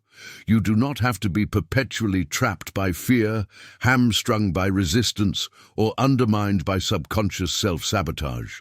Once you truly see the subconscious resistance for what it is, a misguided, albeit powerful, security system that can be consciously reprogrammed, you gain the ultimate power. The power to reshape your internal reality and, consequently, your external experience from the inside out. And once you learn to consistently apply these strategies, once you master the art of navigating your own internal landscape, everything changes. The constant struggle begins to dissipate, the paralyzing hesitation fades, the overwhelming resistance starts to crumble. Why? Because now, instead of unknowingly fighting against the immense power of your own mind, you are learning to consciously work with it, to align its vast resources with your highest intentions. You transition from being a victim of your programming to becoming the conscious architect of your thoughts, the skilled director of your emotions, and the undisputed master of your own destiny. The only question that truly matters now is, are you ready to fully claim that control? Are you ready to commit to the practice, to face the discomfort, and to win the war for the highest version of yourself? Because the moment you decide, the moment you truly commit to consistently rewiring your mind, to overcoming resistance, and to stepping into your power, is the precise moment you begin to step into the extraordinary life you were always meant to live. And once you taste that freedom, that authentic power, there is truly no going back. This is your moment. The war within your mind doesn't have to be endless. It ends the moment you decide unequivocally that you are the one who wins. Chapter 8. The Subconscious Battlefield. Reclaiming your mental territory.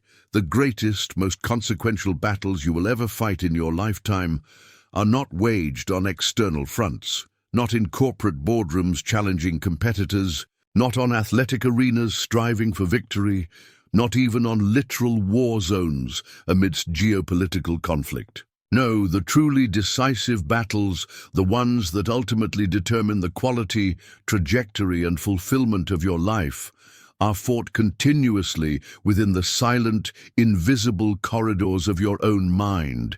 This is the subconscious battlefield, the inner landscape where habitual thoughts wage relentless war against emerging possibility, where deep-seated fears constantly battle nascent courage, and where insidious doubt whispers corrosive lies, meticulously designed to keep you caged within perceived limitations, far from the frontiers of your true potential.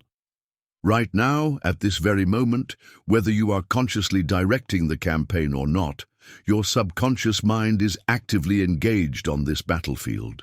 It's either strategically working for you, aligning its vast resources with your conscious goals and highest aspirations, or it is effectively working against you, deploying old defense mechanisms and reinforcing limiting programs that subtly shape your reality in ways you may not even fully recognize. The critical, life-defining question remains starkly simple. Who is currently in command of this territory?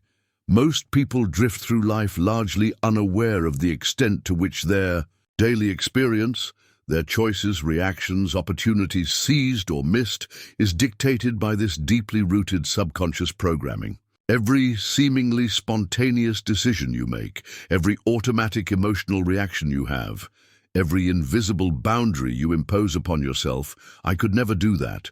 That's not for people like me. It's all profoundly influenced, if not entirely, dictated by complex patterns buried so deeply within your psyche that they feel less like learned programs and more like fundamental truths about who you are and how the world works. But here's the crucial intelligence report from the front, lines that they don't often share. Your subconscious mind is not inherently your enemy. It's not a malicious entity plotting your downfall. It is, in essence, a highly efficient, deeply programmed biological computer, faithfully following the instructions it has been given over a lifetime. It runs the scripts it was loaded with, enforces the beliefs it accepted as operational truths, often because it genuinely thinks, based on past data, that these programs are in your best interest for survival or stability. The problem arises when those scripts, those core operating instructions, were installed in an atmosphere of fear, scarcity, self-doubt, criticism, or limitation. When that happens, your subconscious, in its unwavering loyalty to its existing programming, will paradoxically continue pulling you towards experiences that confirm those limitations, towards struggle, towards hesitation, towards failure. Not out of malice, but simply out of rigid adherence to its outdated or flawed code. It's trying to keep the system consistent, even if the system itself is suboptimal. The only path to true freedom, the only way to achieve lasting change, and unlock your full potential is to consciously reclaim your mental territory. You must become the strategic commander of your inner world.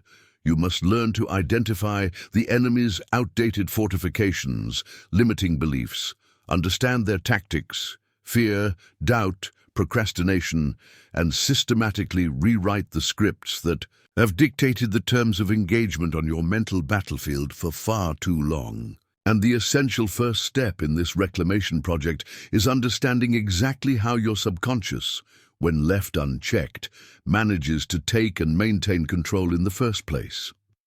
The silent saboteur, how your mind creates invisible barriers.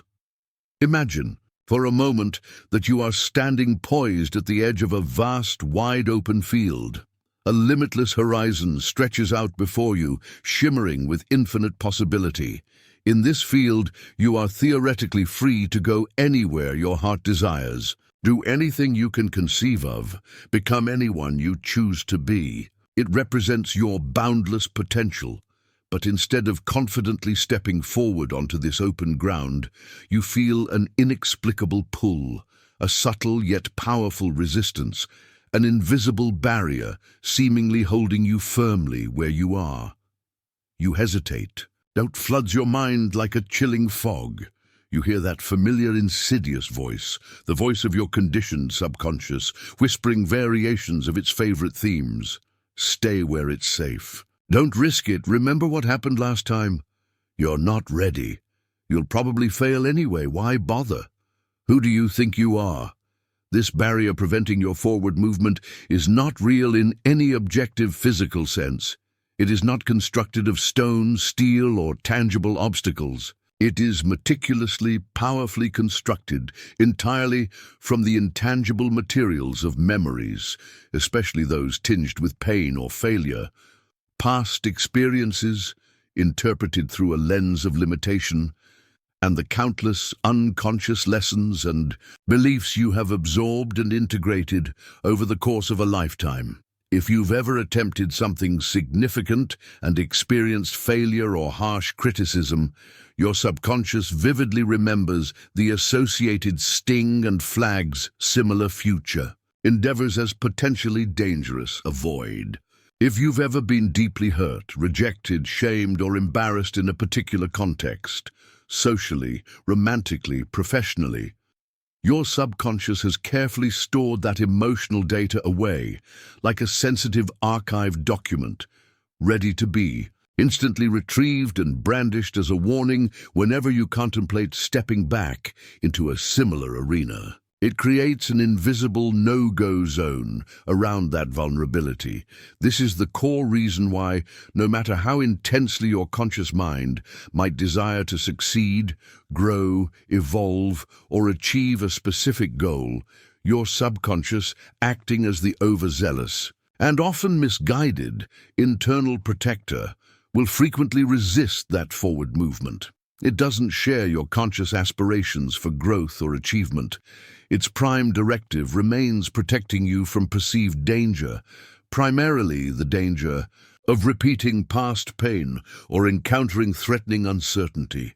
And if stepping boldly into the unknown feels even vaguely dangerous or uncomfortable, even if that unknown territory holds the key to your greatest potential and deepest fulfillment, your mind's deeply ingrained defense mechanisms will, often subtly or overtly, sabotage your efforts before you even gain significant momentum. It preemptively neutralizes the perceived threat of change, the comfort zone, illusion, why the brain prefers familiarity over freedom.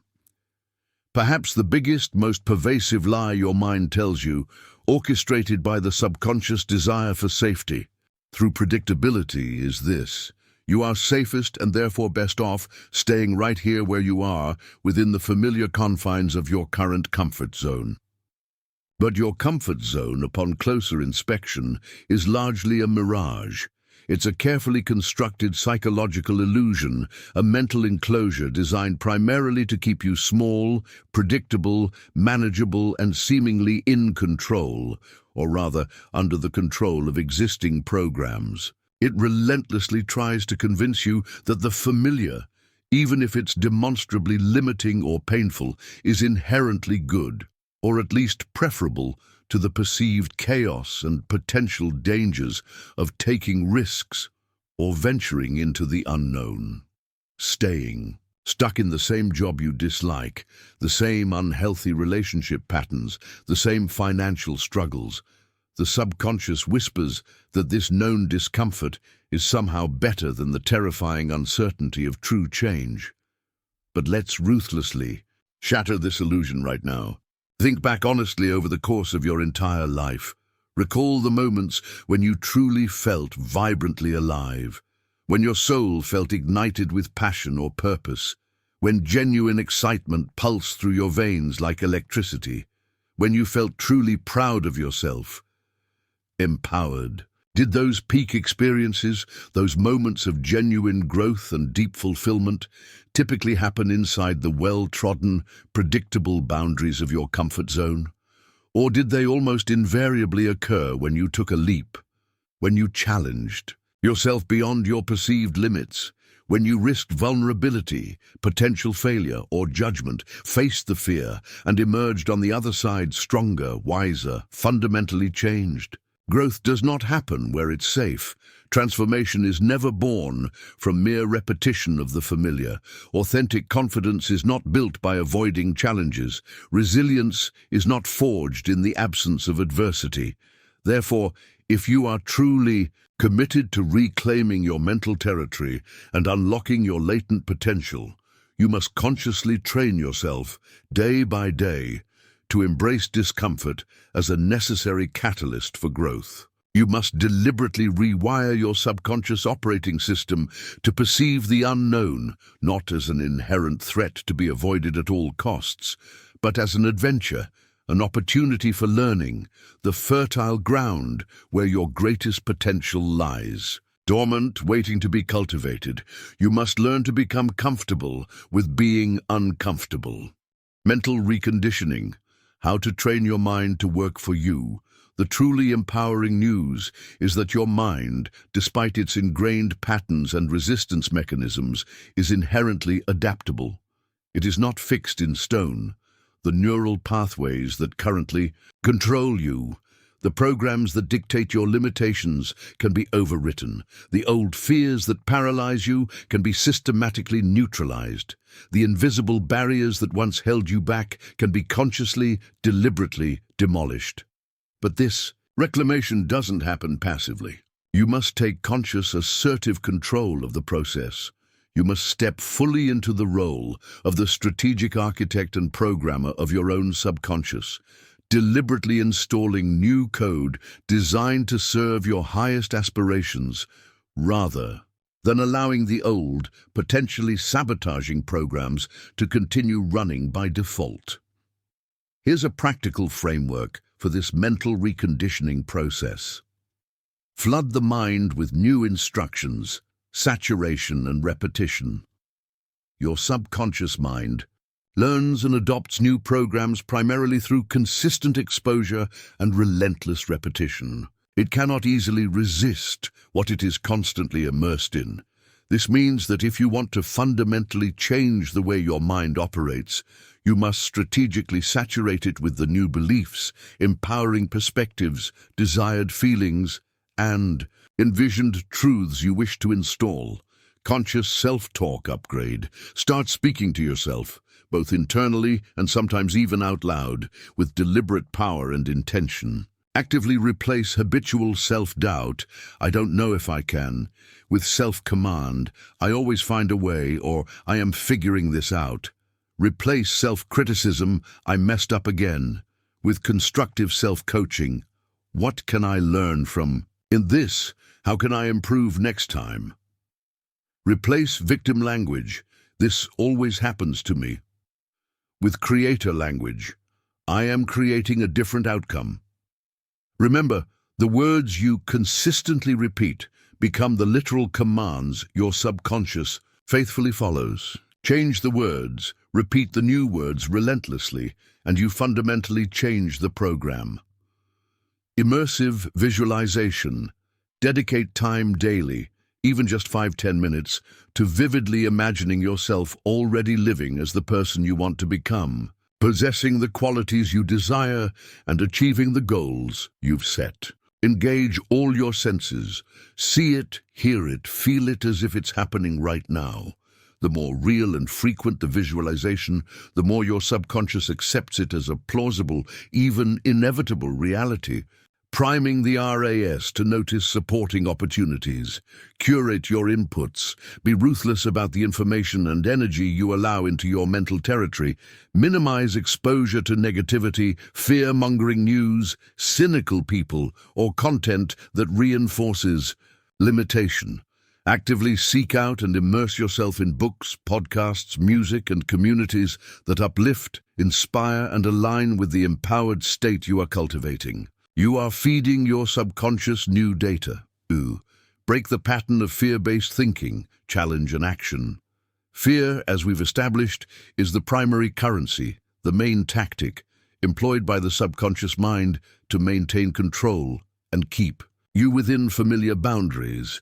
Every single time you allow fear to dictate your choices, every time you retreat or procrastinate because of anxiety or doubt, you inadvertently reinforce fear's power over your mental territory. You teach your subconscious that fear's warnings should be obeyed. The only effective way to weaken fear's grip and reclaim that territory is to consistently face it, challenge its validity, and prove it wrong through courageous action. Start small. Act consistently. You don't need to conquer your biggest fear overnight. Begin by taking small, manageable actions every single day that push you slightly outside your current comfort zone and challenge a specific fear pattern. If you fear judgment, share a vulnerable thought with a trusted friend. If you fear rejection, make a small request you might normally avoid. If you fear failure, start a small project where the stakes are low. Fear as fuel. Reframe the feeling of fear. Instead of seeing it as a signal to stop, train yourself to interpret it as fuel, adrenaline mobilizing your system for important action. Use the energy, don't be paralyzed by it. Focus on action, not outcome. When facing fear, shift your focus from the potential negative outcome, which feeds the fear, to the process of taking the action itself. Celebrate the courage it took to act, regardless of the immediate result. This builds the muscle of acting despite fear. With every deliberate action taken in the face of fear, you send an undeniable message deep into your subconscious operating system. Fear does not control this territory anymore. I control fear. I decide the course of action. You are actively retaking command. Rewire your self-image. Become who you were meant to be. Identity shift. Ultimately, the most profound level of mental reconditioning involves shifting your core identity, the fundamental answer to the question, who am I? Your subconscious doesn't just respond to isolated thoughts or actions. It responds most powerfully to your perceived identity. It constantly works behind the scenes to keep you consistent with the type of person you believe yourself to be. If you have always seen yourself, deep down, as fundamentally shy, incapable, unlucky, or unworthy, your subconscious will relentlessly filter perceptions and guide behaviors to keep you locked within the confines of that limiting self-image. It must maintain consistency with its core directive. But here's the revolutionary key. You can consciously choose and decide who you are, independent of past programming or external validation. You don't have to wait until you feel confident to start identifying as a confident person. You don't need external success to start identifying as a capable and resourceful person. Decide and declare. Make a conscious decision. Who do I choose to be, starting right now? Define the core qualities of this empowered version of yourself, e.g., resilient, disciplined, courageous, abundant, loving. Write it down. Affirm it daily with conviction. I am new identity. Act from the identity. Constantly ask yourself, how would the chosen identity version of me think, feel, speak, and act in this situation? Then, consciously choose to embody that now, not someday in the distant future when circumstances change. You don't fake it till you make it. You decide it until you become it through consistent embodiment, internal alignment.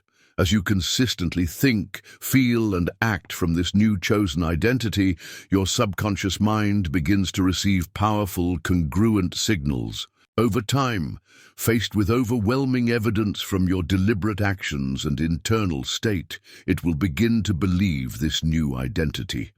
And once your subconscious accepts the new identity as truth, it will powerfully align your perceptions, motivations, and automatic behaviors to match, making transformation feel increasingly natural and effortless. The turning point. When you take back your mind for good, if you commit to this process of reclaiming your mental territory, saturating your mind with new instructions, consistently breaking fear patterns through action, and deliberately shifting your core identity, there will inevitably come a profound turning point. It might be a sudden, dramatic shift or a gradual, almost imperceptible realization. You'll look back and recognize that the version of you who was once plagued by constant doubt, paralyzed by hesitation, and repeatedly sabotaged their own progress, simply no longer exists. That old self feels distant, almost like another person. That pivotal moment, that liberation, will not arrive because of luck. It will not happen because the external world suddenly became easier or less challenging. It will arrive solely because you changed fundamentally from the inside out. You consciously, deliberately, courageously reclaimed command of your own subconscious battlefield. And that change, that reclamation, begins right now with the decision you make in this moment. No more hesitation fueled by old fears. No more waiting for the mythical perfect moment that never arrives. No more allowing outdated programming installed by others or misinterpreted from the past to control the vast, fertile territory of your life. You possess right now the inherent power to rewrite your mind. You have the capacity to take back your subconscious. You hold the key to finally, fully stepping into the boundless, limitless potential that has been patiently waiting within you all along. So, ask yourself, with fierce resolve, what are you waiting for? The war within your mind doesn't end through attrition. It ends through decision. It is over the precise moment you decide unequivocally that you are the one who wins. You are the rightful commander of this territory. Claim it. Chapter 9. Breaking the Chains. How to Reprogram the Subconscious for Success. If you've ever felt fundamentally trapped inside the labyrinth of your own mind, relentlessly battling the same exhausting cycles of self-doubt that whisper inadequacy, the paralyzing grip of procrastination that steals your ambitions, and the gnawing ache of unfulfilled potential that shadows your days, please know this deeply. You are not alone. This internal struggle is a remarkably common human experience. Most people live their entire lives confined within this invisible, self-constructed prison, tragically unaware that the heavy chains holding them back, the chains of limiting beliefs and conditioned fears, were never forged of immutable steel in the first place. They were and are constructs of the mind. These pervasive mental chains, the deeply embedded limiting beliefs, the potent subconscious fears acquired through past experiences, the ingrained automatic negative thought patterns, were not placed upon you by an external force like cruel fate or some predetermined unchangeable destiny. They were meticulously, incrementally programmed into your subconscious operating system, piece by painstaking piece, experience by painful experience, absorbed message by absorbed message, until they became the very foundation of how you perceive yourself, interpret the world, and predict your future. They became your default reality filter. But here lies the most profound, liberating truth, the master key that unlocks the door of that mental prison. What has been programmed can be reprogrammed. Your mind is not a fixed, static entity, forever locked in place, like an unchangeable piece of hardware. It is a living, breathing, dynamic, evolving system, profoundly shaped by the quality and nature of the inputs you consistently allow into it. And just as surely as your subconscious was once trained, often passively and unintentionally, to believe in limitations, scarcity, and inadequacy, it can be deliberately, consciously retrained to believe in boundless potential, inherent worthiness, and inevitable success. It can be upgraded to run software designed for flourishing. However, this transformative process of subconscious reprogramming is not a passive affair. You cannot simply wish for a new, positive mindset and magically expect transformation to occur while you continue operating on the old mental software. You must transition from being a passenger, passively subject to the mind's currents, to becoming an active, engaged participant in the meticulous reprogramming of your own internal operating system. You must consciously, deliberately take control of the very mechanisms, the thoughts, beliefs, emotions, and focus that have likely controlled you for so long.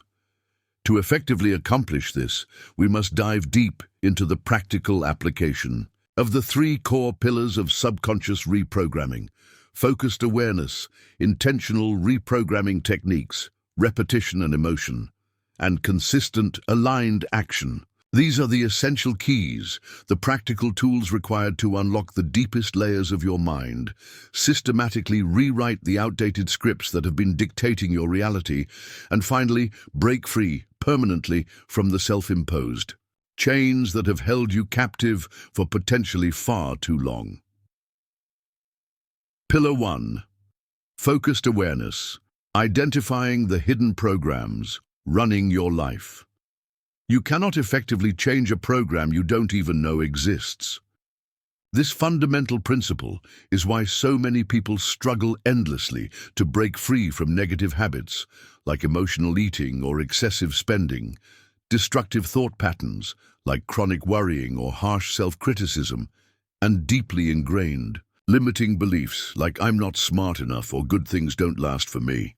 They remain trapped precisely because they are largely unaware of the specific subconscious programming driving these unwanted outcomes. They mistakenly believe that the way they habitually think, automatically feel, and instinctively behave is simply an immutable part of who they are. They rarely pause to critically question whether these patterns were perhaps installed by external influences, parents, culture, media, rooted in unresolved past traumas, or absorbed through societal conditioning. They accept the program as reality. But the moment you cultivate conscious awareness, the moment you realize that your recurring thoughts, ingrained beliefs, and automatic emotional reactions are not absolute truths or fixed aspects of your identity, but rather learned programs running largely on autopilot within your subconscious, you instantly gain profound leverage. You gain the power to choose whether to continue running that program or to consciously uninstall it and replace it with something better. How to cultivate focused awareness. Become the observer. Practice stepping back and observing your thoughts and feelings with detachment, like watching clouds pass in the sky. Don't judge them, just notice them. There's that familiar thought of self-doubt again. Interesting, criticism triggered a strong defensive feeling. This creates psychological distance and weakens the thought's identification with you. Mindful self-inquiry.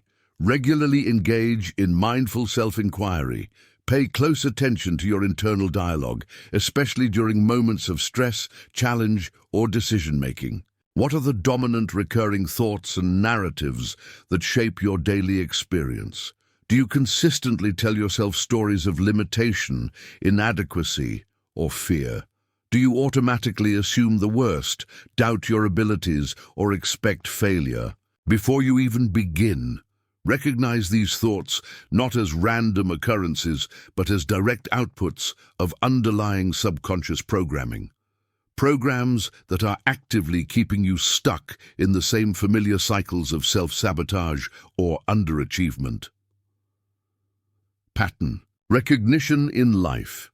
Examine the consistent patterns in your external life results. If you repeatedly struggle with the same core issues, whether it's financial instability despite decent income, attracting similar types of unhealthy relationships, lacking self-confidence despite objective competence, or chronic procrastination on important goals, understand that this is rarely due to bad luck, external forces alone, or inherent incapability. It's almost always a direct reflection of your subconscious mind, being wired to recreate what it knows, to seek out and generate experiences that align with its core programming. It prioritizes familiarity, even if that familiarity is painful or limiting. If your subconscious was programmed, perhaps in childhood, to associate money with stress and scarcity, it will unconsciously guide your perceptions and actions towards outcomes that perpetuate that stressful financial reality, e.g., avoiding investment opportunities, impulsive spending, feeling anxious about asking for fair compensation. If it learned to associate relationships with disappointment or betrayal, it might subconsciously steer you towards unavailable partners or cause you to sabotage intimacy, thus validating the original program. If it equates success with overwhelming pressure or the risk of losing connection, it might trigger procrastination or self-doubt precisely when you're on the verge of a breakthrough, keeping you safe within the known zone of mediocrity, the turning point of awareness. But here's where the possibility of change ignites.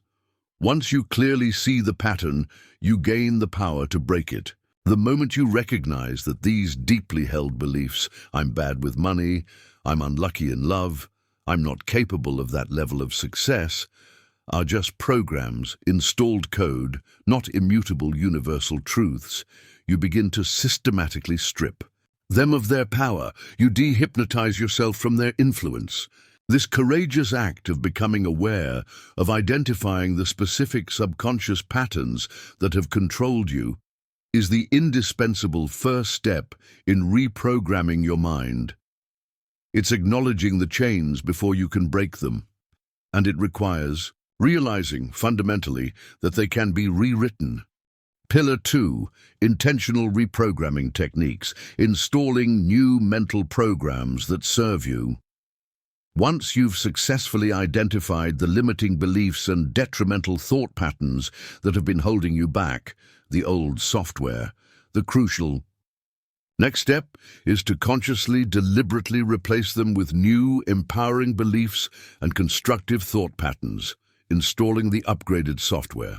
And the most effective, scientifically validated way to achieve this deep reprogramming is through leveraging the principles of focused repetition and emotional intensity, the very same mechanisms that were used, often unconsciously, to install your current programming in the first place. Think again about how habits, both physical and mental, are formed. If you repeat a specific action, like reaching for your phone upon waking, enough times, it becomes automatic, requiring little conscious thought. Similarly, if you tell yourself something like, "I'm not good at public speaking," enough times, especially with associated negative emotion, you begin to deeply believe it, and it becomes a self-fulfilling prophecy.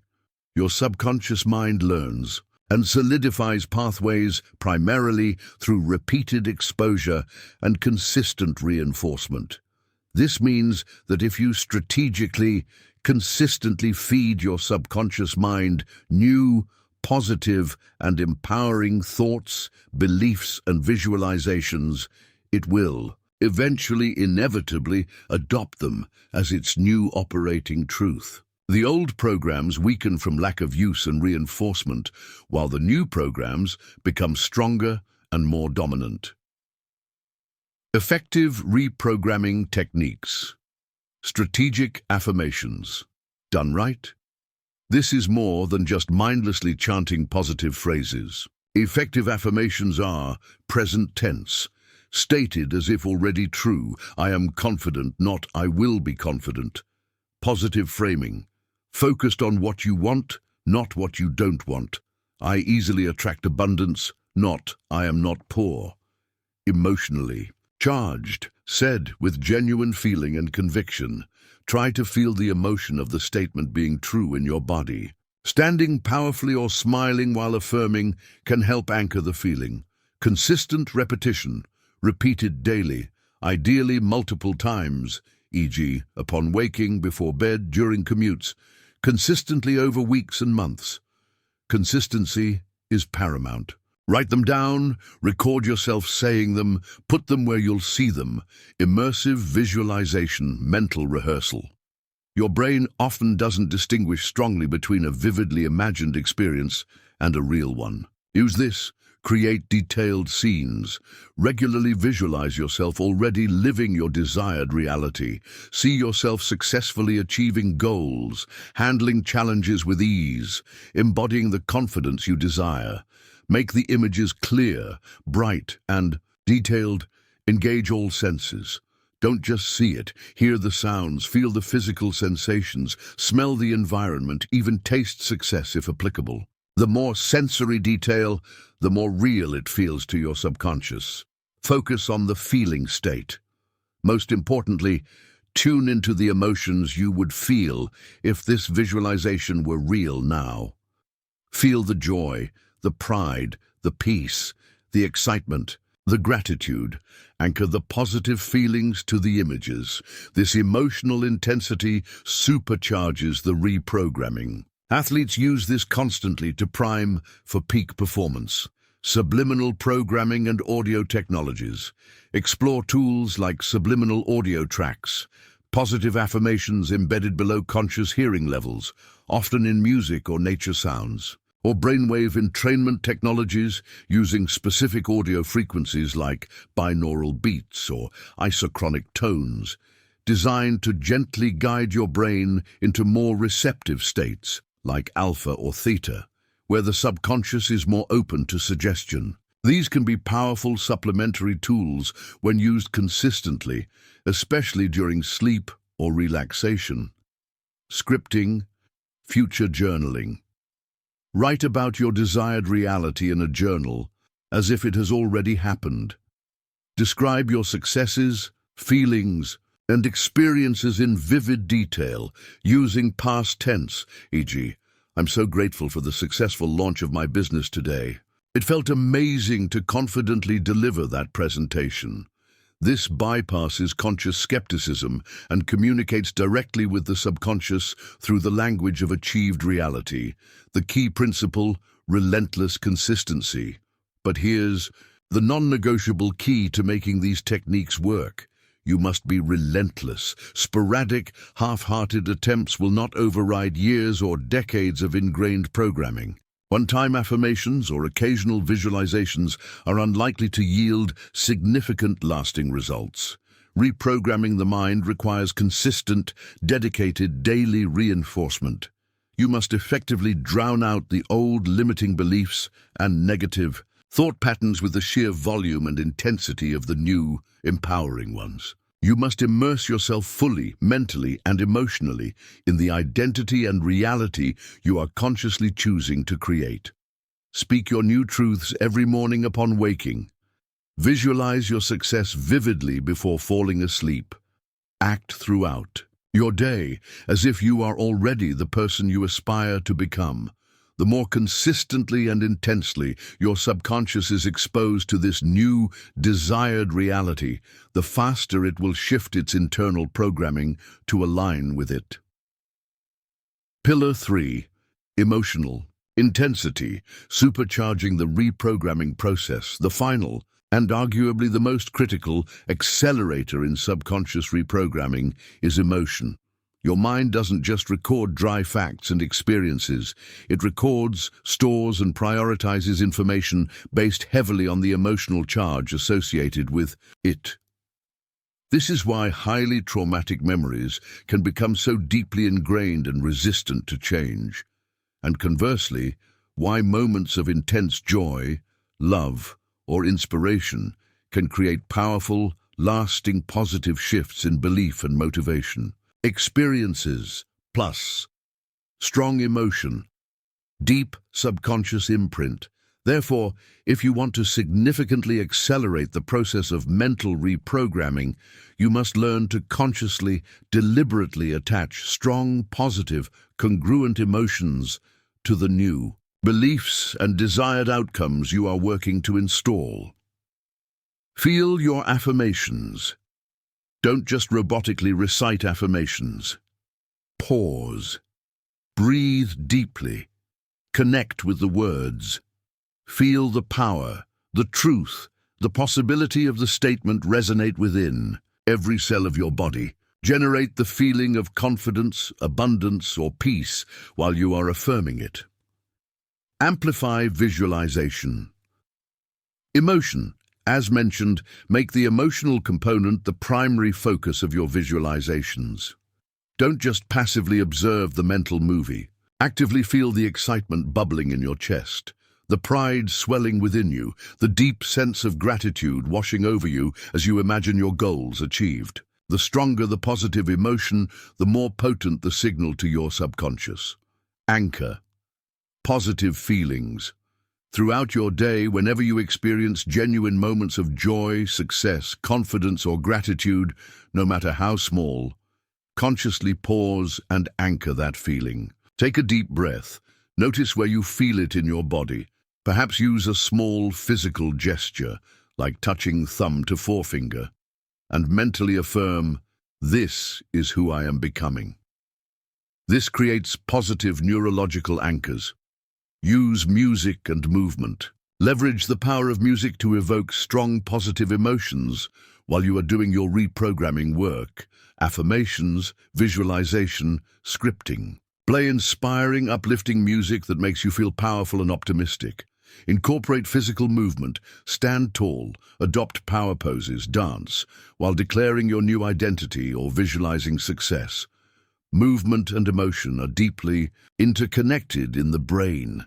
This principle explains why transformative events, powerful seminars, deep coaching breakthroughs, profound spiritual experiences overcoming major challenges, often create such rapid and lasting change. They override old programming by flooding the mind-body system with high-intensity emotional energy, effectively carving new, powerful neural pathways almost instantly.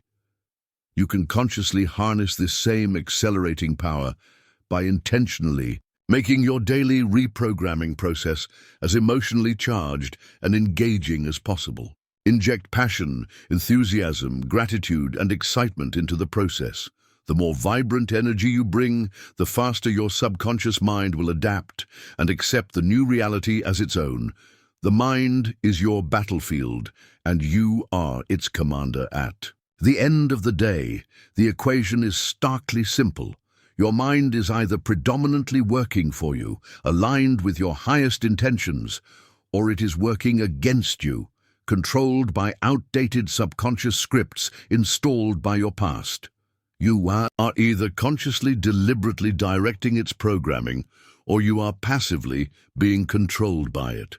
There is rarely a neutral middle ground, but the moment you fully embrace your role as the conscious commander of this internal battlefield, when you commit to consistently identifying the old patterns, awareness, diligently installing new programs using effective techniques, repetition and emotion, and aligning your behavior with your desired reality, action, you irrevocably shift the balance of power in your favor. This is not typically an overnight fix. True reprogramming requires patience, persistence, unwavering commitment, and a willingness to navigate the inevitable moments of discomfort and resistance. It requires becoming the dedicated, disciplined master of your own mind. But the potential reward is immeasurable. A life liberated from the invisible chains of the past. A life lived with authentic confidence, resilience, and purpose. A life where you experience limitless possibility because you have successfully reprogrammed your subconscious architect for success, fulfillment, and genuine well-being. When you achieve this, you step into a new reality, one where fear no longer holds you hostage, where self-doubt fades into the background noise, and where you finally embody the unstoppable, powerful force you were always inherently meant to be. The only remaining question is the one you must answer for yourself right now. Are you truly ready to pick up the tools, step onto the battlefield, and take command? Because the moment you commit fully to this path of conscious reprogramming, the chains begin to loosen, the prison walls start to crumble, and the world begins to open up to you in ways you may have never before imagined possible. This is your mind. This is your potential reality. This is your battlefield. You are the one who wins. Chapter 10. The Hidden Puppeteer. How your subconscious shapes reality. What if I told you right now that you are living your life much like a marionette in an elaborate play, your movements guided by strings you rarely see, manipulated by a force operating just beneath the stage of your conscious awareness? What if every significant decision you make, every instinctive reaction you have, every golden opportunity you either courageously seize or inexplicably let slip through your fingers, is not primarily dictated by your conscious deliberation or free will, but by an unseen, hidden puppeteer, a powerful, silent force residing deep within your own mind, pulling the strings of your thoughts, emotions, beliefs, and actions, meticulously shaping the entire trajectory of your life without you even realizing the extent of its profound influence. This hidden puppeteer is, of course, your subconscious mind. And unless you awaken to its presence, understand its mechanisms, and consciously learn to take hold of the strings yourself, you risk living your entire existence as a mere puppet, faithfully acting out a pre-written script, a script composed of inherited beliefs, past pains, and societal conditioning, a script you never consciously authored or approved. Most people navigate their days firmly convinced they are the sole authors of their destiny, the captains of their souls.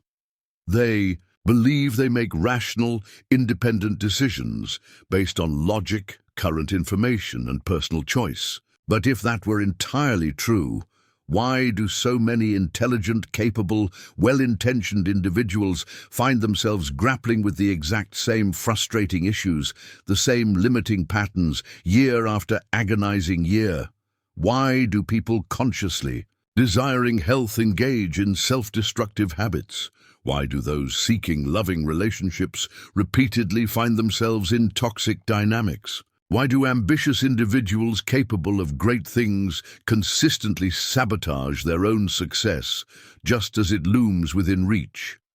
The answer lies hidden in plain sight, within the powerful, automatic, unconscious programming buried deep in the operating system of their minds. Your subconscious functions much like a sophisticated, constantly running autopilot system. Its primary role is to efficiently manage the complexities of life based on previously learned data. It meticulously records every significant experience, every potent emotion, every perceived lesson, accurate or not, and stores it away in its vast database for future reference. It learns rapidly from your past, forming intricate patterns, associations, and core beliefs that then automatically shape your present reality. Financial programming example. If, for instance, you grew up in an environment where money was a constant source of stress, arguments, and scarcity, your subconscious likely absorbed and encoded deep associations, linking financial success not with freedom or opportunity, but with threat, instability, or conflict. Consequently, even if your conscious adult mind desperately desires wealth and financial freedom, your subconscious autopilot, viewing significant financial gain as potentially dangerous or disruptive based on its old programming, might subtly find ways to sabotage your progress. It might trigger impulsive spending, make you overlook sound investment opportunities, cause anxiety when negotiating salaries, or foster a general sense of unease around abundance, all in an unconscious effort to keep you aligned with the familiar, albeit limiting beliefs it absorbed long ago. It's trying to keep you safe according to its outdated map. Relationship programming. Example. Similarly, early experiences of betrayal, abandonment, or conditional love can program the subconscious to view intimacy as inherently risky or destined for pain. This underlying program can then unconsciously steer you towards partners who confirm this expectation or cause you to push away healthy connection, ensuring the familiar pattern repeats. Health and self-worth. Beliefs about your body, your capabilities, your deservingness, all deeply programmed, often in childhood, powerfully influence your health choices, your career trajectory, and your overall sense of well-being, operating largely beneath conscious scrutiny, the inherited code. And here's the real challenge, the crux of the issue. Most of this foundational subconscious programming, the core, code guiding the puppeteer, was installed before you even had a conscious say in the matter. From your earliest moments, your impressionable young mind was shaped, molded, and programmed by the words, spoken and unspoken, actions, emotions, and beliefs of those around you, parents, caregivers, teachers, peers, society, media.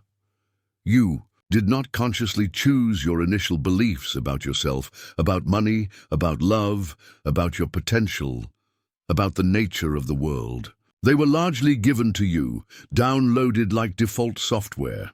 But now, as a conscious adult, you stand at a critical juncture. You have a profound choice.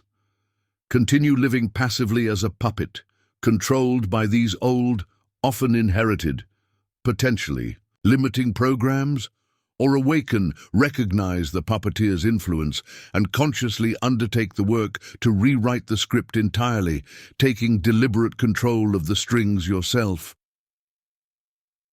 The subconscious lens. Why you see the world the way you do.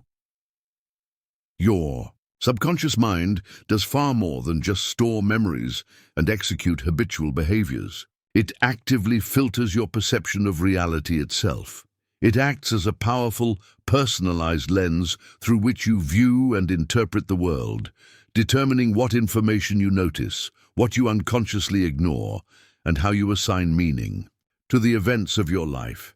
As we've discussed, this filtering phenomenon is largely orchestrated by the Reticular Activating System, RAS, the brain's vigilant gatekeeper network. Constantly scanning the millions of bits of incoming sensory data, the RAS selectively highlights and allows into your conscious awareness only the information it deems relevant based on your existing subconscious programs, your dominant beliefs, fears, goals, and expectations. It functions like a highly personalized, inherently biased search engine for reality. Remember the new car effect. Once the car becomes relevant, you're thinking of buying it, your RAS tags it as important, and suddenly you see it everywhere. This isn't magic. It's your subconscious filter adjusting its parameters. This same fundamental principle applies powerfully to every single aspect of your life experience. Perception of opportunity versus obstacle. If your subconscious is programmed with a core belief in scarcity or limitation, good opportunities are rare, it's hard to succeed, your RAS will be biased towards noticing evidence that confirms this. It will highlight potential obstacles, magnify risks, and filter out subtle signs of opportunity that someone with an abundance mindset might readily perceive. Conversely, someone programmed for success will have an RAS primed to spot possibilities, recognize potential synchronicities, and frame challenges as solvable problems. They literally see a different world because their internal filter is set differently. Interpretation of events. Two people can experience the exact same external event, say a job rejection or receiving critical feedback, but interpret it in completely different ways based on their subconscious lens. One whose lens is programmed with "I'm not good enough" might see the rejection as devastating confirmation of their inadequacy, triggering shame and withdrawal. The other, whose lens is programmed with "failure is feedback for growth," might see the exact same event as a valuable learning opportunity, prompting analysis and renewed effort. The external event is neutral.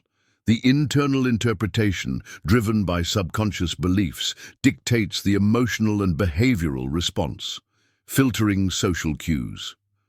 Someone with a core belief of being disliked or judged might have an RAS hyper-focused on noticing neutral or even positive facial expressions as negative, interpreting ambiguous comments critically, and filtering out genuine signs of acceptance or warmth. Someone with a core belief of being likable will filter the same social environment very differently, changing the lens.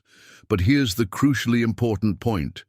This subconscious lens, this personalized reality filter, can be consciously changed. You are not doomed to forever see the world through the potentially distorted or limiting filters installed by your past conditioning.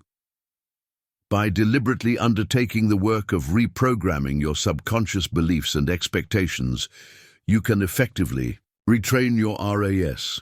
You can teach your internal gatekeeper to start focusing on evidence of abundance instead of lack, signs of success instead of failure, reasons for confidence instead of doubt, and opportunities for connection instead of reasons for isolation.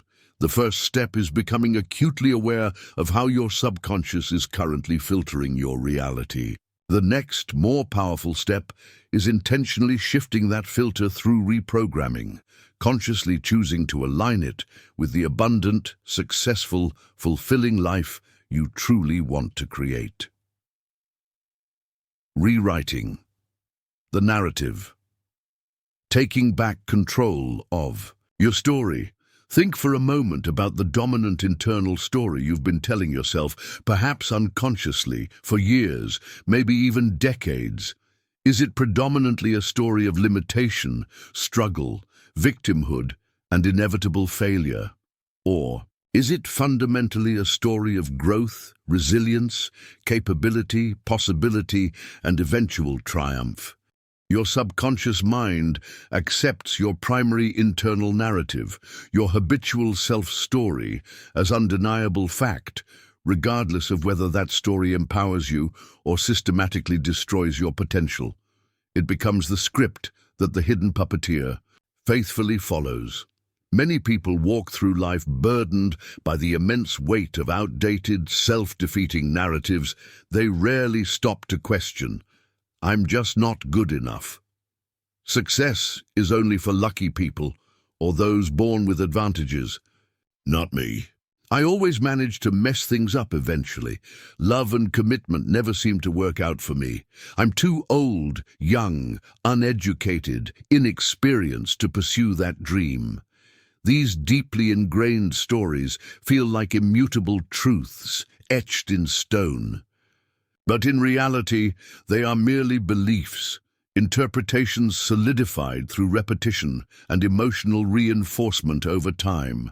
And like any belief, like any story, they can be consciously changed.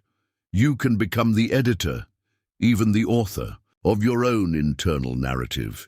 To take back control from the puppeteer, you must consciously, deliberately begin rewriting the core story you tell yourself about who you are and what is possible for you.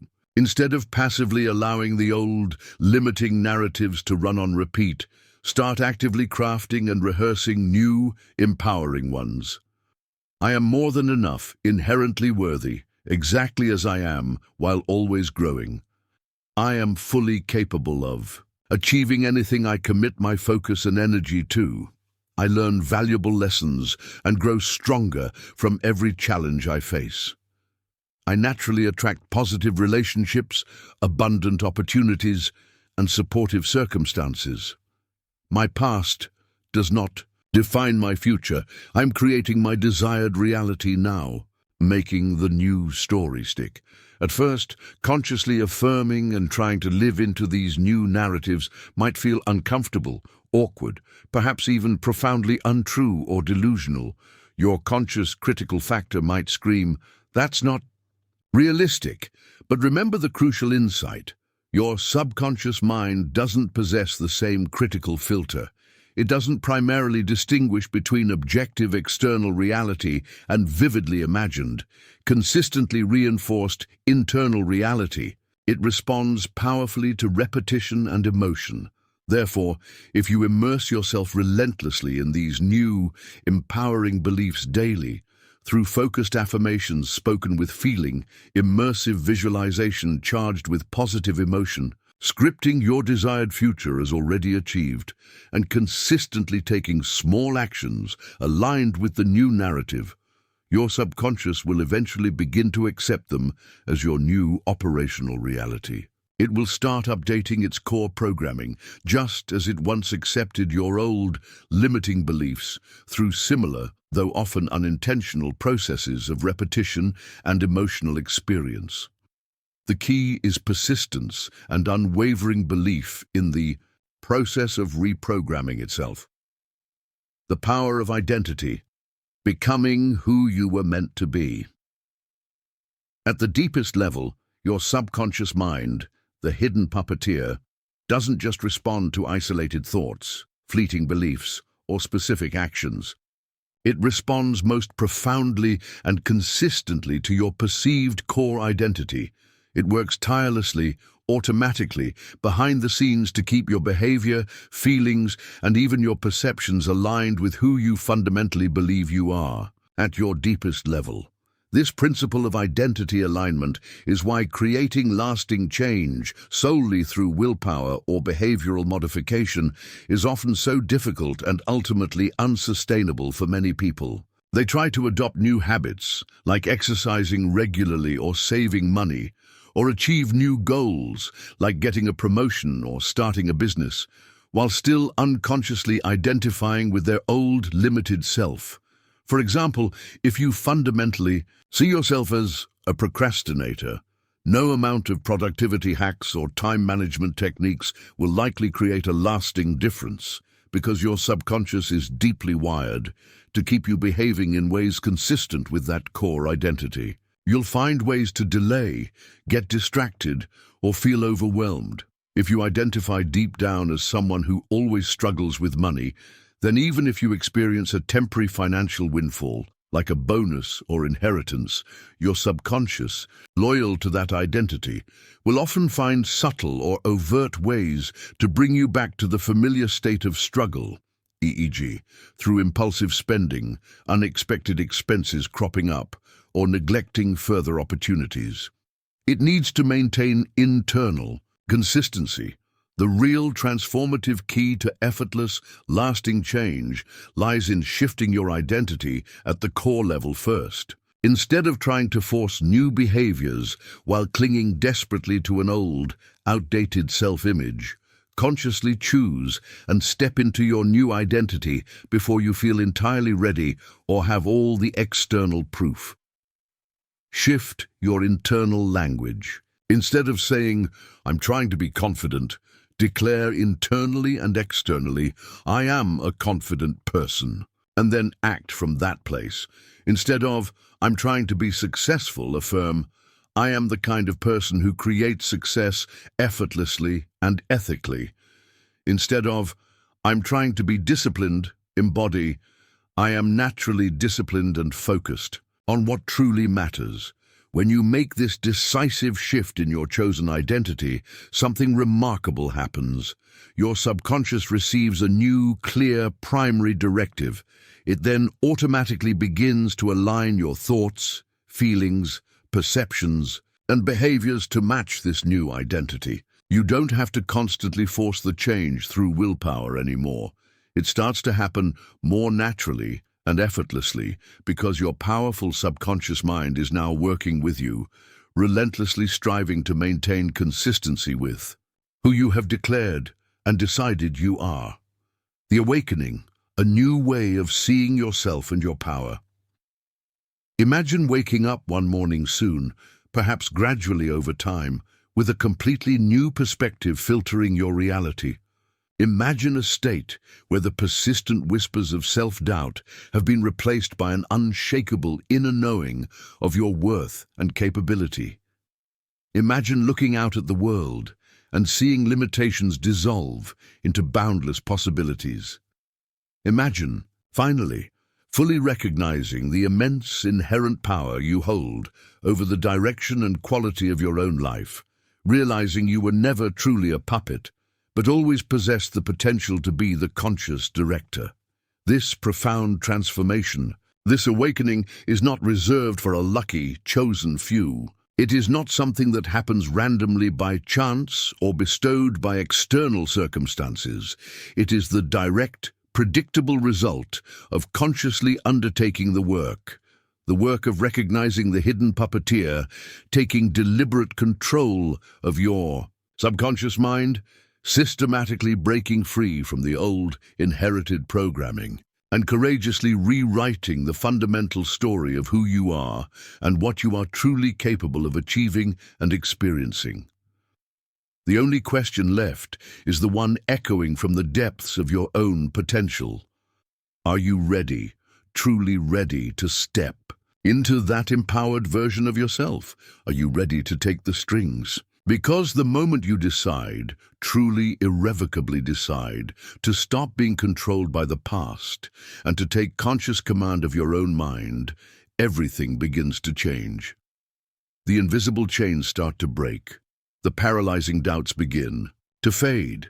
The limiting narratives lose their power, and you finally fully step into the magnificent, fulfilling life you were always meant to live. The awakening isn't something you wait for. It's something you choose to initiate, right? Now, Chapter 11.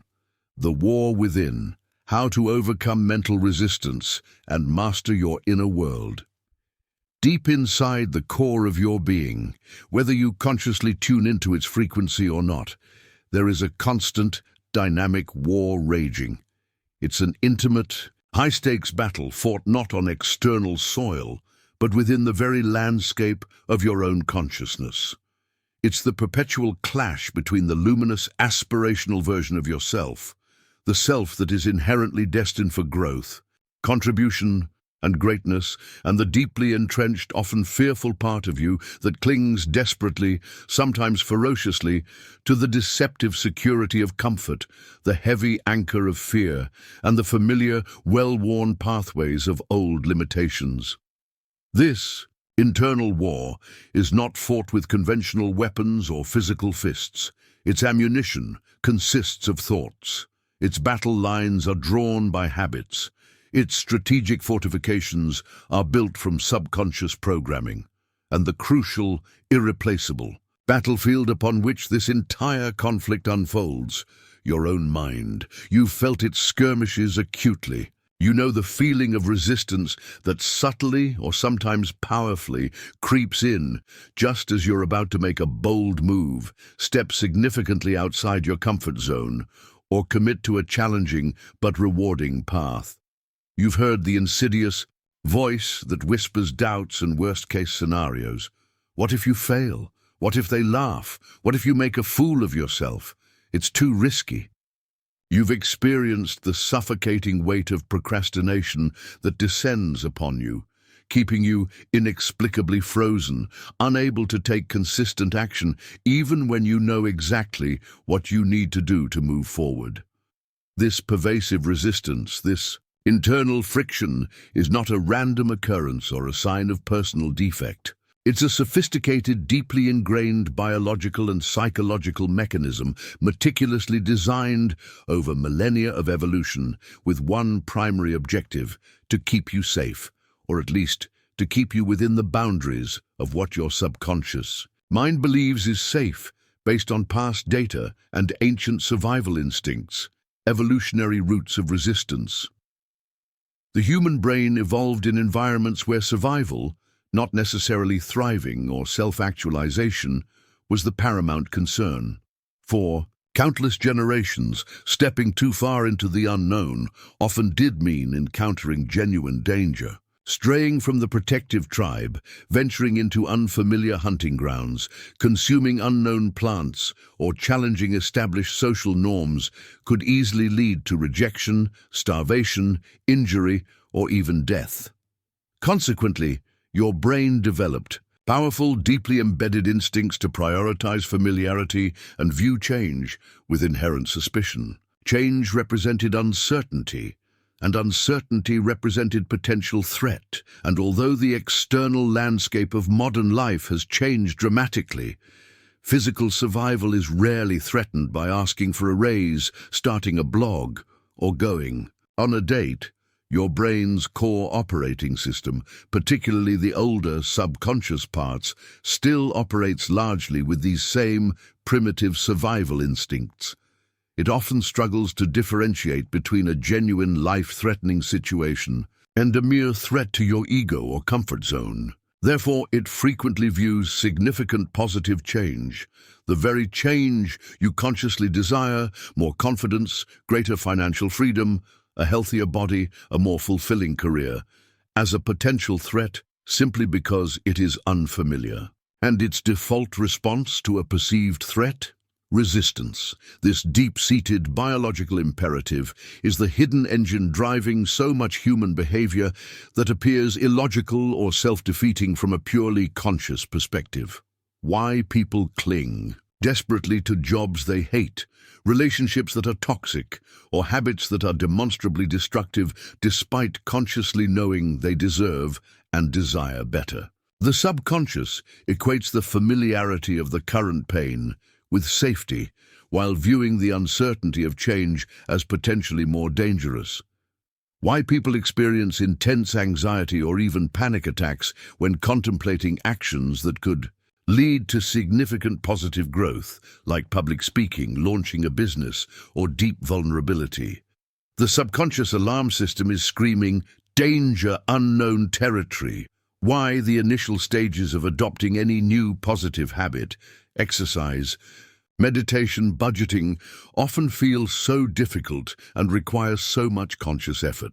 You are actively fighting against the powerful inertia of the subconscious preference for established routines. The inevitable result of this dynamic is a seemingly never-ending internal battle, a constant push and pull between your conscious aspirations for growth and your unconscious fears rooted in the drive for safety through familiarity. Winning the war is possible. But here is the empowering truth that most people never fully grasp or internalize. You absolutely can win this war. You are not destined to be a perpetual casualty on this internal battlefield. You possess the inherent capacity to consciously rewire your brain, to systematically override mental resistance, and to deliberately train your subconscious to view positive change not as a threat, but as an opportunity, to transform it from your saboteur into your most powerful supporter, aligning its vast resources with your highest potential. But to achieve this mastery, you must first become a skilled strategist. You must understand exactly how resistance manifests, recognizing its various disguises. You must learn the tactics it employs. And most importantly, you must master the counter-strategies required to systematically dismantle its power, piece by deliberate piece. The faces of resistance. Identifying your internal blocks. Mental resistance is a cunning adversary. It rarely announces itself directly, waving a banner labeled, "I am fear trying to stop you." It is far more subtle, often masterfully disguising itself as rational excuses, justifiable distractions, sudden waves of fatigue, or complex emotional roadblocks that effectively keep you stuck, often without you even consciously realizing that you are caught in its sophisticated trap. To master your mind and break free, you must first develop the crucial skill of recognizing the various ways resistance is manifesting specifically in your life. Here are some of its most common, insidious disguises. Procrastination, the illusion of later. Fear in disguise. Procrastination is arguably the most common and deceptive face of resistance. It often masquerades as laziness, poor time management, or a simple lack of motivation. But beneath the surface, procrastination is almost always fear in disguise. When you consistently put off an important task, project, or conversation, it's rarely because you genuinely don't care about it or lack the ability to do it. It's typically because, on some subconscious level, that task triggers a perceived threat. Fear of failure. Maybe the task pushes you outside your current skill set, activating a fear of not being good enough or making mistakes. Fear of success. Perhaps subconsciously, achieving the goal associated with the task feels threatening. It might bring unwanted attention, increased responsibility, or disrupt your current identity. Fear of judgment. The task might involve putting yourself out there, making you vulnerable to criticism or disapproval. Fear of discomfort. Effort. The task might simply feel difficult or require significant mental energy, triggering the subconscious desire to seek immediate comfort and avoid strain. Your mind's clever solution to this perceived threat? Delay. It crafts compelling narratives convincing you that later, when you feel more inspired, more rested, more prepared, when the stars align, will somehow be easier or better. But, as you likely know from experience, later rarely arrives in that idealized form. Procrastination becomes a self-reinforcing cycle. The more you avoid the task, the larger and more intimidating it looms in your mind, increasing the fear and resistance, making it even harder to start. The only way to break this insidious cycle is to recognize procrastination as resistance fueled by underlying fear, and to understand that the temporary discomfort of taking action is almost always far less painful and damaging in the long run than the chronic regret and self-erosion of inaction. Action dissolves fear, inaction feeds it. Overthinking, the paralysis of endless thought. Analysis paralysis. Your mind is a magnificent tool for analysis, but it can also become a master craftsman of problems that don't actually exist. Overthinking is another highly effective tactic of resistance. It presents itself as diligence, prudence, or thoroughness.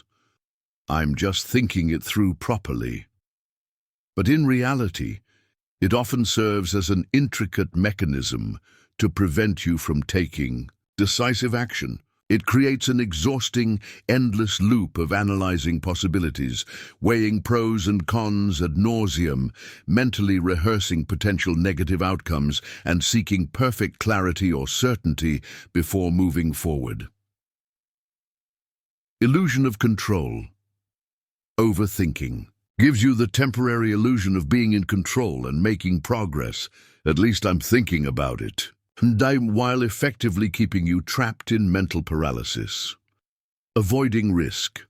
The subconscious mind deploys overthinking as a strategy to keep you perpetually in a state of hesitation and analysis.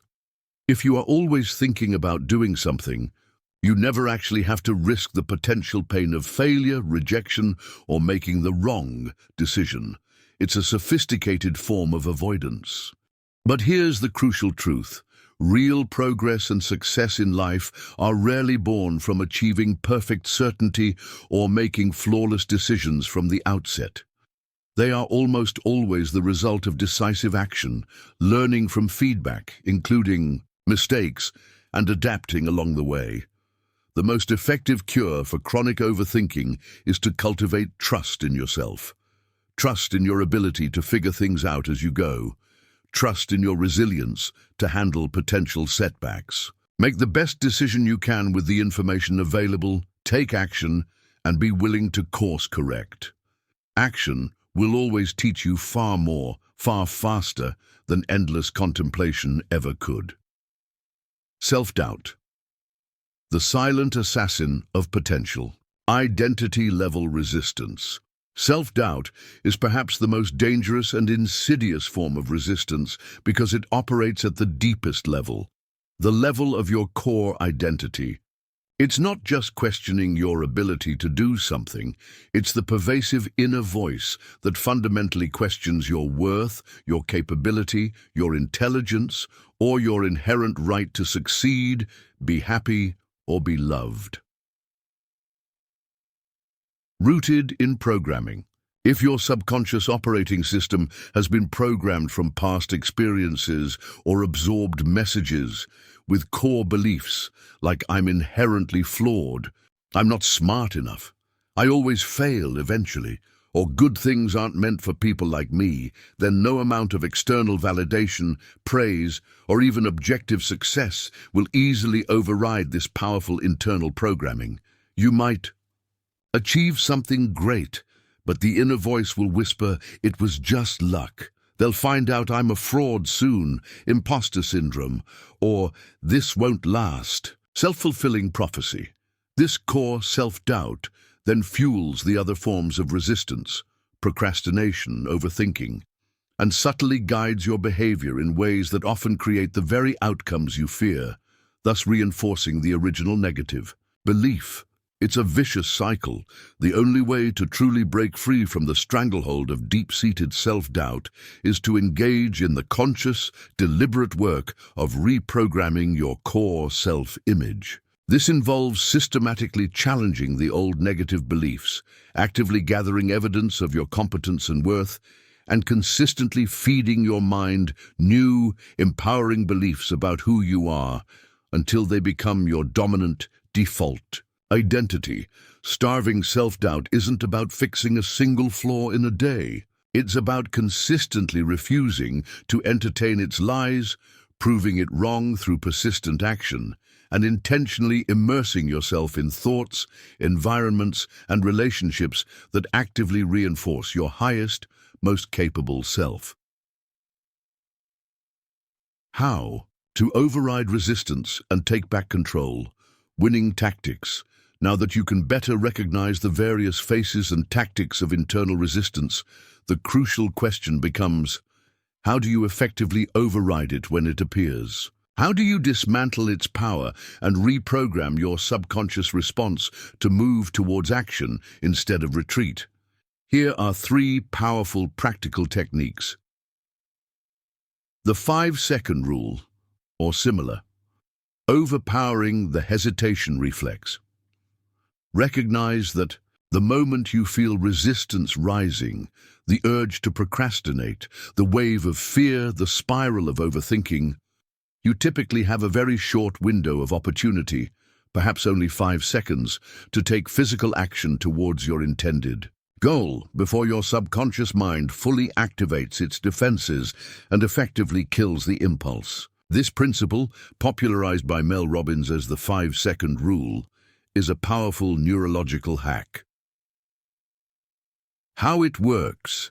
The instant you recognize the resistance or have the intuitive nudge to act on something important, immediately start counting down. In your head, 5, 4, 3, 2, 1, go, and then, crucially, physically move in some way towards the action before your brain has time to talk you out of it. Pick up the phone, open the document, put on your running shoes, say the first word. Why? It works. Hesitation is the gap where resistance thrives. When you hesitate, you signal uncertainty to your brain, which can trigger the fight or flight response, managed by the amygdala, flooding your system with stress hormones like cortisol and adrenaline, increasing feelings of anxiety and reinforcing self-doubt.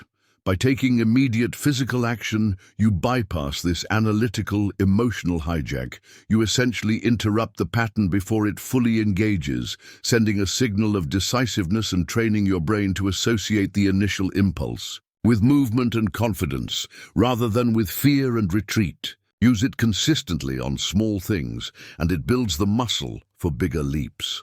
Exposure therapy. Gradual desensitization. Make the unfamiliar familiar. Since resistance is fundamentally triggered by the subconscious perception of the unfamiliar as potentially threatening, the most direct way to dismantle that fear is through repeated, controlled exposure. The more you consistently do the thing that triggers resistance, in manageable doses, the less scary and threatening it becomes. Over time, your brain literally adapts through neuroplasticity, rewiring the neural pathways to see the previously feared activity as normal, safe, and familiar.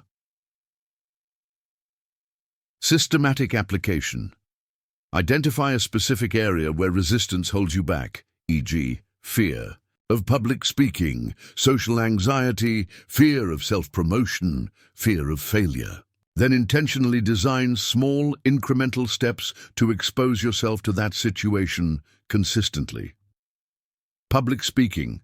Practice speaking in front of a mirror daily. Record yourself speaking. Speak briefly in a low-stakes group. Volunteer. For a small presentation, gradually increase audience size, importance, self-promotion. Share one small accomplishment online daily. Offer your expertise in a relevant online forum. Reach out to one potential collaborator per week. Ask for testimonials. Fear of failure. Intentionally take on small, challenging tasks where failure is possible but consequences are low. Analyze any failures for lessons learned.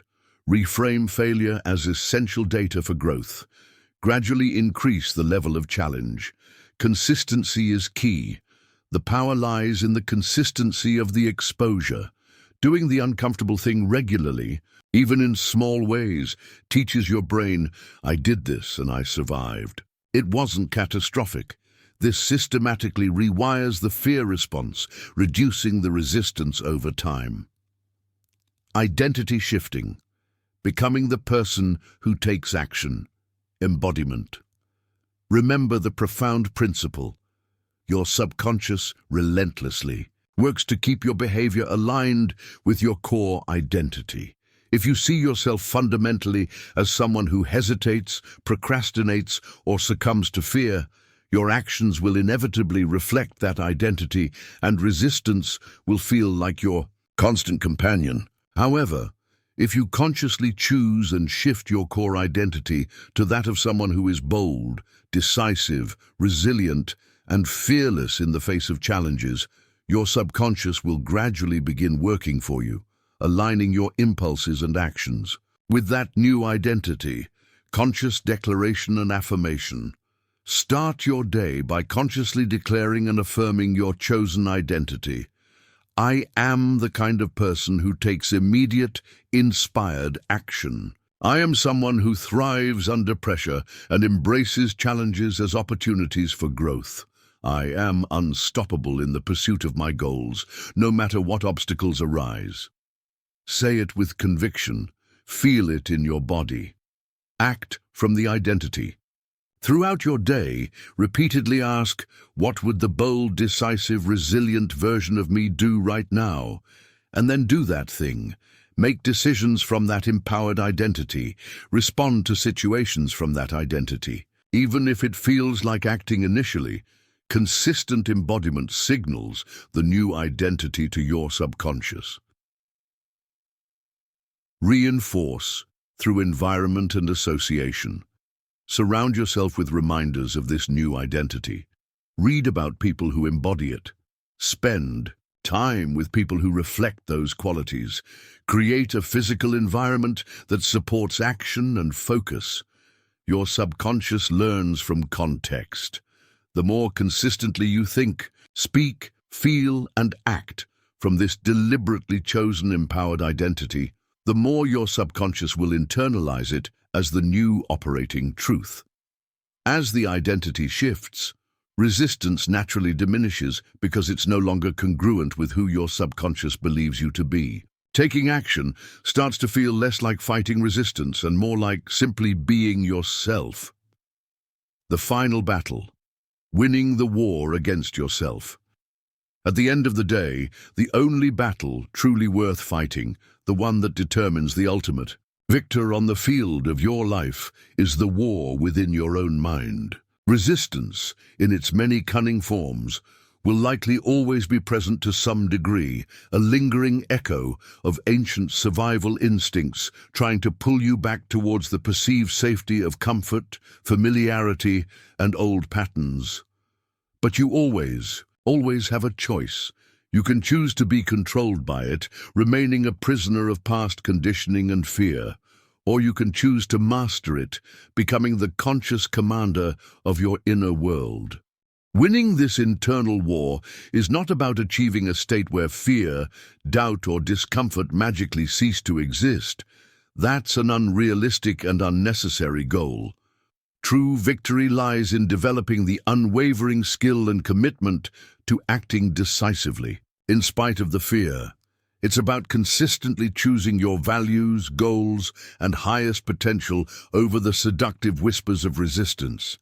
It's about deliberately training your mind, day after day, to see obstacles not as impassable walls, but as intriguing opportunities for growth. To view challenges not as threats, but as essential stepping stones, and to interpret the feeling of resistance itself not as a stop sign, but as a clear indicator that you are growing, expanding, and moving in the right direction. The pivotal question is no longer, can I overcome this internal resistance? The science of neuroplasticity and countless examples of human transformation definitively prove that you can. The only question that truly matters now is, will you commit to the fight? Will you consistently show up on the battlefield for the extraordinary person you know you are truly meant to become? Because the moment you choose, with unwavering resolve, to win this internal battle, the moment you commit to the daily practice of awareness, reprogramming, and courageous action, the entire landscape of your world begins to shift, the invisible walls crumble, the possibilities expand exponentially. The life you once only dreamed of starts to materialize before your very eyes. This is your mind. This is your war to win. Choose victory. Chapter 12. Breaking Mental Chains. Escaping the Invisible Prison of the Mind. There exists a prison unlike any other conceived by humankind. It's a structure so subtle, so insidiously deceptive, that the vast majority of its captives live out their entire lives, rarely, if ever, realizing they are incarcerated. This prison has no visible, imposing walls crafted from stone or concrete. It possesses no heavy iron bars restricting physical movement. It employs no armed guards patrolling its perimeters, ensuring strict compliance. And yet, despite its intangible nature, it is arguably more profoundly restrictive, more suffocating to the human spirit than any physical cage ever constructed. This pervasive, invisible prison is built entirely within the intricate architecture of the human mind. It is a complex, interwoven web spun from the threads of limiting beliefs, accumulated fears, unchallenged assumptions, societal conditioning, and countless self-imposed limitations, all quietly, relentlessly dictating the ultimate course and quality of our lives. It's a prison that subtly convinces people to settle for far less than they truly desire or deserve. It keeps them mentally shackled to the pains and interpretations of their past experiences. It conditions them to mistake their subjective, filtered, often inherited reality for objective, unshakable truth. And here lies the most insidious, tragic aspect of this mental confinement. Most people never even seriously try to escape. Why? Because they have been deeply conditioned, often from their earliest years, by the prison environment itself, by the messages they absorbed, the limitations they observed, the fears they internalized, to fundamentally believe there is no way out. They accept the walls as the edge of the world, the chains as part of their own being. But there is a way out. There is a path to liberation. The key to unlocking the cell door has always been within your reach, often hidden in plain sight, patiently. Waiting for the precise moment, you gather the courage to dare to question everything you thought you knew, everything you were taught to believe, about yourself, your potential, and the very nature of the world you inhabit. Freedom begins with the first act of radical questioning, how the prison walls were built, inherited limitations. From the moment we draw our first breath, perhaps even before, our minds begin the process of absorbing the perceived rules, limitations, and operating principles of the world around us. As infants and young children, operating primarily in those receptive theta brainwave states, we do not possess the cognitive architecture for critical analysis or objective questioning of reality. We largely accept the reality that is presented to us, particularly by our primary caregivers and immediate environment, as absolute truth. If we are consistently told, or shown through nonverbal cues, that something is dangerous or difficult, we learn to avoid it, internalizing the fear or limitation without independent verification. If we are repeatedly told, or subtly made to feel, that we are not good enough, not smart enough, not capable enough, we tragically tend to believe it, encoding that sense of inadequacy deep within our developing self-concept.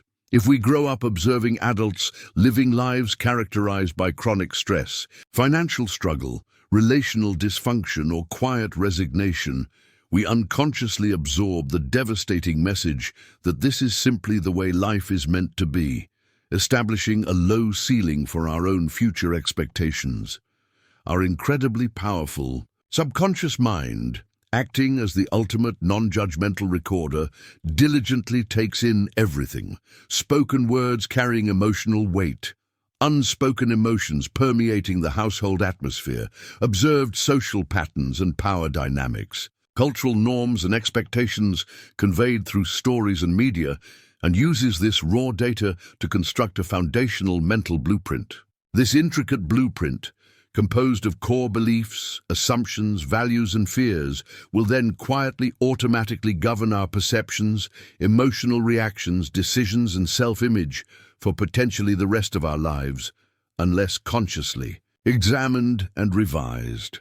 By the time we reach adulthood, this mental blueprint, this collection of installed programs and perceived limitations, is often so deeply ingrained, so seamlessly integrated into our sense of self, that we mistakenly identify with it. We believe it is who we are, but in stark reality, it is often nothing more than a complex collection of inherited beliefs, borrowed limitations, and outdated coping mechanisms, many of which may no longer serve us, or perhaps never did, yet continue to rule our lives like an invisible, autocratic force, the borrowed nature of belief. Let this truth penetrate deeply. Most of what you fundamentally believe about your own limitations is not actually yours. It is not an objective assessment of your inherent capabilities. It is largely a borrowed set of constraints, unconsciously passed down like mental heirlooms from society, parents, teachers, peers, and interpretations of past experiences. If you were told explicitly or implicitly as a child that you weren't particularly smart, you likely internalize that belief, creating a mental chain that might still cause you to doubt your intelligence today, even if objective evidence contradicts it. If you grew up constantly watching your parents struggle financially and express anxiety about money, your mind likely developed powerful unconscious associations linking money with hardship, stress, or scarcity, leading you to unknowingly sabotage opportunities for financial success later in life. If your environment consistently conditioned you to believe that taking risks inevitably leads to failure or punishment, your mind may have developed an instinctive aversion to stepping outside your comfort zone, causing you to automatically avoid opportunities, even those that could dramatically change your life for the better. And unless you actively, consciously challenge these inherited beliefs, unless you hold them up to the bright light of objective scrutiny, they remain your invisible prison walls, silently dictating what you attempt, what you avoid, how much success or happiness you allow yourself, and ultimately the person you become. You live within the confines of a reality defined by others' fears and limitations, the breakable nature of the bars. But here lies the most potent, liberating truth of all, the truth that shatters the very foundation of this mental prison. Every single one of these limitations, every single one of these chains, is ultimately breakable. The bars of this self-imposed mental prison are not made of solid, immutable reality. They exist only as long as you unconsciously accept them as real. They are constructed purely from perception, interpretation, and belief. The very moment you begin to question the deeply held beliefs you've lived by, the instant you start consciously identifying the false narratives and limiting stories that have held you captive, you begin the powerful process of dismantling the prison from the inside out. The chains do not typically shatter instantly with a single realization. But with every conscious step you take towards greater self-awareness, you incrementally weaken their grip.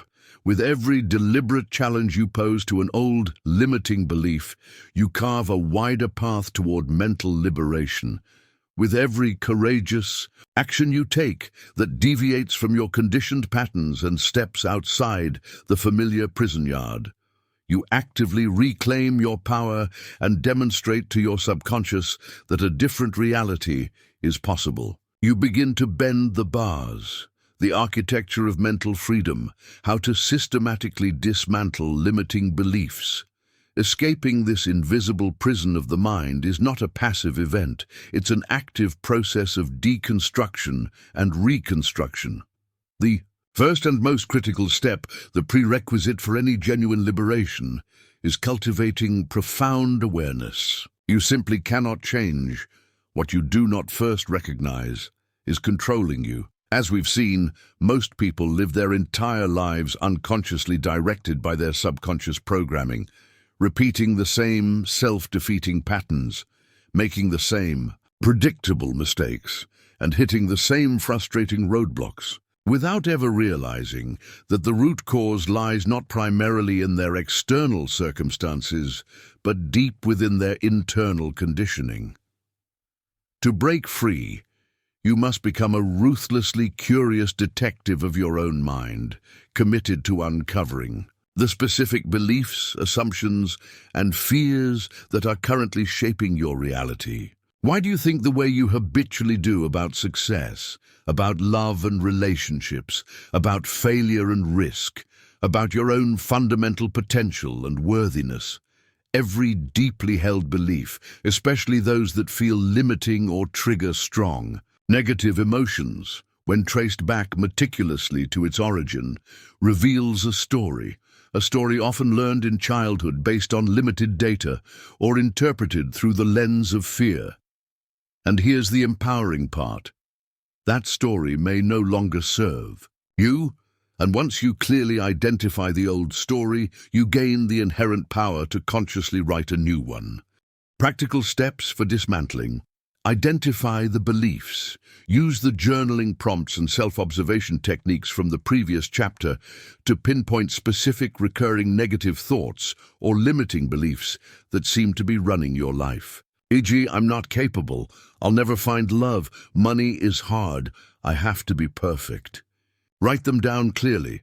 Question their validity relentlessly. Take each identified limiting belief and subject it to rigorous cross-examination. Don't accept it at face value. Ask powerful questions. Is this belief 100% objectively true always? For everyone? Almost never. Find exceptions in your own life or the lives of others. Where did I actually learn this belief? Tracing the origin diminishes its power and reveals it as learned, not inherent. What evidence contradicts this belief? Actively seek out and list concrete examples from your past or present that disprove the limitation. How does holding onto this belief serve me, or how did it try to serve me in the past? Often reveals a misguided protective intention. Can I meet that need in a more empowering way now? What is the cost of continuing to believe this in terms of lost opportunities, stress, unhappiness? Who would I be? What would I do? How would I feel if I completely let go of this belief? Right now, connects you to the feeling of freedom. Challenge with logic and evidence. The more you consciously challenge these ingrained beliefs with objective logic, hard counter-evidence from your own experience, and awareness of their origins, the more you weaken their neurological hold over you. You are essentially presenting contradictory data to your subconscious operating system. Replace with empowering alternatives. Awareness and questioning alone are often not enough. You must actively, consciously choose and install new, empowering beliefs to replace the old ones. Your subconscious mind doesn't operate well in a vacuum. It will always default back to the familiar programs unless new ones are deliberately and consistently installed. Craft specific, positive, present tense affirmations that represent the opposite of the limiting belief, e.g., limiting, I'm not good enough. Empowering, I am inherently worthy and constantly growing. Use visualization to vividly imagine yourself living, acting, and feeling according to the new, empowering belief. Make it feel real. Shift your identity. Consciously decide to be the person who embodies the new belief. Reinforce through consistent action. Most crucial step. This is where the prison bars truly begin to bend and break. You must consistently act in alignment with your new, chosen, empowering beliefs, especially when the old fear or doubt arises. Every time you act boldly despite fear, speak confidently despite insecurity, or pursue an opportunity despite the old narrative of limitation, you're physically rewiring your brain through neuroplasticity. You are demonstrating the truth of the new belief to your subconscious through tangible experience. This is not about faking it. It's about actively installing the new reality through behavioral proof. The nature of the transformation. Remember, This process of dismantling the mental prison is typically not a single, dramatic explosion of freedom. It's more often like systematically chipping away at the mortar between the bricks, loosening the chains, link by link. It's a gradual, cumulative process of redefining who you are at a fundamental, subconscious level through persistent awareness, conscious choice, and courageous action. It requires commitment and patience, but the result is permanent, authentic liberation. The mind's resistance. Why breaking free feels uncomfortable. As you begin this courageous work of challenging old beliefs and stepping outside the familiar walls of your mental prison, something predictable yet often disconcerting happens. Resistance intensifies. Your mind, specifically your subconscious, and its ingrained survival mechanisms, like the amygdala, does not readily relinquish control or embrace change, even if that change is consciously desired and objectively positive. Like a vigilant, overly cautious prison guard accustomed to the old routine, your mind will likely try to pull you back into the familiar patterns. It might amplify feelings of doubt. Are you sure about this? Maybe the old way was better. It might conjure up compelling distractions or rationalizations. You're too tired today. You should wait until... It might trigger sudden waves of fear, anxiety, or overwhelm, making the path forward feel incredibly difficult or even dangerous. It is absolutely crucial to understand. This surge of resistance is not a sign that you are failing or that breaking free is impossible for you. On the contrary, it is often a positive confirmation that you are succeeding. Resistance arises precisely because you are pushing against deeply ingrained programming. You are challenging the status quo. You are forcing your subconscious mind to adapt, to stretch, to rewire itself to accommodate a new, unfamiliar reality. And that process often feels uncomfortable, like stretching a muscle that has been tight and unused for a very long time. The exercise analogy revisited. Think again of exercising a muscle that has never been properly worked before. The first few times you engage it, it feels unnatural, awkward, perhaps even genuinely painful. Your body protests. Your mind immediately searches for compelling excuses to stop. This hurts. I might injure myself. I can do it tomorrow. But if you persist through that initial discomfort, if you keep showing up consistently, something remarkable happens. The discomfort gradually fades. The movement becomes smoother, easier, more natural. Eventually, what once felt impossible or intensely difficult becomes automatic, even enjoyable. The muscle has adapted. It has grown stronger. The exact same principle applies to mental and emotional rewiring. The more you consistently challenge your old limiting beliefs, the more natural and believable the new empowering ones become. The more you consistently take bold actions despite fear, the less power fear holds over you, and the more confident you become. What initially felt like an impossible, uncomfortable transformation gradually becomes your new normal. The walls of the prison recede as you build the muscles of freedom. The ultimate truth: you were never truly trapped. At the very core of this entire journey of mental liberation lies a single, profound, life-altering truth. You were never truly trapped in the first place.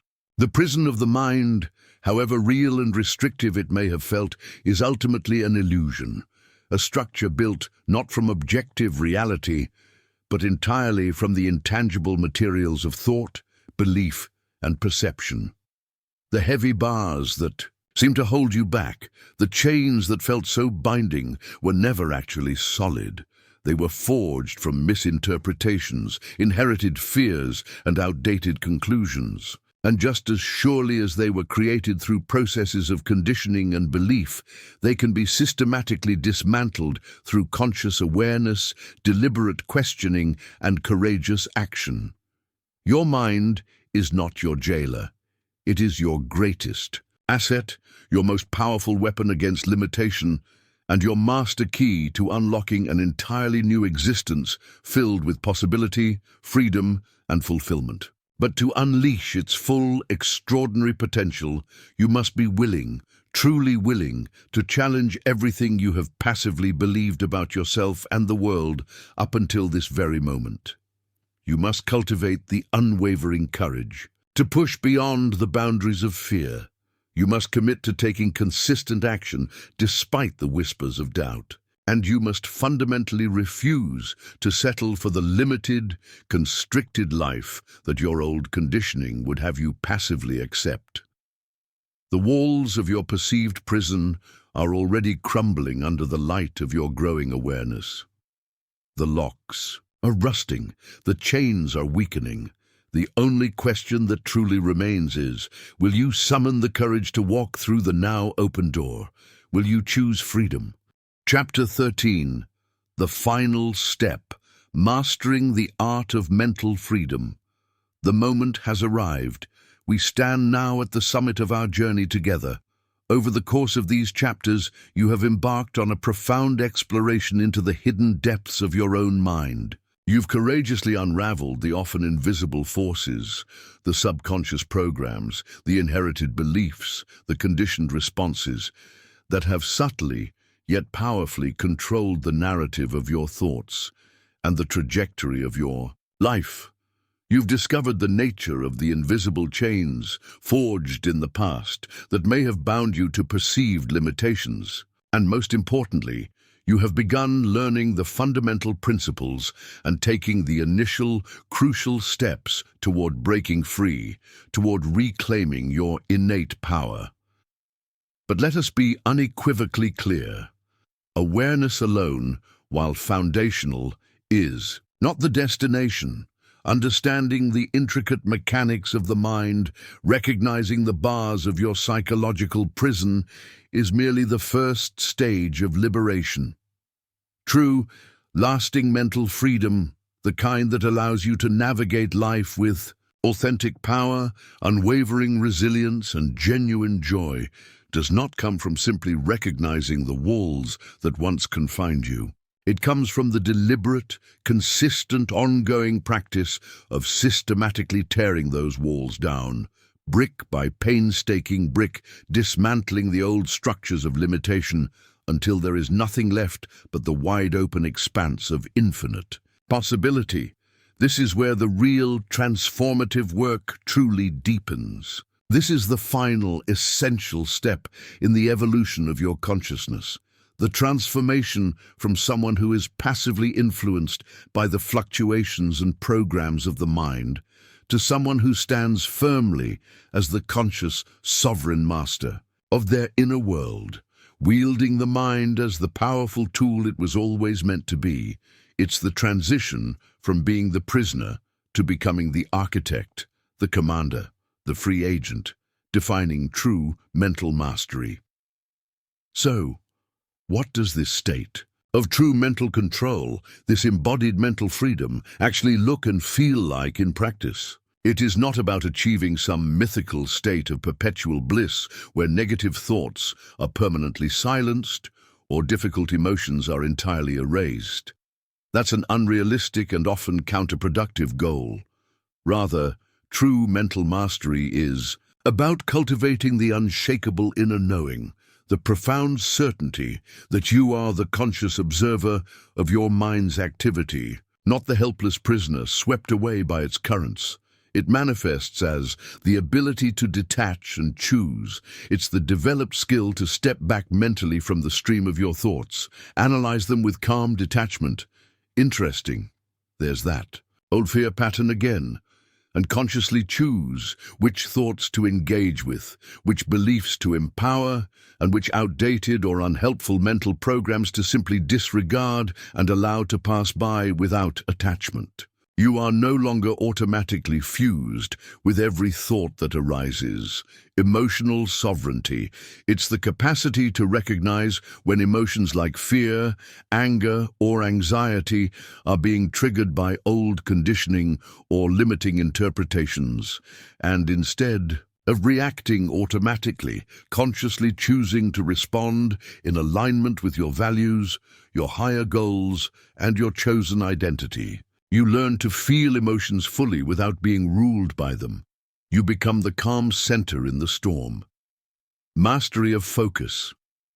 It's the cultivated ability to direct your attention intentionally, sustaining deep focus on what truly matters so profoundly that the constant lure of external distractions and internal mental chatter loses its hypnotic grip on you. You decide where your most precious resource, your attention, is allocated.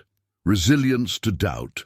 It's reaching a state where self-doubt may still occasionally knock at the door of your mind, as old patterns sometimes resurface. But it is, never again, allowed to take control of the steering wheel of your life. You acknowledge its presence, perhaps even thank it for trying to protect you, but you confidently stay the course towards your chosen destination. In essence, profound mental mastery signifies a fundamental shift in your locus of control. From reacting passively to the mind's automatic outputs, to consciously choosing your internal state and external responses. From being perpetually at the mercy of unconscious programming installed by the past, to becoming the deliberate architect of your own present and future mind. The mind as a trainable tool. Final reinforcement. The cornerstone. The foundational. Understanding required to reach this level of mastery is the complete internalization of the truth that your mind is not your enemy. It is not some rogue entity constantly plotting against your happiness. It is, in fact, your most powerful, versatile, and readily available tool. It is not something to be fought against, suppressed, or feared. It is something to be understood, respected, and skillfully trained.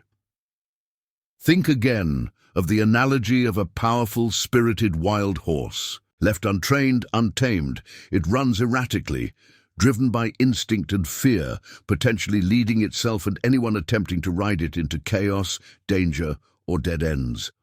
Its immense power is undirected, potentially destructive.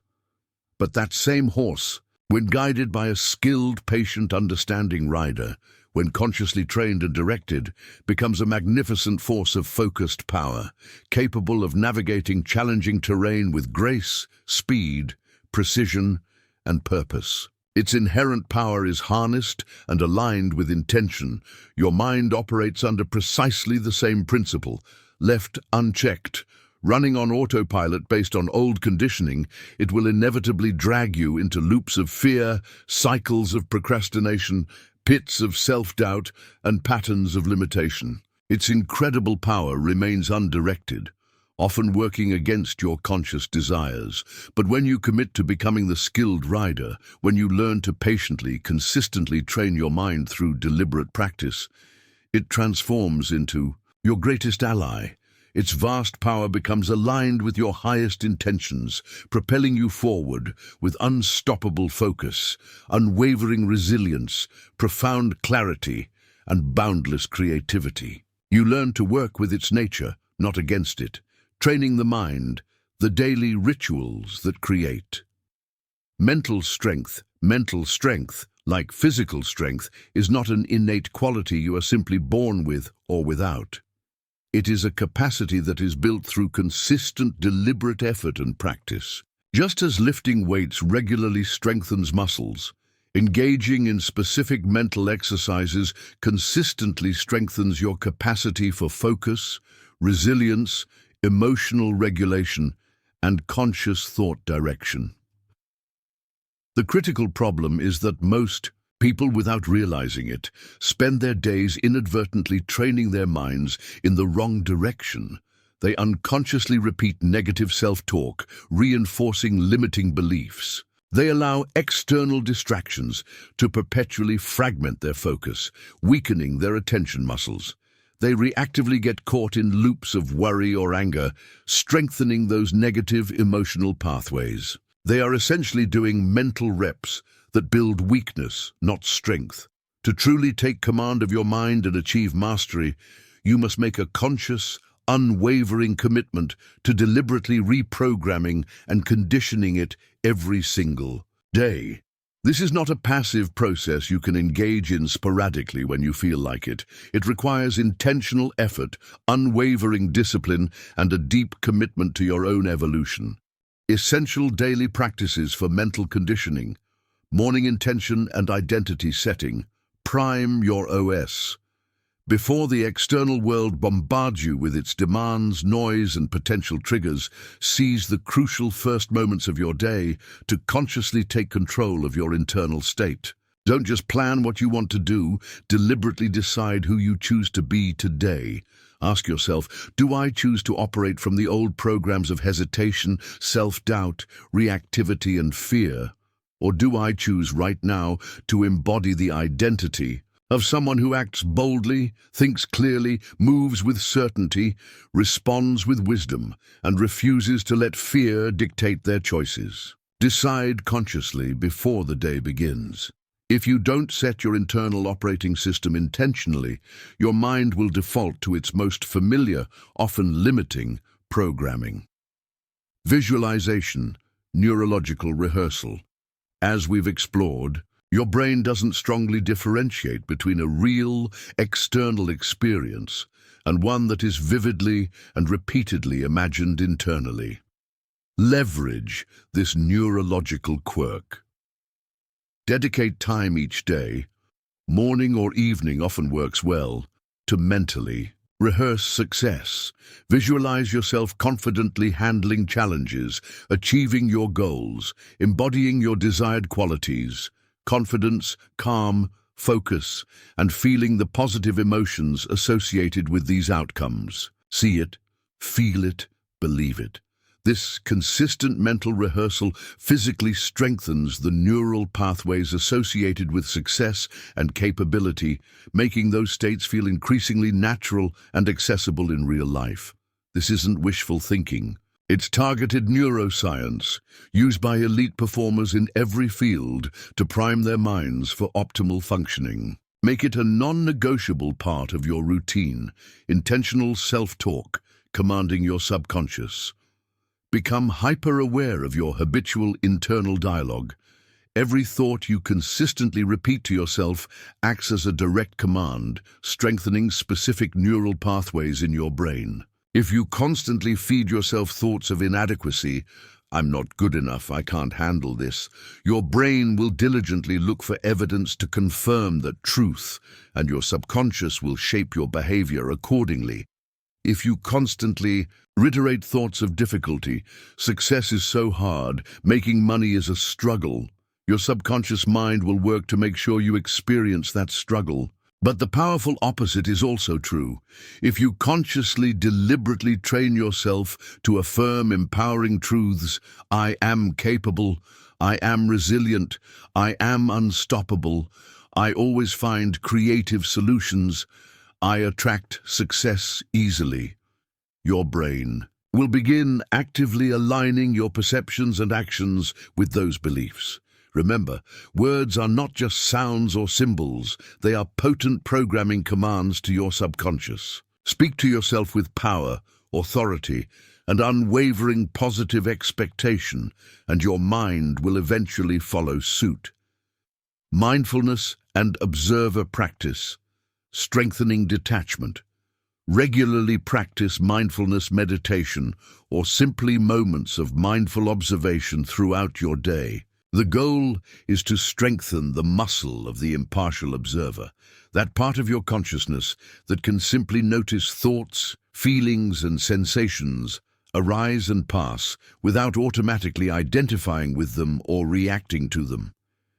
Even 5 or 10 minutes daily can significantly enhance your ability to detach from negative thought loops, regulate emotional reactivity, and maintain a state of inner calm amidst external chaos. This practice cultivates the space between stimulus and response, wherein lies your freedom to choose. Reclaiming focus, how to guard your precious mental energy. One of the greatest, most pervasive threats to achieving mental mastery in our modern world is the relentless onslaught of distraction. The battle for your attention is fierce, constant, and waged by incredibly sophisticated forces. Social media algorithms designed for addiction, breaking news cycles fueled by fear and outrage, endless notifications pinging for your immediate response. These things are often framed as harmless entertainment or necessary information, but in reality, they are frequently precision-engineered to hijack your focus, scatter your thoughts, deplete your cognitive resources, and significantly weaken your ability to consciously direct your own mind with purpose and intention. Understand this critical connection. The more chronically distracted you are, the less power you have over your own thoughts and emotions. A scattered mind is a reactive mind, easily pulled off course by external stimuli or internal anxieties.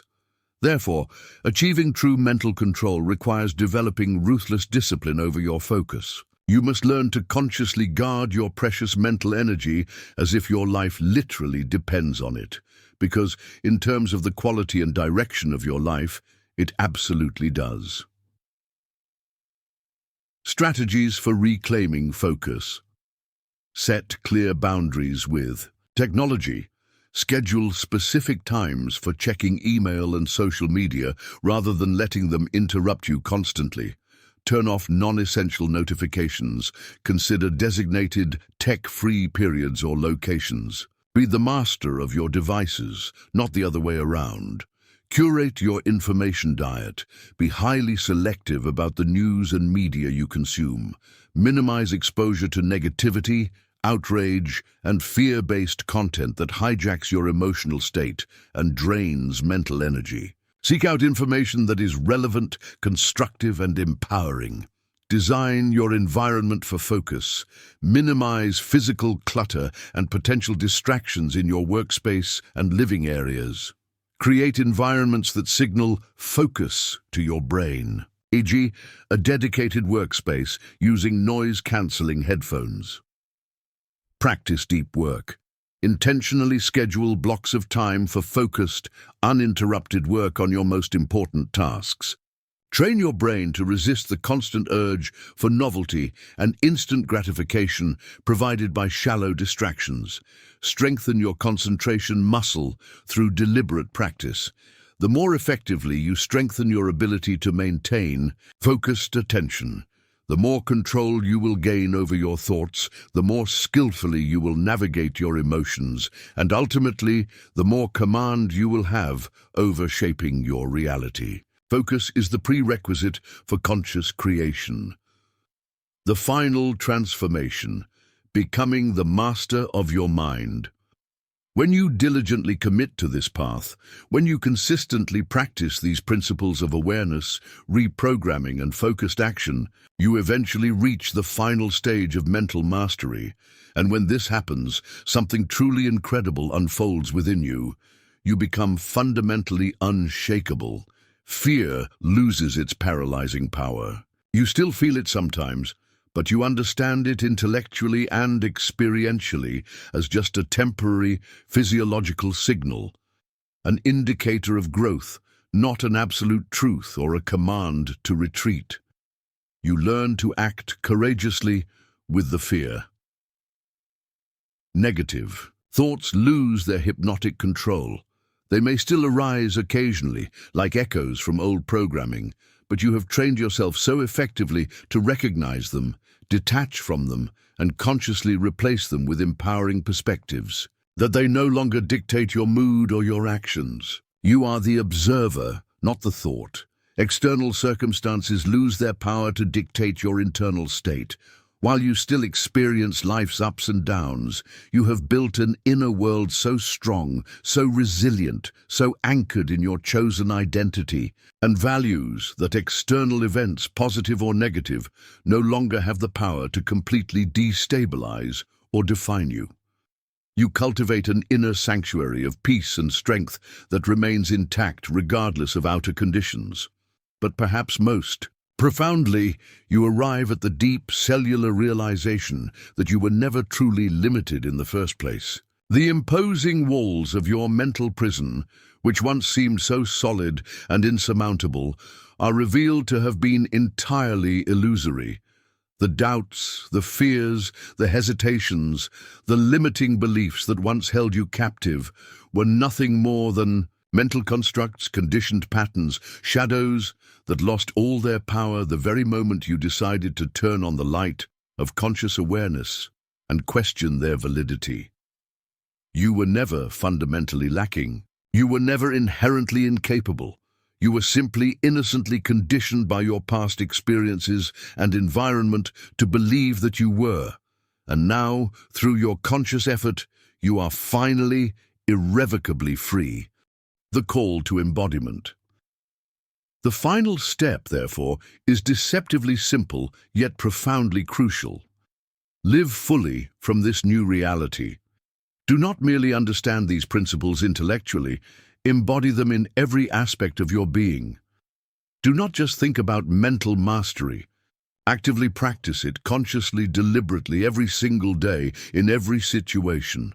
Make it your way of life. The world truly belongs to those who have achieved mastery over their own minds, because when you control your mind, when you can consciously direct your thoughts, skillfully manage your emotions, and intentionally focus your actions, you gain the power to control everything that truly matters: your experience of life, your contribution to the world, and the legacy you create. So ask yourself one final, defining question. Who will you choose to be, starting from this precise moment forward?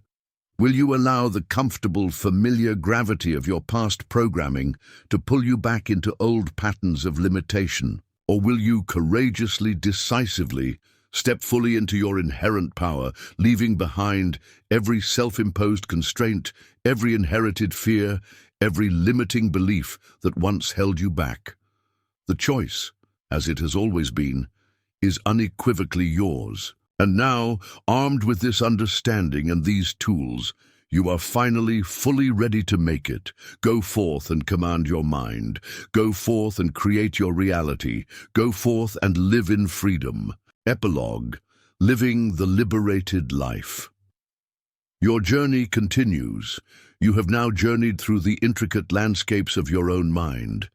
You've explored the hidden mechanisms of the subconscious, confronted the invisible chains of limiting beliefs, understood the dynamics of internal resistance, and learned the powerful principles of conscious reprogramming. You stand now not at an end, but at a profound beginning. The knowledge you've gained is potent. The strategies you've learned are transformative. But knowledge and strategy, left unused, are like seeds left unplanted, dormant potential that never breaks ground. The true measure of this journey's success lies not in what you now know, but in what you now choose to consistently do. The core truths revisited. Let the core truths we've uncovered become the unwavering compass for your ongoing journey. Your subconscious shapes your reality. Recognize that your deep-seated beliefs, fears, and expectations are the primary architects of your perceived world. Your inner landscape manifests outwardly. You can reprogram your mind. You are not permanently bound by past conditioning. Through neuroplasticity, driven by awareness, repetition, emotion, and action, you possess the innate power to rewrite your mental code. Awareness is the first key. You cannot change what you do not see. Cultivating mindful self-observation is the prerequisite for identifying the limiting programs you wish to change. Action is the master key. Reprogramming is not merely a mental exercise. Consistent action, aligned with your desired reality and chosen identity, is the most powerful way to rewire your brain and prove the new truth to your subconscious. Action builds belief. Identity is destiny. The most profound transformation occurs when you shift who you fundamentally believe you are, embody the identity of the person you wish to become, and your thoughts, feelings, and actions will naturally align. Resistance is normal and conquerable. Expect discomfort and internal friction as you push beyond old boundaries. Recognize resistance not as a stop sign, but as evidence of growth, and learn the strategies to move through it. Mental freedom is a practice, not a destination. Mastery is not a one-time achievement, but an ongoing commitment to conscious living, continuous learning, and diligent application of these principles. Your path forward, practical next steps. The journey from understanding to mastery requires immediate and sustained application. Here are practical steps you can take, starting today. Identify one core limiting belief. Don't try to overhaul everything at once. Choose one significant limiting belief that you recognize is holding you back, e.g., around money, confidence, relationships. Commit to dismantling this belief first. Craft your counter-belief and affirmations. Clearly articulate the new, empowering belief you want to install. Create powerful present-tense affirmations around it. Schedule daily reprogramming. Time. Dedicate 10-15 minutes every single day, non-negotiable, specifically for reprogramming work. Use this time for feelingized affirmations, repeating your affirmations with genuine emotion. Immersive visualization, mentally rehearsing living from the new belief identity. Gratitude, feeling grateful for the desired outcome as if already achieved. Commit to one aligned action daily. Identify one small, manageable action you can take today that aligns with your new belief and pushes you slightly outside your comfort zone. Do it, regardless of resistance. Track these small wins. Become a vigilant observer. Throughout your day, practice noticing your thoughts and feelings without judgment. Catch the old limiting belief when it tries to resurface. Acknowledge it, challenge it. Is that really true? And consciously pivot to your chosen empowering thought. Curate your environment. Start making small changes to your physical and informational environment to support your new identity and beliefs. Unfollow negative social media accounts. Listen to inspiring podcasts. Place your written affirmations where you'll see them. Be patient, persistent, and compassionate. Reprogramming takes time. There will be good days and challenging days. Celebrate progress, not perfection. Be kind to yourself during moments of resistance, but remain fiercely committed to the path. Persistence is the ultimate superpower. The unfolding journey. Mastering your mind is the ultimate adventure. It's the path to unlocking capabilities you never knew you possessed, experiencing levels of joy and fulfillment you may not have thought possible, and making the unique contribution to the world that only you can make. You now hold the map. You possess the tools. You understand the terrain. The power to break free from any remaining chains, to design your reality, and to live a life of authentic freedom and purpose rests firmly, unequivocally within you. The hidden puppeteer no longer needs to control the strings. You have learned how to become the conscious director. The invisible prison walls have been revealed as illusions. You have learned how to walk free. The war within does not need to be endless. You have learned how to claim victory. Step forward from this moment not just as a listener who absorbed information, but as a conscious creator who is ready to apply it. Embrace the ongoing practice. Trust the process. Trust yourself. Your liberated life awaits. The journey continues now under your command. Go live it. Bonus section: sustaining momentum and deepening your mastery. You've crossed the threshold. You understand the principles, you've begun the practices, and you've committed to becoming the conscious commander of your inner world. But like maintaining peak physical fitness requires ongoing training, sustaining mental mastery requires consistent attention and refinement. Here are some advanced considerations and practices to deepen your journey. Navigating setbacks and relapses with grace, building deeper resilience. It's almost inevitable that, even after significant progress, old patterns or limiting beliefs might occasionally resurface, especially during times of high stress, fatigue, or unexpected challenges. The crucial difference now is how you respond. Recognize, don't ruminate. When an old negative thought pattern or feeling of resistance emerges, simply recognize it for what it is: an echo of old programming. Observe it. Ah, there's that old feeling of inadequacy again. Avoid self-judgment. Resist the urge to criticize yourself. I thought I was past this. I failed. Setbacks are not failures. They are data points. They highlight areas where the new programming might need further reinforcement or where external stressors have temporarily lowered your mental defenses. Re-engage your tools immediately. Don't let the setback spiral. Immediately re-engage the core practices. Consciously choose your empowering belief, reaffirm your identity, take a small, aligned action, practice mindful breathing to regulate your nervous system.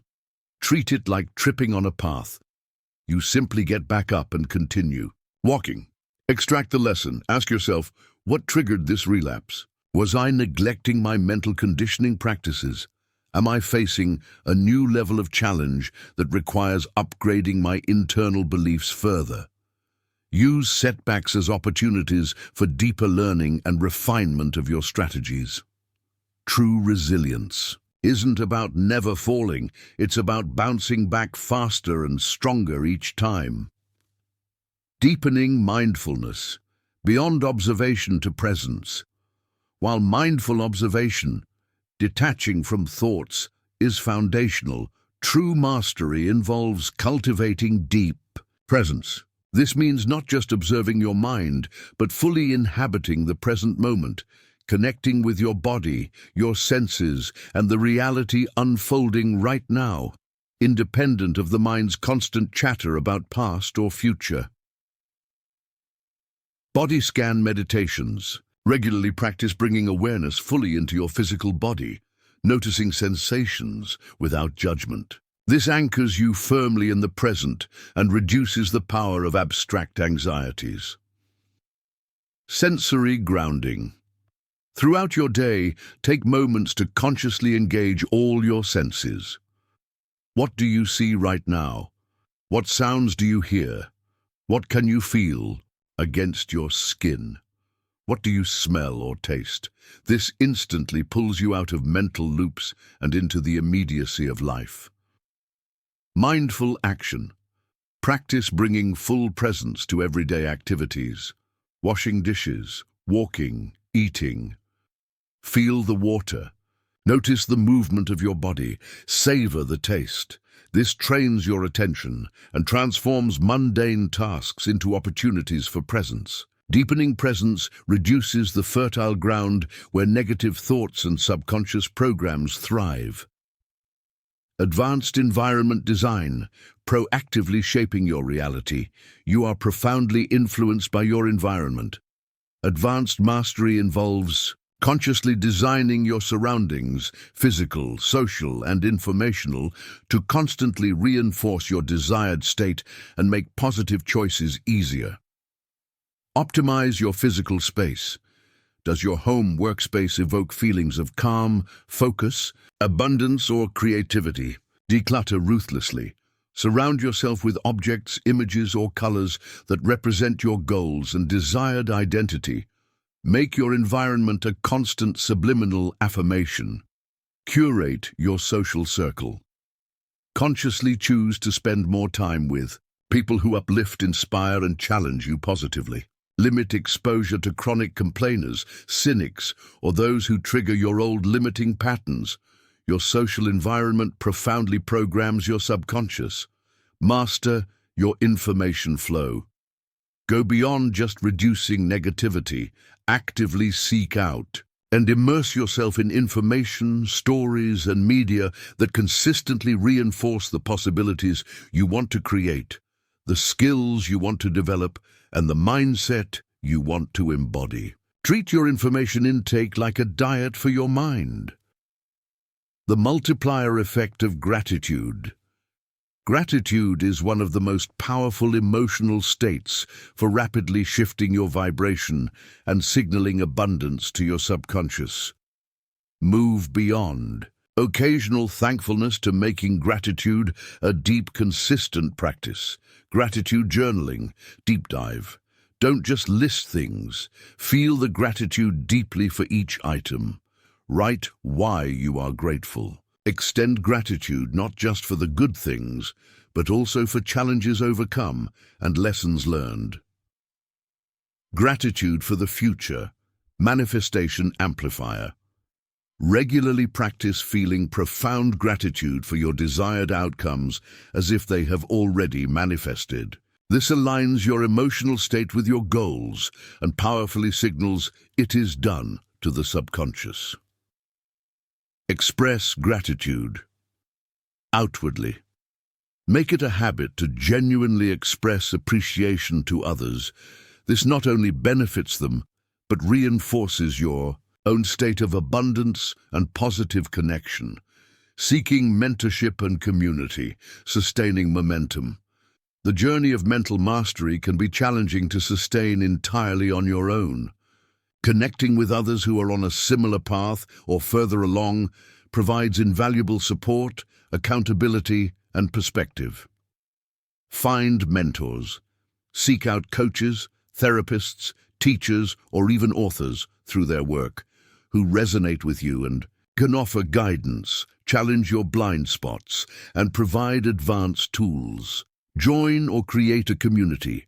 Engage with mastermind groups, workshops, online forums, or local meetups focused on personal growth, mindfulness, or specific goals. Sharing experiences, celebrating wins, and learning from others creates powerful synergy and helps maintain motivation during difficult times. Accountability partners can also be incredibly effective. Living the liberated life. Mastering your mind is not about achieving a static state of perfection. It's about embracing a dynamic, ongoing process of conscious evolution. It's about choosing, moment by moment, to operate from a place of awareness, intention, and empowerment, rather than from the autopilot of past conditioning. The tools and understanding you now possess are your birthright, the keys to unlocking the incredible potential that has always resided within you. Use them diligently, use them wisely, use them consistently. As you continue this practice, you will notice profound shifts, not just within yourself, but in the very fabric of your external reality. You will navigate challenges with greater ease, attract opportunities more readily, build deeper connections, experience more joy, and live with a profound sense of purpose and freedom. You are the architect. You are the commander. You are the creator. Your greatest masterpiece, a life lived in true mental freedom, is now yours to consciously design and experience. The journey never truly ends, but evolves into ever-expanding horizons of possibility. Continue exploring, continue growing, continue mastering the magnificent instrument of your own mind. Final reflection, the conscious contributor. Living your mastery in the world, you stand now not just as the master of your inner world, but as a potential beacon in the outer world. The journey of mastering your mind, while deeply personal, rarely remains confined solely within the individual. True mental freedom inevitably ripples outward, subtly yet powerfully influencing your interactions, your contributions, and the very energy you bring into every space you occupy, from inner peace to outer impact. When you consistently operate from a place of inner calm, clarity, and conscious choice, free from the reactivity driven by old fears and limiting beliefs, you naturally become a more effective, compassionate, and inspiring presence in the lives of others. Enhanced relationships. Your ability to manage your own emotions prevents unnecessary conflict.